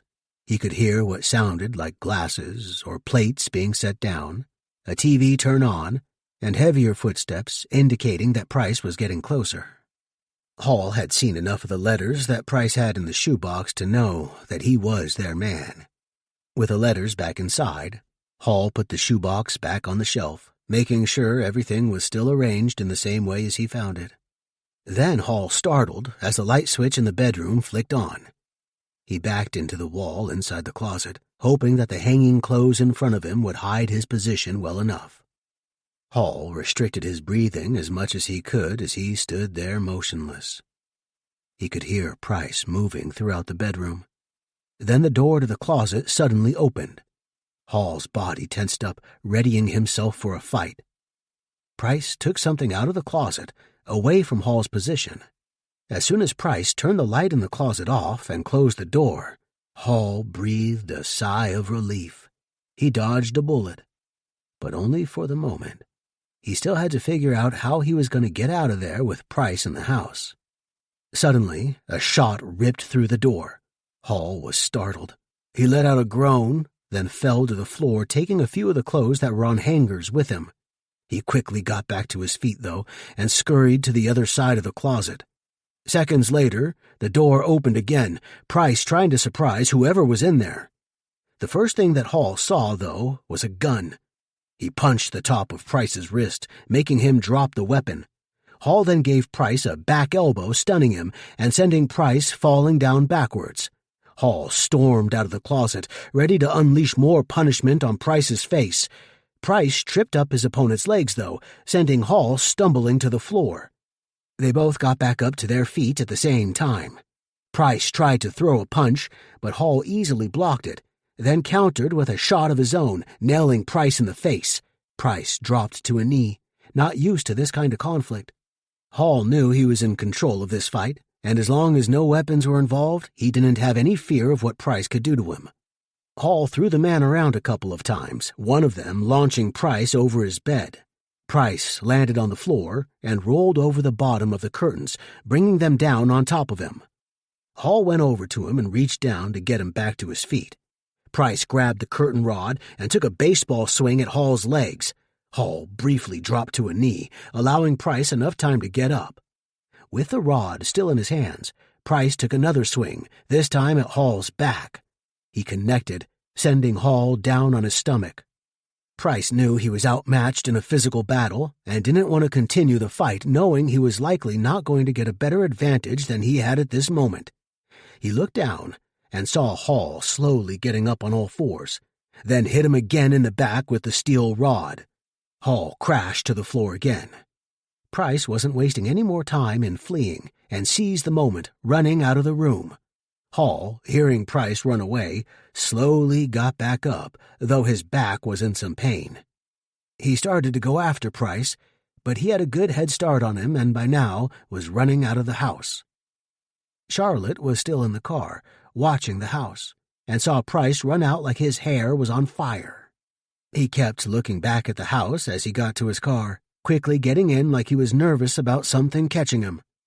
As he peeled out of the driveway, Charlotte got out of the car, worried that something happened to her boyfriend. She began running for the front door. "Brandon!" As soon as she went inside the house, her fears were lessened upon hearing his voice.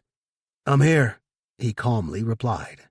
Seconds later, Charlotte breathed a bit easier when he finally came into focus. He seemed okay, though he was walking a little funny, somewhat hunched over, with one of his hands on his back. "Are you okay?" "Yeah," he said with a groan. "Then why are you walking and sounding like that?" "That's what happens when you get hit with a steel rod." "What? A steel rod?" "I think it was a curtain rod," Hall said, standing up a little straighter. "Are you okay?" Hall let out a groan. "I think I'll live." "What happened? What took you so long? Why didn't you get out of here when I told you to?" "Because I found things." "What?" Charlotte asked. "What things?" "I assume Price is gone?" "Yeah." Hall waved at her to follow him as he led her back into the bedroom. He went into the closet and brought down the shoebox, then took it over to the bed where he put it down. He took out the letters and showed them to her. "Look at these." Charlotte picked them up and started reading them. She was disgusted at what she saw. "What is this?" "Letters he wrote." "I can see that, but it doesn't make a lot of sense, does it?" "How do you mean?" "If he sent these, how would he still have them?" Hall shook his head, not having an answer at first. He scratched his head as he thought about it. Unless they were first drafts, maybe he practiced first before sending out the actual one? "Could be, I guess." Hall pointed to the letters. "Mandy's name is on there." "I can see that. So are at least 10 others. What's this guy doing?" "Looks like he's stalking and harassing to me." "We gotta let Bradham know about this," Charlotte said. "But he's not going to be able to use any of this as evidence." "Why not?" "Because all of this was done through illegal means. Price's lawyer would get this thrown out before the judge even brings his hammer down to start the trial." "He still needs to know," Charlotte said. "There are 10 other names here, Brandon. If all those other women are dead and Price did it and he's gotten away with it, maybe the police can link him to these other murders. But they have to know there's a connection. As much as it's about Mandy, it might also be about all these other women. Hopefully, they didn't meet the same fate." Hall nodded, knowing it was the right thing to do. He still worried about getting an earful from Bradham once he got there, though. "All right, I'll call him." Both Hall and Charlotte went outside, where Hall then called Bradham to apprise him of the situation. Bradham sighed as soon as Hall told him. "Oh, man, what are you doing?" "Trying to get this guy. That's what I'm doing." "You created a hornet's nest here, you know that?" "Just trying to get a murderer." "You can't do that by breaking into a guy's house." "I didn't break into his house," Hall replied. "I went around back and saw his door was open. I thought I heard a noise and went inside." Bradham laughed. "And you think that's going to cut the mustard?" "Regardless, these letters we found are extremely incriminating. I don't think there's any doubt he's the guy now." Bradham sighed again, thinking about his options. "Well, that's something." "You won't be able to use them, will you?" "Well, that depends." "On what?" "On how nice the judge is. I mean, we can't use evidence that was illegally obtained by us. Where it gets dicey is when it's illegally obtained by someone else, and then we get involved. A good defense attorney will definitely bring that up, hope to get it thrown out. Whether it holds up or not is anyone's guess. We'd probably be safe, but you never know." "So you'll come get it?" "Here's the other thing. If Price wants to make a stink, he could charge you with breaking and entering, probably assault and battery, and probably a few more charges." "But he's on the run now, so he won't." "But he could." "And he took a shot at me," Hall said. "Through a closet door. He'll say he thought it was a burglar, and he'd likely win that argument. You could lose that license of yours if someone makes a stink about this." "I just have to hope he won't. And even if he does, it helps bring him out into the open and expose who he really is." I don't regret it, no matter what happens." "Well, let's hope it doesn't come to that," Bradham said. "I'm going to get a warrant first to search his house. You may not do things by the book, but I have to, especially right now." "Should I scatter before you get here?" Doesn't matter now. The cat's out of the bag at this point. Besides, it would probably be better if you stay there to make sure Price doesn't come back and remove that evidence." "Good idea." "By the way, how'd you let him leave?" "What do you mean?" "Well, I know you," Bradham said. "I've seen this guy. He didn't look like he's capable of taking out someone with your skills. You're bigger, tougher, and I assumed a better fighter. And you let some theater guy take you out?" "I didn't let him take me out. First of all, he hit me with a steel rod several times." "Ah, so that's what you're going with." "It's the truth," Hall answered. "I had him taken care of just fine. Then he surprised me by grabbing the rod and belting me with it." "Interesting. I would have thought a man with your talents wouldn't let someone like that take you out in that manner. Maybe you're losing your touch." "I am not losing my touch." Bradham laughed. "Maybe you should let Charlotte go in with you next time. You know, that way if things get too tough for you, she can come in and clean up, protect you. You know what I mean?" "Goodbye." Bradham continued laughing as the line went dead. He immediately went to get a warrant to search Price's place. Hall and Charlotte left everything else as it was, then went outside to wait for the police to arrive. They didn't want to touch anything else or disrupt any other evidence than they already had. They sat down on the curb in front of the house. "How do you think this is going to go?" Charlotte asked. Hall shrugged. "I don't know. I still think I made the right move in going in there, whatever the consequences are. That's what it is. Now we know for sure that Price is the guy we're looking for. And now he's on the run. Not for long. Why not?" "Just like Reddington, someone will find him soon enough," Hall replied. "It's not like he's some super spy that can hide out forever, change disguises and all that stuff. He'll make a mistake, and probably sooner rather than later." A few minutes later, a couple of patrol cars pulled up to the house. They were already informed Hall and Charlotte would be there. Bradham wanted a couple of uniforms in front of the house waiting for him by the time he got there, and to make sure everyone else was kept out. It was an hour before Bradham finally showed up, warrant in hand. A couple other detectives went inside first to start searching, as Bradham conversed with Hall and Charlotte for a few minutes. After their greeting was done, Bradham went inside to join the others, though he instructed his two friends to wait outside until he came back out. Hall and Charlotte leaned on the front of the hood of their car as they waited for Bradham to return. "How long do you think this is going to take?" Charlotte asked. "Beats me. Guess it depends on how thorough they are." "Well, I hope it doesn't take too long. I mean, we've got an escaped fugitive on the loose here." Bradham came back outside after about 30 minutes, finding them by their vehicle. "Those letters are pretty much a slam dunk," Bradham said. "I told you it was bad," Hall replied. "Think there were 12 other names on those letters besides Mandy's." "What about those?" Charlotte asked. "Are those women dead too?" "I don't know yet. We're going to start running it down now, see if we can piece some things together." "If they are?" "Then we've got a lot of digging to do to find the connection between them and Price." "And why one wasn't seen before," Hall said. Bradham moved his hands up slightly.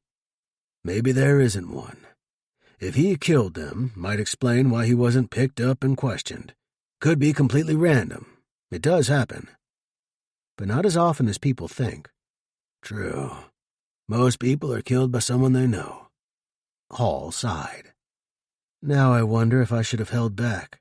Just tailed him for a while. Maybe we would have still gotten to the same place if I had just slowed down a bit." "Can't worry about that now," Bradham said. "Whatever's done is done. Can't change it. We just have to move based on what we've got. And now we've got solid evidence. No telling if we would have arrived at the same destination later. Maybe, maybe not. Except now Price is on the run, Charlotte said. I've already got an alert out on him. Did that before I even left the office. He'll turn up. What if he already had a contingency plan in place in case something like this happened? Like he already had an exit strategy? Bradham didn't seem concerned. Can't rule it out, but it shouldn't matter. We'll find him either way.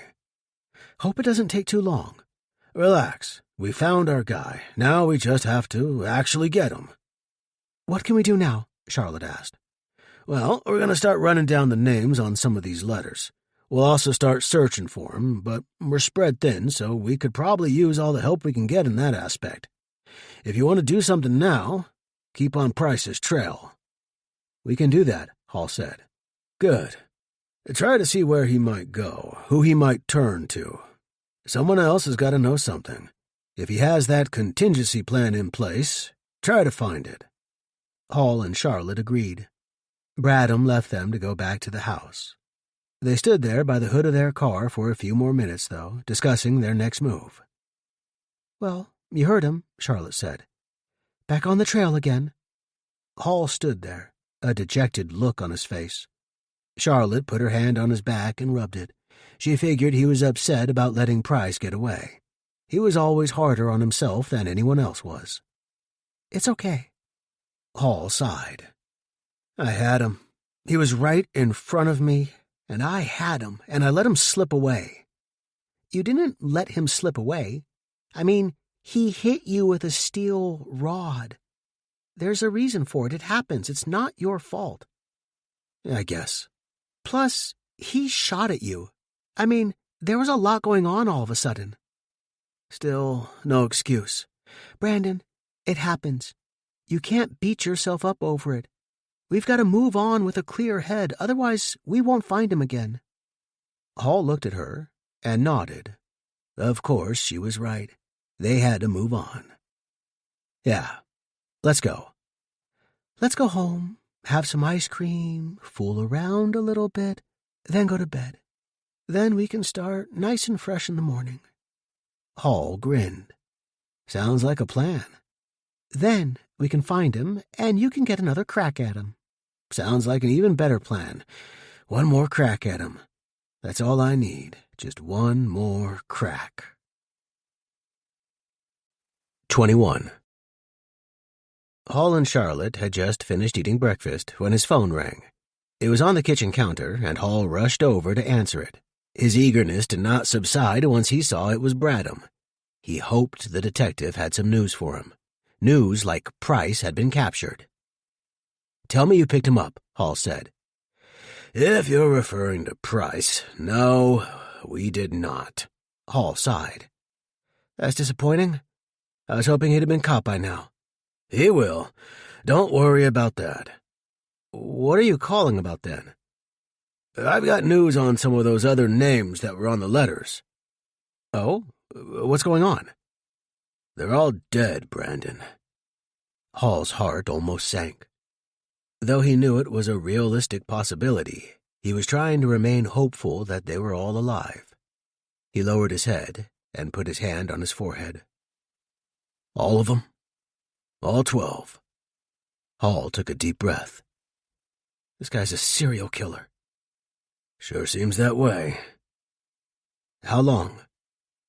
We've identified all 12 women, and the first one was killed about 8 years ago. 8 years? How does that happen? How does no one know what he's doing? How has he gotten away with all that? He's been a careful man. I don't know how else to explain it. How are you able to match them up with him? Hall asked. We've been working all night and into the morning on this.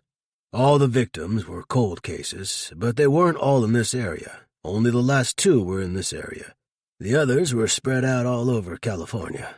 That's probably one of the main reasons he didn't pop up on anyone's radar. Plus, all the murders were under different circumstances. That's another way he's gotten away with it. No clear pattern. If there's no clear pattern, how can you be sure it's him? We've tracked down his whereabouts to when each of the women were killed. and he was in the vicinity each time. I don't believe in coincidences, so if it isn't, he's got a lot of explaining to do." "It's not a coincidence," Hall said. "Him running is a clear indication of what he's running from." "There's still a lot of evidence we have to collect in order to convict him of these killings, but we got a good base to start with. We've been in contact with the other jurisdictions these murders took place in, and we have been exchanging information." "Was he even a suspect in any of the other cases?" "No. Turns out there was always someone else who was the number one suspect that drew attention away from him." "Like Reddington." "Like Reddington," Bradham replied. "Maybe Price was careful about who he targeted, making sure there was someone else nearby who would be the fall guy if things got rough. I don't know. We won't know some of these things for sure until we bring Price in." "You think I blew it by getting in his place? I spooked him." "Honestly, I think it's probably a good thing you did. If you hadn't, who knows where we'd be right now. All we'd have is a lot of theories and guesswork. Now we're on the right path. It's just a matter of closing the deal." "You don't think maybe we'd have been better off waiting?" "For what? He wouldn't even be a suspect now. You forced his hand. That's how we've gotten here. Without you finding those letters, we wouldn't have been able to match up these cold cases. We've got those names because of you, so don't beat yourself up over it." "Yeah, I guess. I just can't help but think I pushed too hard." If there's one thing I've learned over the years in this business, it's that things happen fast. You don't always get a lot of time to analyze things. You just gotta make the best decisions you can and hope it's the right one. But I wouldn't lose sleep over it. I think you made the right one here." "Thanks." Bradham laughed. "Just don't ask me to repeat that or admit it in court because it was still technically illegal." "Yeah. So what else are you guys doing?" "Well, we're coordinating with the departments in those jurisdictions, and we've also got a couple guys trying to track Price down now. So it's a pretty big show at the moment." "You still need us to give a helping hand?" Hall asked. "The more the merrier. We need to get this guy off the street before he hurts someone else." "All right. We'll get right on it." "Call me immediately if you find something," Bradham said. "I mean it. No messing around with this guy. I don't want to take chances on him slipping away again, and I also don't want you walking into something that you're not prepared for.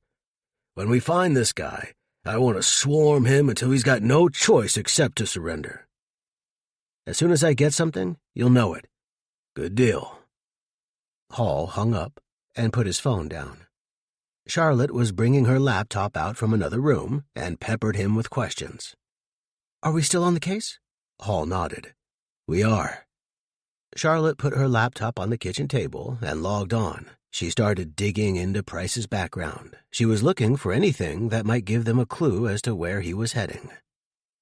"I still can't believe all this. I mean, who'd have thought this guy was a serial killer?" Hall shook his head, having a hard time believing it himself. "He did a good job of blending in and disguising himself, I guess." Hall got his laptop as well, setting his up next to his girlfriend's, believing they'd get to where they wanted to go faster if they were both checking. After a few minutes, they already uncovered a few things, though nothing that they could use, but were interesting facts nonetheless. "Not a single blemish on his record," Charlotte said. "Not an arrest, no speeding tickets, not even a parking ticket. He's completely clean." "Flew underneath the radar." They continued checking into Price's past, hoping they could find some useful little nugget, something that could be easily overlooked if they weren't paying close attention. The police were digging into Price's financial picture, credit card statements and phone records, so they figured duplicating their efforts would be a waste of time. So Hall and Charlotte looked for anyone who might have had a friendly connection to Price at one point, someone he might turn to for help if he needed it. But Price had a small social media footprint. He only had one page, and most of that was devoted to his theater work. "What about his previous stops?" Hall asked. "Let's identify friends and family first. He's not going to go to anyone he knows from here. Already looked at his family picture. It's a dead end. He was an only child, and both of his parents died a few years ago. When was that? I have to check, Charlotte said.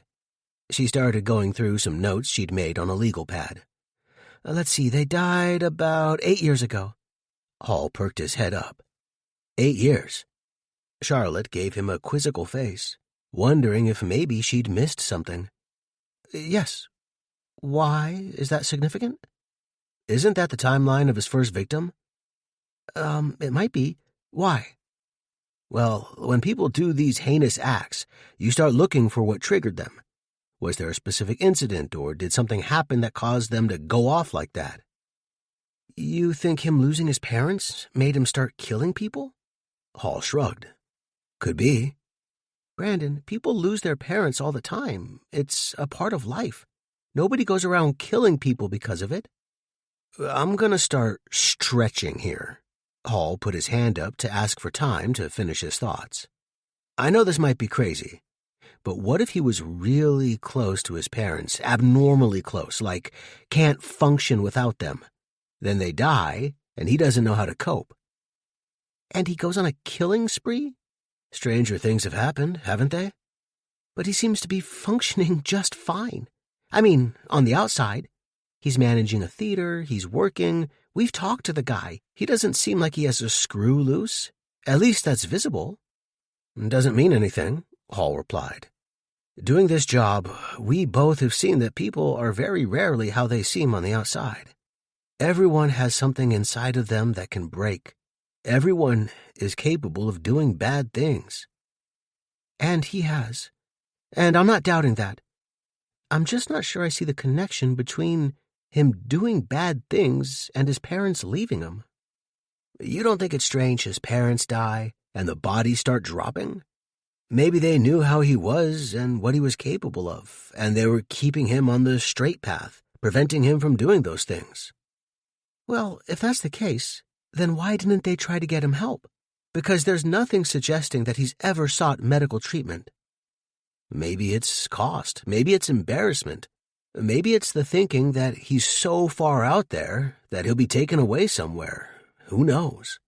I just don't think we can dismiss the possibility that there's something there. Even if there is, I don't see how it pertains to finding him now. He can't turn to his parents, so it's a dead end in either case. Charlotte was probably right, but Hall couldn't shake the feeling that there was something to his suggestion. He started digging into it, but the more he dug, the bigger dead end he ran into. Hall had thought that Price might go back to that place, that area where he used to live with his parents, thinking maybe that was his sanctuary. Maybe that's where Price would go to relax and get away from everything. But the house Price's parents had lived in had been sold several years ago, and there didn't seem to be anything else that would tie Price to that area. Hall may have hit a roadblock, but that wasn't going to stop him. He and Charlotte continued checking into every part of Price's life that they could find, working through the morning, afternoon, and well into the evening. They ate while they worked, only taking small breaks here and there to stretch their legs and go to the bathroom. They were determined to find something and weren't going to stop until they did. They were well into the night when Hall finally leaned back in his chair and let out a yawn. He looked at the time. We've been at this for 12 hours now. I'm ready to wrap it up. He closed his eyes for a moment, almost falling asleep. He opened them up again quickly, then looked at Charlotte, realizing she hadn't answered him. Charlotte, you ready to wrap this up soon? I think I'm about ready to call it a night. We can pick it up again in the morning. I'm almost too tired to think now. Maybe we'll be fresher in the morning and can find the needle. Charlotte still wasn't responding to him, though. She appeared to be in a trance, staring at her computer screen. Hall put his hand on her shoulder. Charlotte? She snapped her head toward him, giving him a grin at the same time. I think I found him. 22. Hall moved in closer to see what his girlfriend was seeing. Evidently, she was noticing something he wasn't because he still wasn't getting the same thing that she was. "You want to explain to me what I'm looking at?" Hall asked. "Or better yet, what you're looking at?" "You don't see it?" "Evidently not." Charlotte pointed to the picture on the screen. "Look at it." "I am still not getting much." The picture was one of Price and another woman. Both were smiling. Price's arm was around the woman's shoulder. "Look at her name." Hall squinted his eyes, sure he must have been missing something obvious. "Amanda." "So?" "They look pretty happy, don't they?" Hall shrugged. "So he posed for a picture with one of his victims? So what?" "Except this isn't one of his victims." Hall looked closer. "It's not?" He then looked for the paper with the names of all the victims. "No." "Well, not a victim we know about yet. They just might not have gotten to her yet. They'll probably discover her name soon enough." Charlotte shook her head. "That's the thing. I've already tracked this woman down, and guess what? She's not dead." "She's not?" "Nope. She's very much alive." "Are you sure?" "Unless someone else is posing as her on her social media pages, and she posted just yesterday, I'd say I'm pretty sure." "Okay. Still not seeing what the big deal is. So he's taking a picture with this woman. What's the connection?" "This picture of them was taken 9 months ago. So why didn't he kill her?" Hall threw his hands up. "You're asking me to get inside the mind of a serial killer? How should I know?" "Well, there's got to be a reason." "Should I assume you know? Maybe he wasn't romantically interested in her." "Or maybe he liked her too much to kill her." Now who's throwing stuff against the wall to see what sticks? Charlotte took a closer look at the photo on her screen. There was something familiar about it. She wasn't sure what it was at first, but it seemed like she'd seen it before, or at least part of it. She then started digging through some of her notes, shuffling papers around. Hall watched her, unsure of what she was doing or looking for. "I assume there's something on your mind?" "There is," Charlotte replied. "Perhaps you'd like to share?" "I've seen this picture before." "What picture? The one of Price and this woman?" "Yeah." "One, where, and two, so what?" "It's got to be significant somehow." "What is?" Hall asked. "The picture." "Why does it have to be significant?" "Maybe that'll tell us where Price is." Hall scrunched his nose and scratched his forehead. "How is that going to tell us where Price is? Are you suggesting he's going to go back to this woman and ask her to hide him out?" "That's not what I'm suggesting." "Then what are you?" "It's not the woman. It's the background." Hall leaned in closer to look at the picture again. Price and the woman were in front of a small cabin-looking place with a bunch of trees around it. Almost looked like they were in the woods. "This house?" "Yeah," Charlotte answered. "If we can find out where this place is, maybe we can find Price."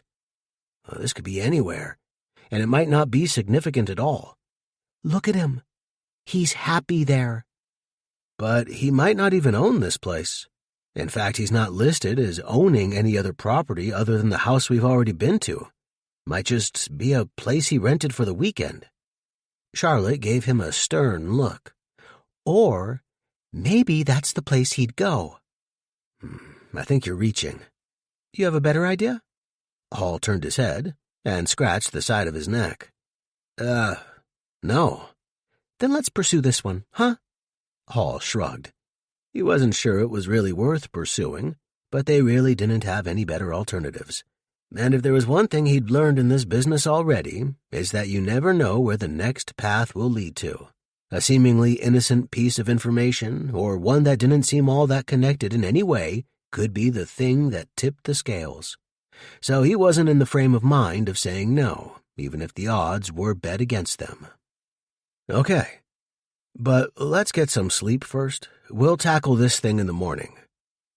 They went to bed, leaving all their information and notes in the same spot so they could get right back into it when they woke up. As soon as they did, they barely ate breakfast, instead wanting to hit the trail in pursuit of Price. Charlotte was more hopeful than Hall was that this latest lead would pan out.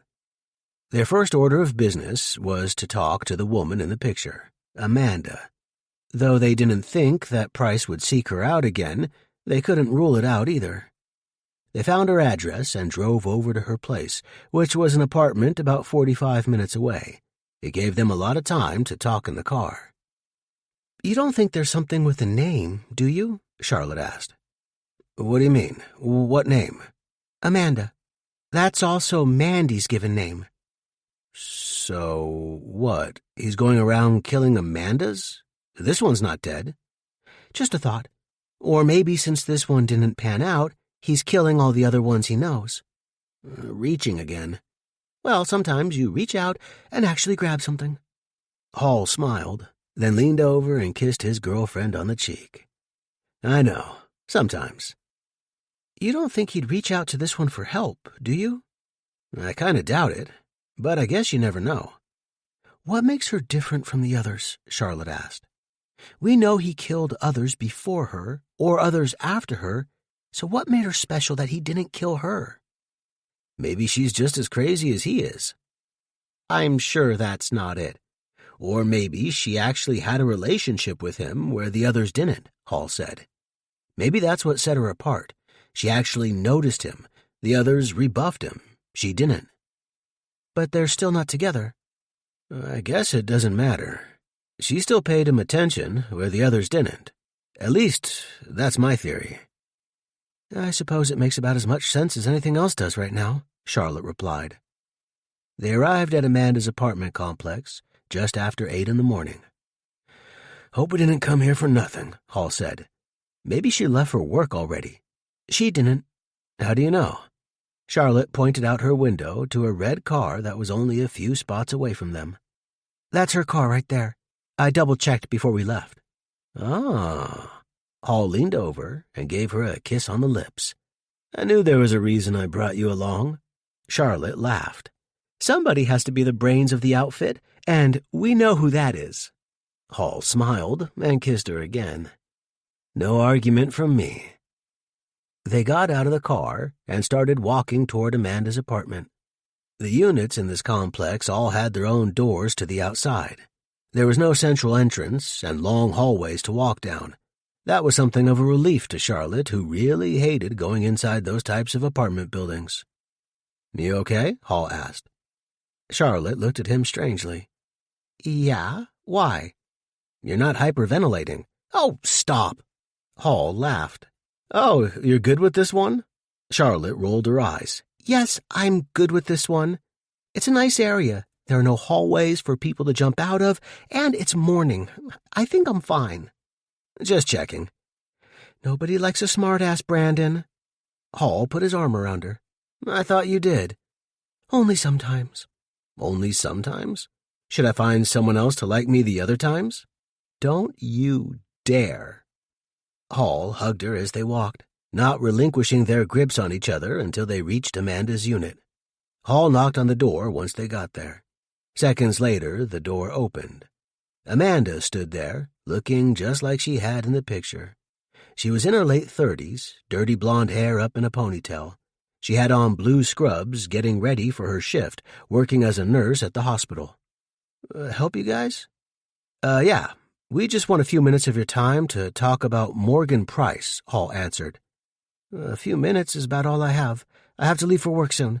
"Of course. We won't keep you for long." "What about Morgan?" "Have you seen or spoken to him recently?" No, I don't think so. I think the last time I spoke to him was 8, maybe 9 months ago, something like that." "Why? What's this about?" Hall briefly glanced at Charlotte. "We're looking for him." "You're looking for him? Why? Who are you?" "We're private investigators. I'm going to be straight-out honest with you. We and the police believe he has killed 12 women, and right now he's on the run. We're both looking for him." Amanda stared at him for a moment. There was a stunned look on her face. Then she let out a half-smile. "You're joking. right? This is some sort of joke?" Hall shook his head. "It's no joke, ma'am." "No, that's impossible. Morgan can be a little out there at times, but he'd never kill someone, let alone 12. No, that's crazy. It can't be him that you're looking for." "Are you still friends with him?" Charlotte asked. "I saw a picture of the two of you looking pretty close about 9 months ago."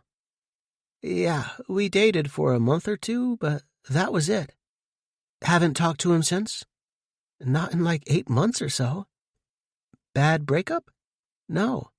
I got a new job at the hospital I'm working at now, so I moved closer to that, which meant farther away from him. That put us like an hour away from each other, and we just agreed to, split apart, I guess." "You said he was a little out there," Hall said. "What do you mean by that?" "Just some of the things he said, some of his views, really nothing too crazy, just an expression." "Were you ever fearful of him? Afraid he was going to be abusive? Anything like that?" Amanda shook her head. "No, not at all. He was always pretty gentle. I was never afraid to be around him." "And how long did you date?" "About 2 months. Nothing too serious, and I'm sure this is a mistake. Morgan is not a murderer." "We found letters in his house addressed to 12 different women," Hall said. "Each of those women was found dead." Amanda shook her head again. "No, I just can't believe that. I can't believe it. That's not the person I knew." "Unfortunately, you might be the only one." "You're sure of this? Like, there's no doubt?" "I'm sorry. It's absolutely true. There is no doubt." "So, what are you saying? That he might come here and kill me?" There was a slight quiver in her voice. "No, we have no reason to believe that. In fact, I'd say it's pretty unlikely." "Why is that?" "Because he killed women before you, and he killed them after you, but he didn't kill you. For some reason, he felt you were different from the others. I doubt anything has changed that." Amanda put her hand over her mouth, having a hard time processing everything. "I still can't believe it." "What did the two of you do while you were together?" Charlotte asked. "Well, since he worked at the theater, he was very much into the arts. We went to plays, we went to concerts, museums, a lot of that stuff. And it was really fun for a while." "You got tired of it?" "Not really. I mean, it was fun for a while, but it wasn't like I'd want to spend the rest of my life with him. He was nice, and we had fun, but that seemed to be his entire life. I was good with doing that sort of stuff for a while, but it started to wear off for me. That's one of the reasons we agreed to stay away. It wasn't only the move. I mean, plenty of people make it work with longer distances. We just didn't have a lot in common other than going to those places." Charlotte took out the photo that she had printed of the two of them together. She held it up for Amanda to see. "Can you tell us where this was?" "Oh, that was at his cabin." Hall and Charlotte looked at each other. "His cabin? He's not listed as owning a cabin." "Sure he does. I mean, you see it right there. He took me there." "How often?" "We were only there the one time." "Could it have been rented?" Hall asked. "He said it was his. Who knows? Seemed to know his way around there, though." "You don't happen to remember the address, do you?" Amanda moved her mouth around as she thought about it. No, sorry. Why? Do you think he might be there?" Hall shrugged. "Who knows? He's not listed as owning this place, so if he does, it's off the radar. That makes it a pretty good hiding spot." "Oh, sorry. Don't think I can help you. Oh, wait. I think I might have something. Wait here." Amanda disappeared into her apartment, though she left the door half open. "You don't think she's ducking out the back, do you?" Charlotte asked. "Is there a back?" "I don't know. I didn't check." "If she were doing that, I doubt she'd leave the door open. She'd probably close it to put another obstacle in front of us." "Yeah, probably." Amanda reappeared. This time she was holding her phone. "I took some pictures when we were there." She flipped to the time period she was there with Price. Here, these might help somehow. She turned the phone around to show them. They went through about 10 pictures of the area. Did he know you took these? I don't know. I guess. I didn't exactly broadcast it to him, but I didn't think I needed permission either. They scrolled through the pictures, with a few of them looking interesting. Then they got to one that might have been the one they were looking for. There was a picture of the front of the house complete with the numbers 1212 on it. Unfortunately, there was no street name to go along with it, but it was a start and something they could work with. Can you forward these pictures to me? Hall asked. Sure. Hall gave Amanda his number, and she immediately sent the pictures over to him. Can you think of anywhere else he might go? Or a name he mentioned to you, like a close friend or something?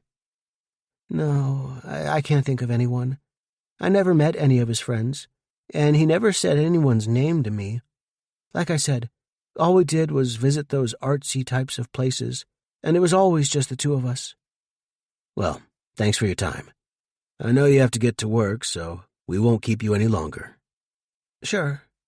Can I ask you a favor? Hall nodded. If you find him, can you just send me a message and let me know? I can do that. Thanks. Hall and Charlotte walked back to their car. Once they got back inside, they looked at the pictures again. What do you think? Charlotte asked. Well, I think it's going to depend on if we can identify where this house is. At least we have something to work with. There can't be that many houses that are 1212. Hall gave her a face of disbelief. Really? You think not? We are in California, you know. I'm aware. Still, there can't be that many, and even if there are, I can start whittling them down by their surroundings. This place looks like it's surrounded by trees. It's a piece we can work with. Hall nodded. Let's just hope it's the missing piece we need. 23. Hall and Charlotte were back at their apartment, going through the pictures they'd gotten from Amanda, trying to determine the exact location of the cabin. Just like he promised he would, Hall forwarded the pictures to Bradham, then called him to let him know what they were doing. What are the odds this guy is at this place? Bradham asked. I don't know. 10%? Sounds about right. But maybe they're higher, I don't know. There's no record of Price having another place, right? We couldn't find anything. And neither could we. Unless he was able to put it in someone else's name, which we can't discount. But who would it be? Hall asked. Not his parents. We already checked that. Could just be a rental that he passed off as his own. Probably more likely. What about his former girlfriend? Think she knows anything else? Hiding anything? No, I don't think so. I think she told us everything she knew. She didn't seem to be holding back. She offered up those pictures. She didn't have to do that. Maybe it's to get us on the wrong trail, Bradham said. Get us chasing that while he escaped somewhere else. I guess I couldn't rule it out completely, but it's just not the feeling that I got from her. Okay. Then Charlotte's voice boomed in the background. I got it! Hall snapped his head around and walked back to her. You do? Charlotte wrote the address down on a piece of paper and showed it to him. This is it. Hall looked at it, reading the address out loud. Okay, we're going to check this out. I'll let you know if we find anything. No, you don't, Bradham replied. You hold your pants. You're not checking anything without me. I'll meet you there. Just text me the address again. Well, we don't even know if he's there. We don't know that he's not either. And I don't want you to, walking into something you're not prepared for. I can handle myself, Hall replied. As long as there are no curtain rods in the vicinity, right? Hall grunted, knowing he wasn't living that down any time soon. I don't want you to waste your time. It's my time. Let me waste it if I want. I don't want to take any chances with this guy. He's dangerous, and I don't want even the tiniest of places he can escape from there. I'll bring a team. We'll surround the cabin, and we'll get him. Okay. If we get there first, we'll keep an eye on the place, but stay out of sight until you get there. Good. I'm on my way. Hall and Charlotte immediately started moving, though Hall first sent a text to Bradham with the address. Then they left their apartment and hopped in their car, hoping the 40-minute drive wouldn't be for nothing. "You got it faster than I thought." "Can I help it if I'm good?" Charlotte said with a smile. "What do you think the chances are that he's actually there?" "Initially, I'd say not good. But now, after thinking about it, maybe they're higher than I thought. If the house doesn't have his name on it, or any way it can be traced to him, maybe he thinks it's a refuge. I don't know. Just have to hope, I guess." "He doesn't really have any other places to go that I can tell. I mean, other than hotels and things like that." "We'll just have to see when we get there," Hall replied. The long car ride there was filled with anxiety, hoping that they were going to find their guy. If not, they weren't sure where else they'd go after this. Once they got to the cabin, they were a little startled to see a car parked in front. They were a good distance away from the cabin, well down the road. "That's not Price's car," Charlotte said. "It could be a rental. Let's see if we can get in closer and take a look." "I thought we were staying out of sight." "We are," Hall replied. "We'll leave the car here and get out." "Hey, I'm not sure that's a good idea." "It'll be fine. We'll move in between the trees." "I think we should stay here until Bradham gets here. We can see the house from here." "Barely. And we don't even know if that's Price. I promise I won't make a move or anything. I just want to see if he's there. Once I do, I'll come right back." "Promise?" "Promise," Hall said. Charlotte sighed as Hall got out of the car, still apprehensive about this plan of his. She kept a close eye on him as he started moving through the trees, attempting to get closer to the house.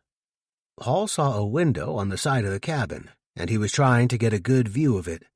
He maneuvered his way from tree to tree, taking his time, not going too fast and giving himself away. Hall moved away from one tree, leaving himself exposed for a moment. As he did, a shot rang out. Hall could hear the bullet whiz past his head.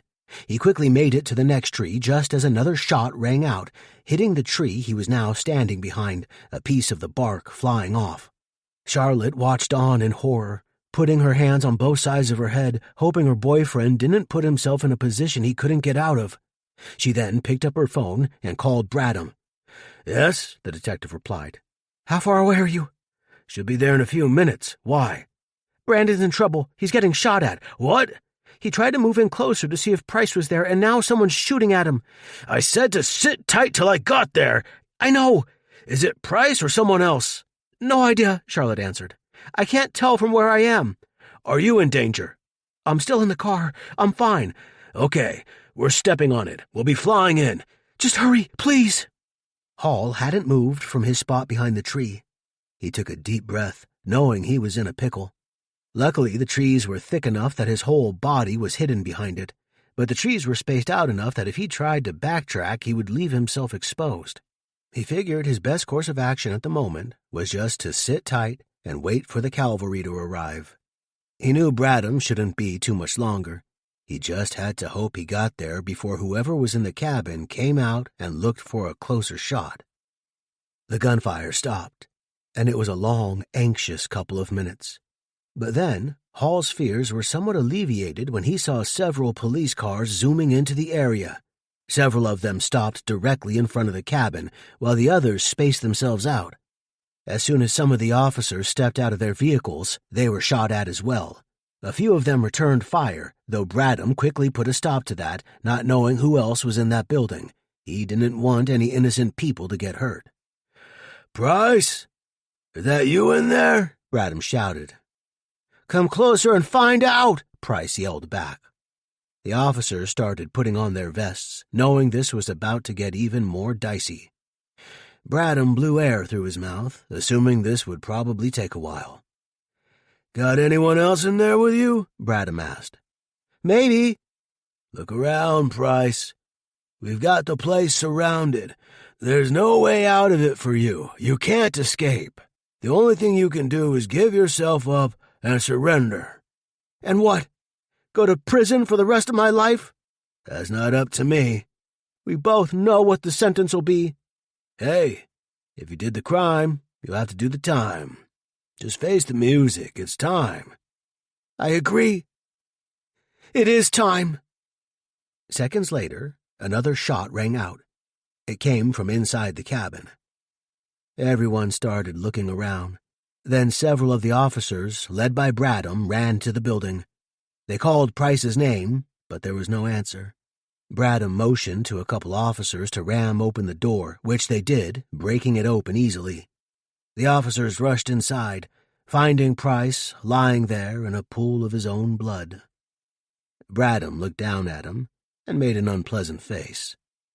Seeing the after effects of someone shooting themselves in the head was never a pleasant experience. This was no different. "Anybody else in here?" Bradham asked. Another officer came out of another room and shook his head. All clear. All right. Start taping things off and processing. Bradham then walked out of the cabin and looked around to see if he could see Hall. He and Charlotte had their arms around each other out in front of their car. Bradham went over to them. "Well, looks like that wraps it up," the detective said. "Shot himself in the head." There was a somber look on everyone's faces. No matter what Price had done, nobody was happy to see more death. I don't understand how anyone could do that, Charlotte said. Bradham shrugged. He knew what he was looking at. He had a life sentence coming to him. He'd never get parole. Locked up like that for the rest of your life? Is it really living? I don't know. Questions for people who think more deeply than I do.